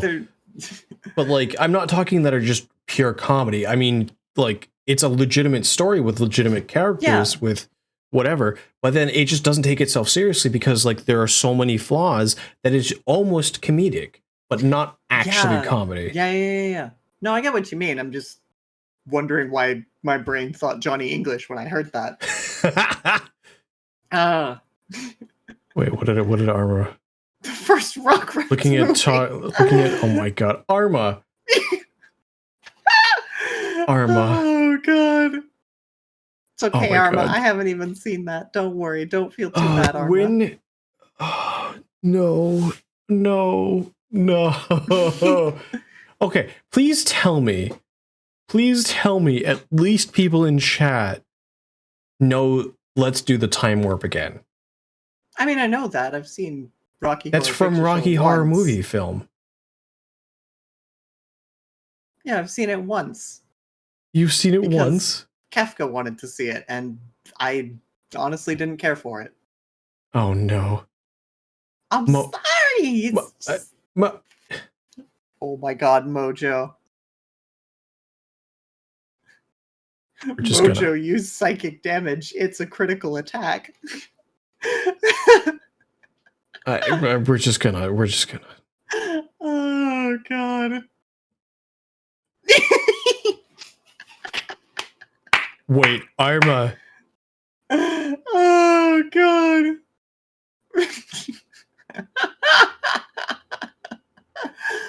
So anyway, this is my bar now. Hello everyone, welcome in. I'm so glad to have you here. I feel like Mojo was kidding and Arma wasn't though. Oh god. I love it. This is too funny. This is too perfect. I love this so much. Oh my god. Oh god. I kind of understand Vivi not knowing, and I kind of understand what Arma not knowing because Rugrats was an American show. Mm-hmm.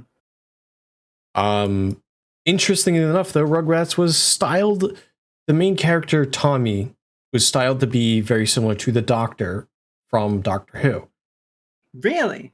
No, which Doctor? Yes. Oh. It just literally, not ties to a specific one, but the main character carries around a screwdriver, unlocking things and solving things in a very non-aggressive manner. And his favorite character or sidekick is a ginger. Ah, I see. That's also, at one point in the Rugrats that. movie, they actually draw the Daleks. Yeah. I think they're toys or something in the show, but yeah, they show up in the show. All right, now I'm trying to think about shows that I grew up on, and honestly, you what Rugrats are, you dimwit? You just listen, Arma. Oh god. The bald one with the fat head, yeah. Yeah. No, the movies I had growing up were fucking weird, okay? Because it was whatever my parents wanted to watch, and then I saw it over their shoulder. So it was like Star Trek 4 and Poltergeist and oh my god, Lord of the Rings and Ways to Scar Your Kid 101. Yeah. Still scars me for life. I cannot sleep if there's a tree outside my window. But yeah. Good night, Vivi. Thank you for stopping by.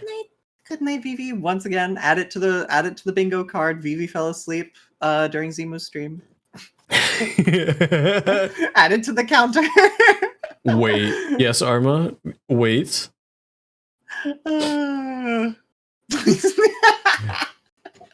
Speaking of scarring children, you've also seen Bartok the Magnificent. Oh my god. What the fuck is a Bartok? Wait, actually, I don't know if I've seen that specific one. Hold on. Okay. Bartok the Magnificent. Fritz the Cat. Oh, that was one that I grew up on. And that probably Tim Curry was also in Muppet Treasure Island. He was the captain. Oh my god. Okay, then that's the... Remember the question that you asked me about what my favorite Tim Curry movie is? That's it right there. He was Kermit? closing my phone. I'm not leaving it open if Paul can sleep. Oh, okay, fair point. Fair distinction, BB. But no, a movie that I grew up on that fucking nobody has seen, probably, The Triplets of Belleville. Was it Belleville? It is this, like, French animated comedy about... It's almost like a silent film, in that it's, like, more just animation and, like, the occasional word here and there. Oh god, how would I describe it? This old grandmother teams up with 3 retired musicians and a dog to rescue the grandmother's grandson from an illegal gambling ring where they recreate the Tour de France. Huh. It's fucking weird and goofy, and I love it so much, but I haven't seen it in over a decade, and now it just popped into my head. Oh, Puppy asked my first anime. Oh god. Oh no. Oh no. Oh god. Okay, hold on. This actually ties back to Mhm. I actually discovered anime through my father. Mhm. Growing up, when oh god, which one was it though? Mhm. I think it was on Toonami. Mhm.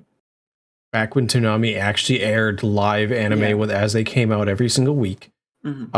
I think it was either Dragon Ball Z, the original one where they were screaming at each other for like 5 episodes at a time. Or it was the Big O or Outlaw Star, or it may have also been one of the Gundams. I don't remember exactly what my first was. Mhm. They all kind of aired at the same time. Yeah. That's fair. First anime like watching Dragon Ball Z on the Kids Network, or first anime you watch is anime?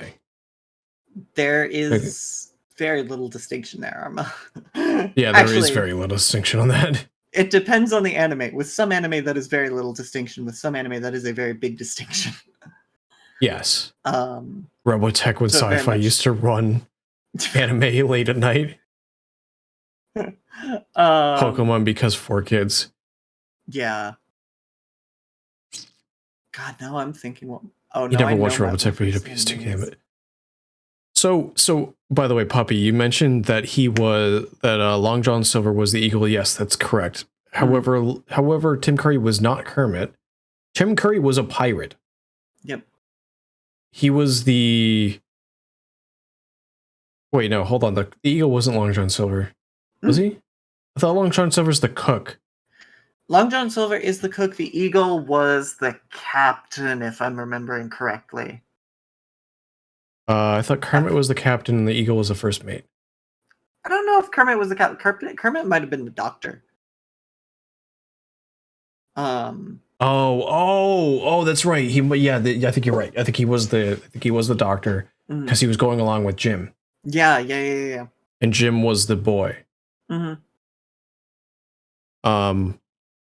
Yeah, and then Tim Curry was Long John Silver, who was also the chef. Yep.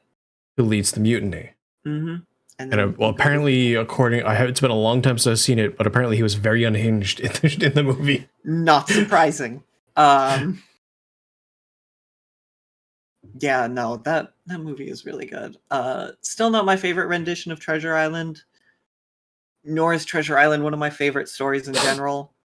But I barely remember Muppet Treasure Island, but the bits and pieces I remember do. I remember having fun with it.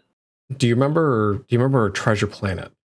That's my favorite rendition of Treasure Island right there. And I can tell you why I like it and my biggest issue with it. The reason I like it so much over the other renditions of Treasure Island is that Jim has agency. And he grows to have more agency, and that's the whole point of the story. Yes. And I have this problem with the original Treasure Island too. The original Treasure Island, it's supposed to be Jim's coming of age tale, right? But when he gets to the island, he's supposed to be coming into his own as a leader and as a capable adult.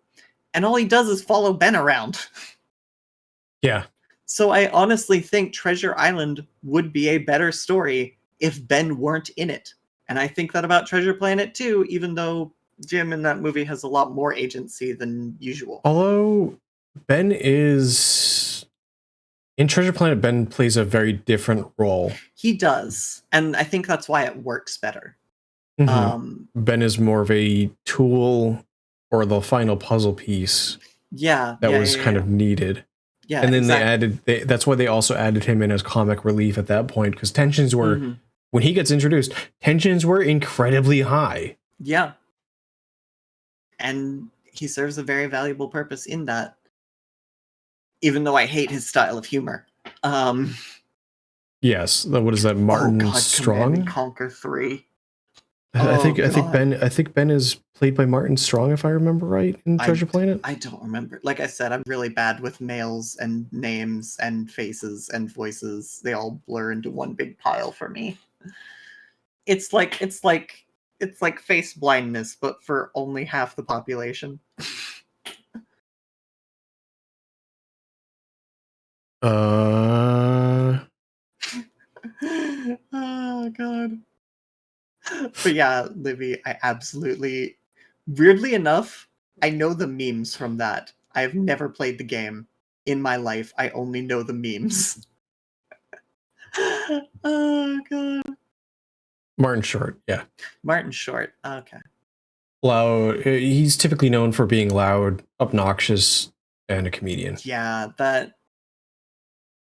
I don't know. Which is also why Ben was played the way he was, because they gave Martin Short a lot of ability to do his. Yeah, they basically didn't give him a script. Yeah. That sort of style of humor has never really vibed with me. Weirdly enough, I think it's why I don't watch Poppy's content, because you mentioned Poppy, and like I've heard of him, I've seen him around here and there because Cab hangs out with him from time to time. I think that's why I don't watch as much of his content as I probably should, is just because his style of entertainment and his style of humor just doesn't vibe with me. That's fair. And I don't think he ever expects anybody for it to vibe with everybody. Exactly. Rule number 1 of content creation, you won't reach everybody. Yes. But just like I know not everybody's interested in this type of entertainment. Yeah. Like what I'm doing here, interview style, hanging out, just chatting stuff. Yeah. But I think what it comes down to for me is just sound sensitivity. Loud, high-pitched sounds are really grating for me, and everything sounds louder than it's supposed to. So I'll turn the volume down and it'll still be loud. Yeah. Which, side note, can I just mild rant? Can I just say that a setting Twitch and YouTube both urgently, desperately need is a generalized volume setting for their advertisements? Oh my god. I don't need the ability to mute them. I just need the ability to have their volume whenever they come on. Because I'll be sitting there, I watch ASMR from time to time just to help me relax and help my brain. ASMR video or ASMR stream, and then bam, ad. Yeah, oh my god, the amount of times I have been deafened by an advertisement that comes on while I'm either jamming out to music or there was an instance pretty recently where I was washing the dishes, right? Hand washing them, so my hands were soaked with soap and water and all this stuff, right? And I'm jamming out to some specific playlist of rap and electro swing mashups. I can send you the playlist, actually. It's really good. Ooh.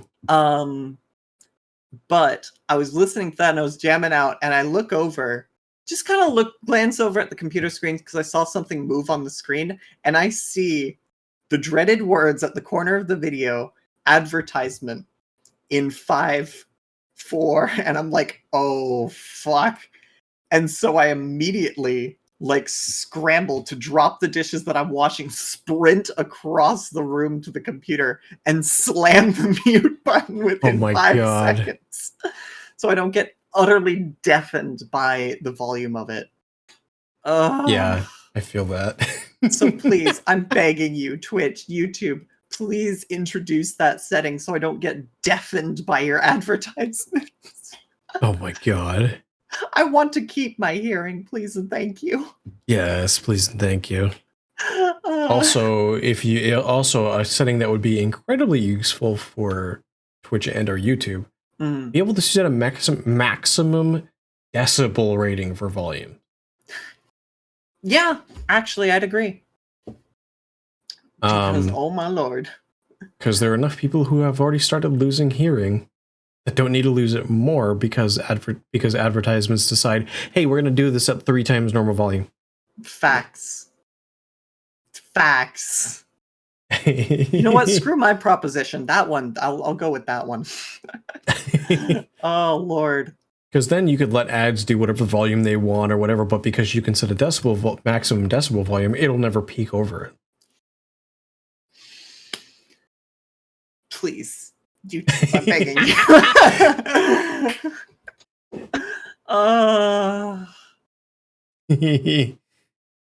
I'm about to throw hands. Yeah. I'm still throwing hands at the advertisements that don't have a fucking clue who I am. Oh my god. And like, to comment on this, because it does come up a lot. All right. I get called a Latina mother of 3 a lot because it's a meme on my channel. It's a thing because complicated reasons. But anyway, I don't actually have an issue with being called mother. I play it up a little bit for the sake of comedy, but I've gotten asked a few times, hey, is calling you mother okay? Is calling you mistress okay? And I'm like, mother, yes, mistress, eh. But the one I want to speak out about is the Latina one. Because I'm not Latina. Decidedly not. I speak like 10 words of Spanish, grand total.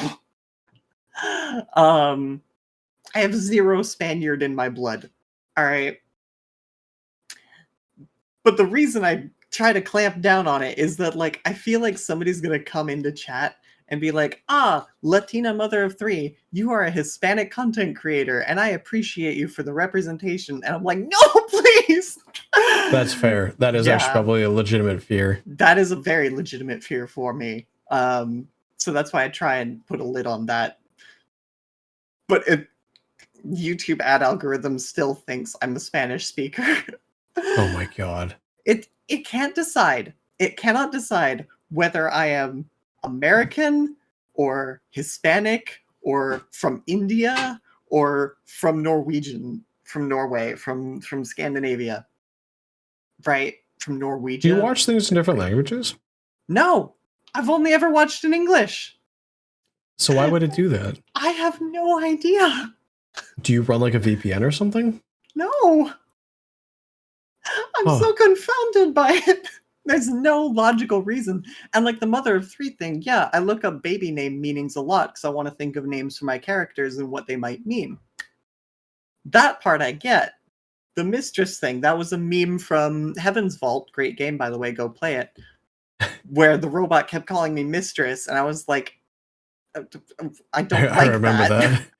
I remember that. I don't appreciate being called mistress just because it's categorically false. I may have been partially responsible for that, but I very decidedly stopped keeping up with that.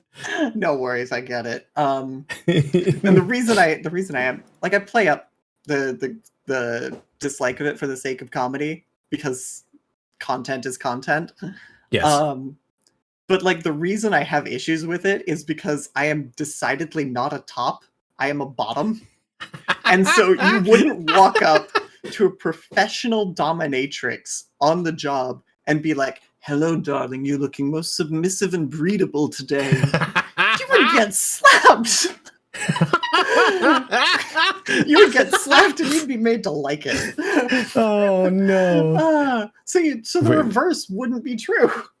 Wait, hold on. Wait, you're talking about getting slapped and being made to like it? Hold on, Mojo, I have a task for you. Look, no. Yeah, okay. I gotta call up my partner in crime because Yeah. I do collabs with him on weekly. God damn it.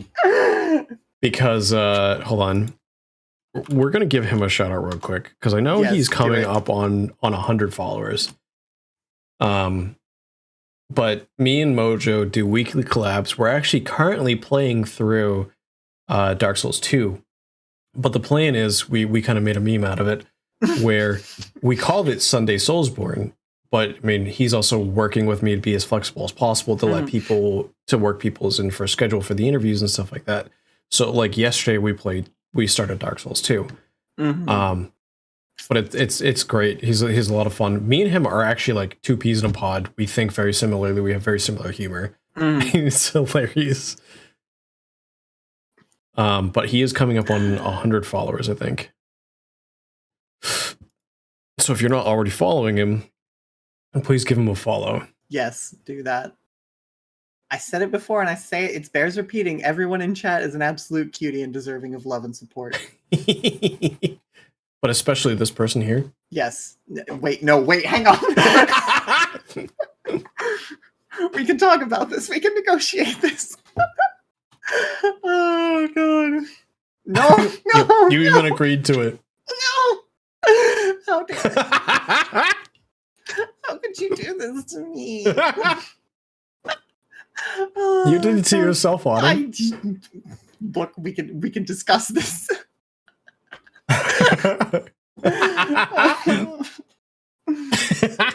Oh my God. So it is getting late. It is. It's coming up on 2 a.m. for me here. Yeah, I don't want to keep y'all up too late. Y'all are busy. Y'all have sleep schedules. Or at least you should. So here's what I've been offering to everybody who comes on for an interview. Is there someone online that you would like to direct the raid towards? Let me check. And for people in chat, I would appreciate if you guys, hang out for the raid as a partial way to make this a little bit special. I know people are generally very appreciative of raids in general, but I know it certainly helps when they see a larger number to get excited about it. Plus, it also helps if you guys are trying to farm points to help bully me, or if you guys want to build up towards, I added a new redeem for 200,000 called the Wall of Aces. Yeah. If you guys want to do that, if you participate in the raid, it does give you channel points for doing so. But it's only available if you ace the test. Wait, does that mean you have a step up because of your status? An ace joke.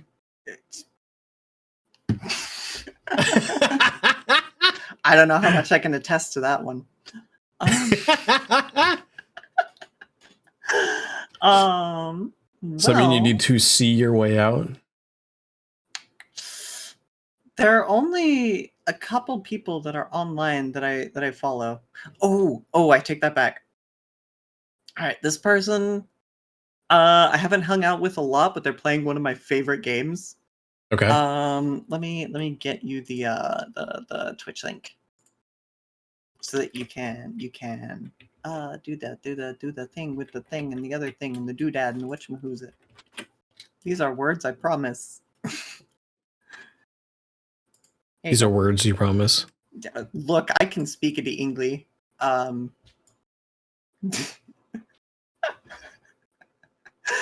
Lord. But yeah. One of my favorite games of all time. I understand these words. I'm impressed.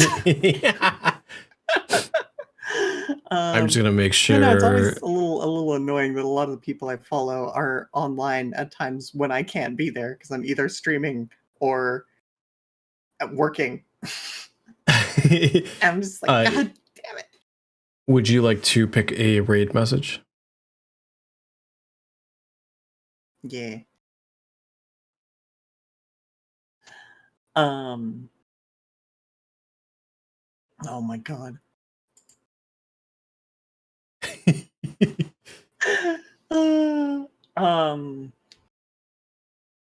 What would you like the raid message to be? I have no idea. Why do you expect me to make decisions? You expect me to take initiative? Who do you think I am? Oh god.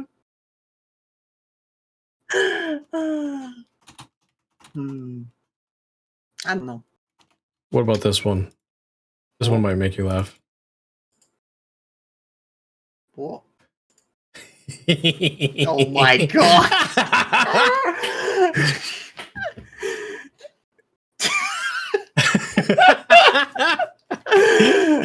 Oh lord. I'm gonna go ahead and get the raid started. Okay, fine. If you don't like that, I can change it. What have you brought upon this house? Dude, are you okay with that? I can switch Yeah, it if I'm you fine. want. I'm fine. Okay. Do you have any closing thoughts? Anything to say? Everyone in chat, you can do anything you set your mind to, man. There you go. There you go. I definitely didn't borrow those words from anywhere. Those words are very original, AutumnTeien certified. You can take me to the bank on that one. And also, when is your next scheduled stream? I had a lot of fun. I'm guessing it cut out on you. It did. I'm so sorry, but When's I your did next have a lot scheduled of fun. stream? In spite of Discord and its shenanigans. Yes. When is your next scheduled stream, Autumn? Next scheduled stream Tuesday, 1800 Pacific Standard Time or GMT minus. You said it was -8 now. Yes. For fuck's sake. So 6 p.m. Pacific. Yes, 6 p.m. Pacific. Was Wait, that 9 1800 Eastern? Pacific.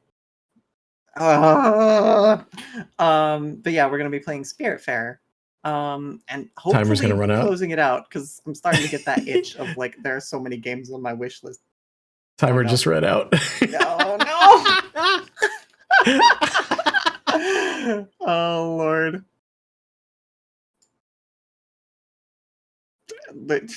My fucking. Where's that one meme? Hang on. I have a meme for this. I have a meme for this situation.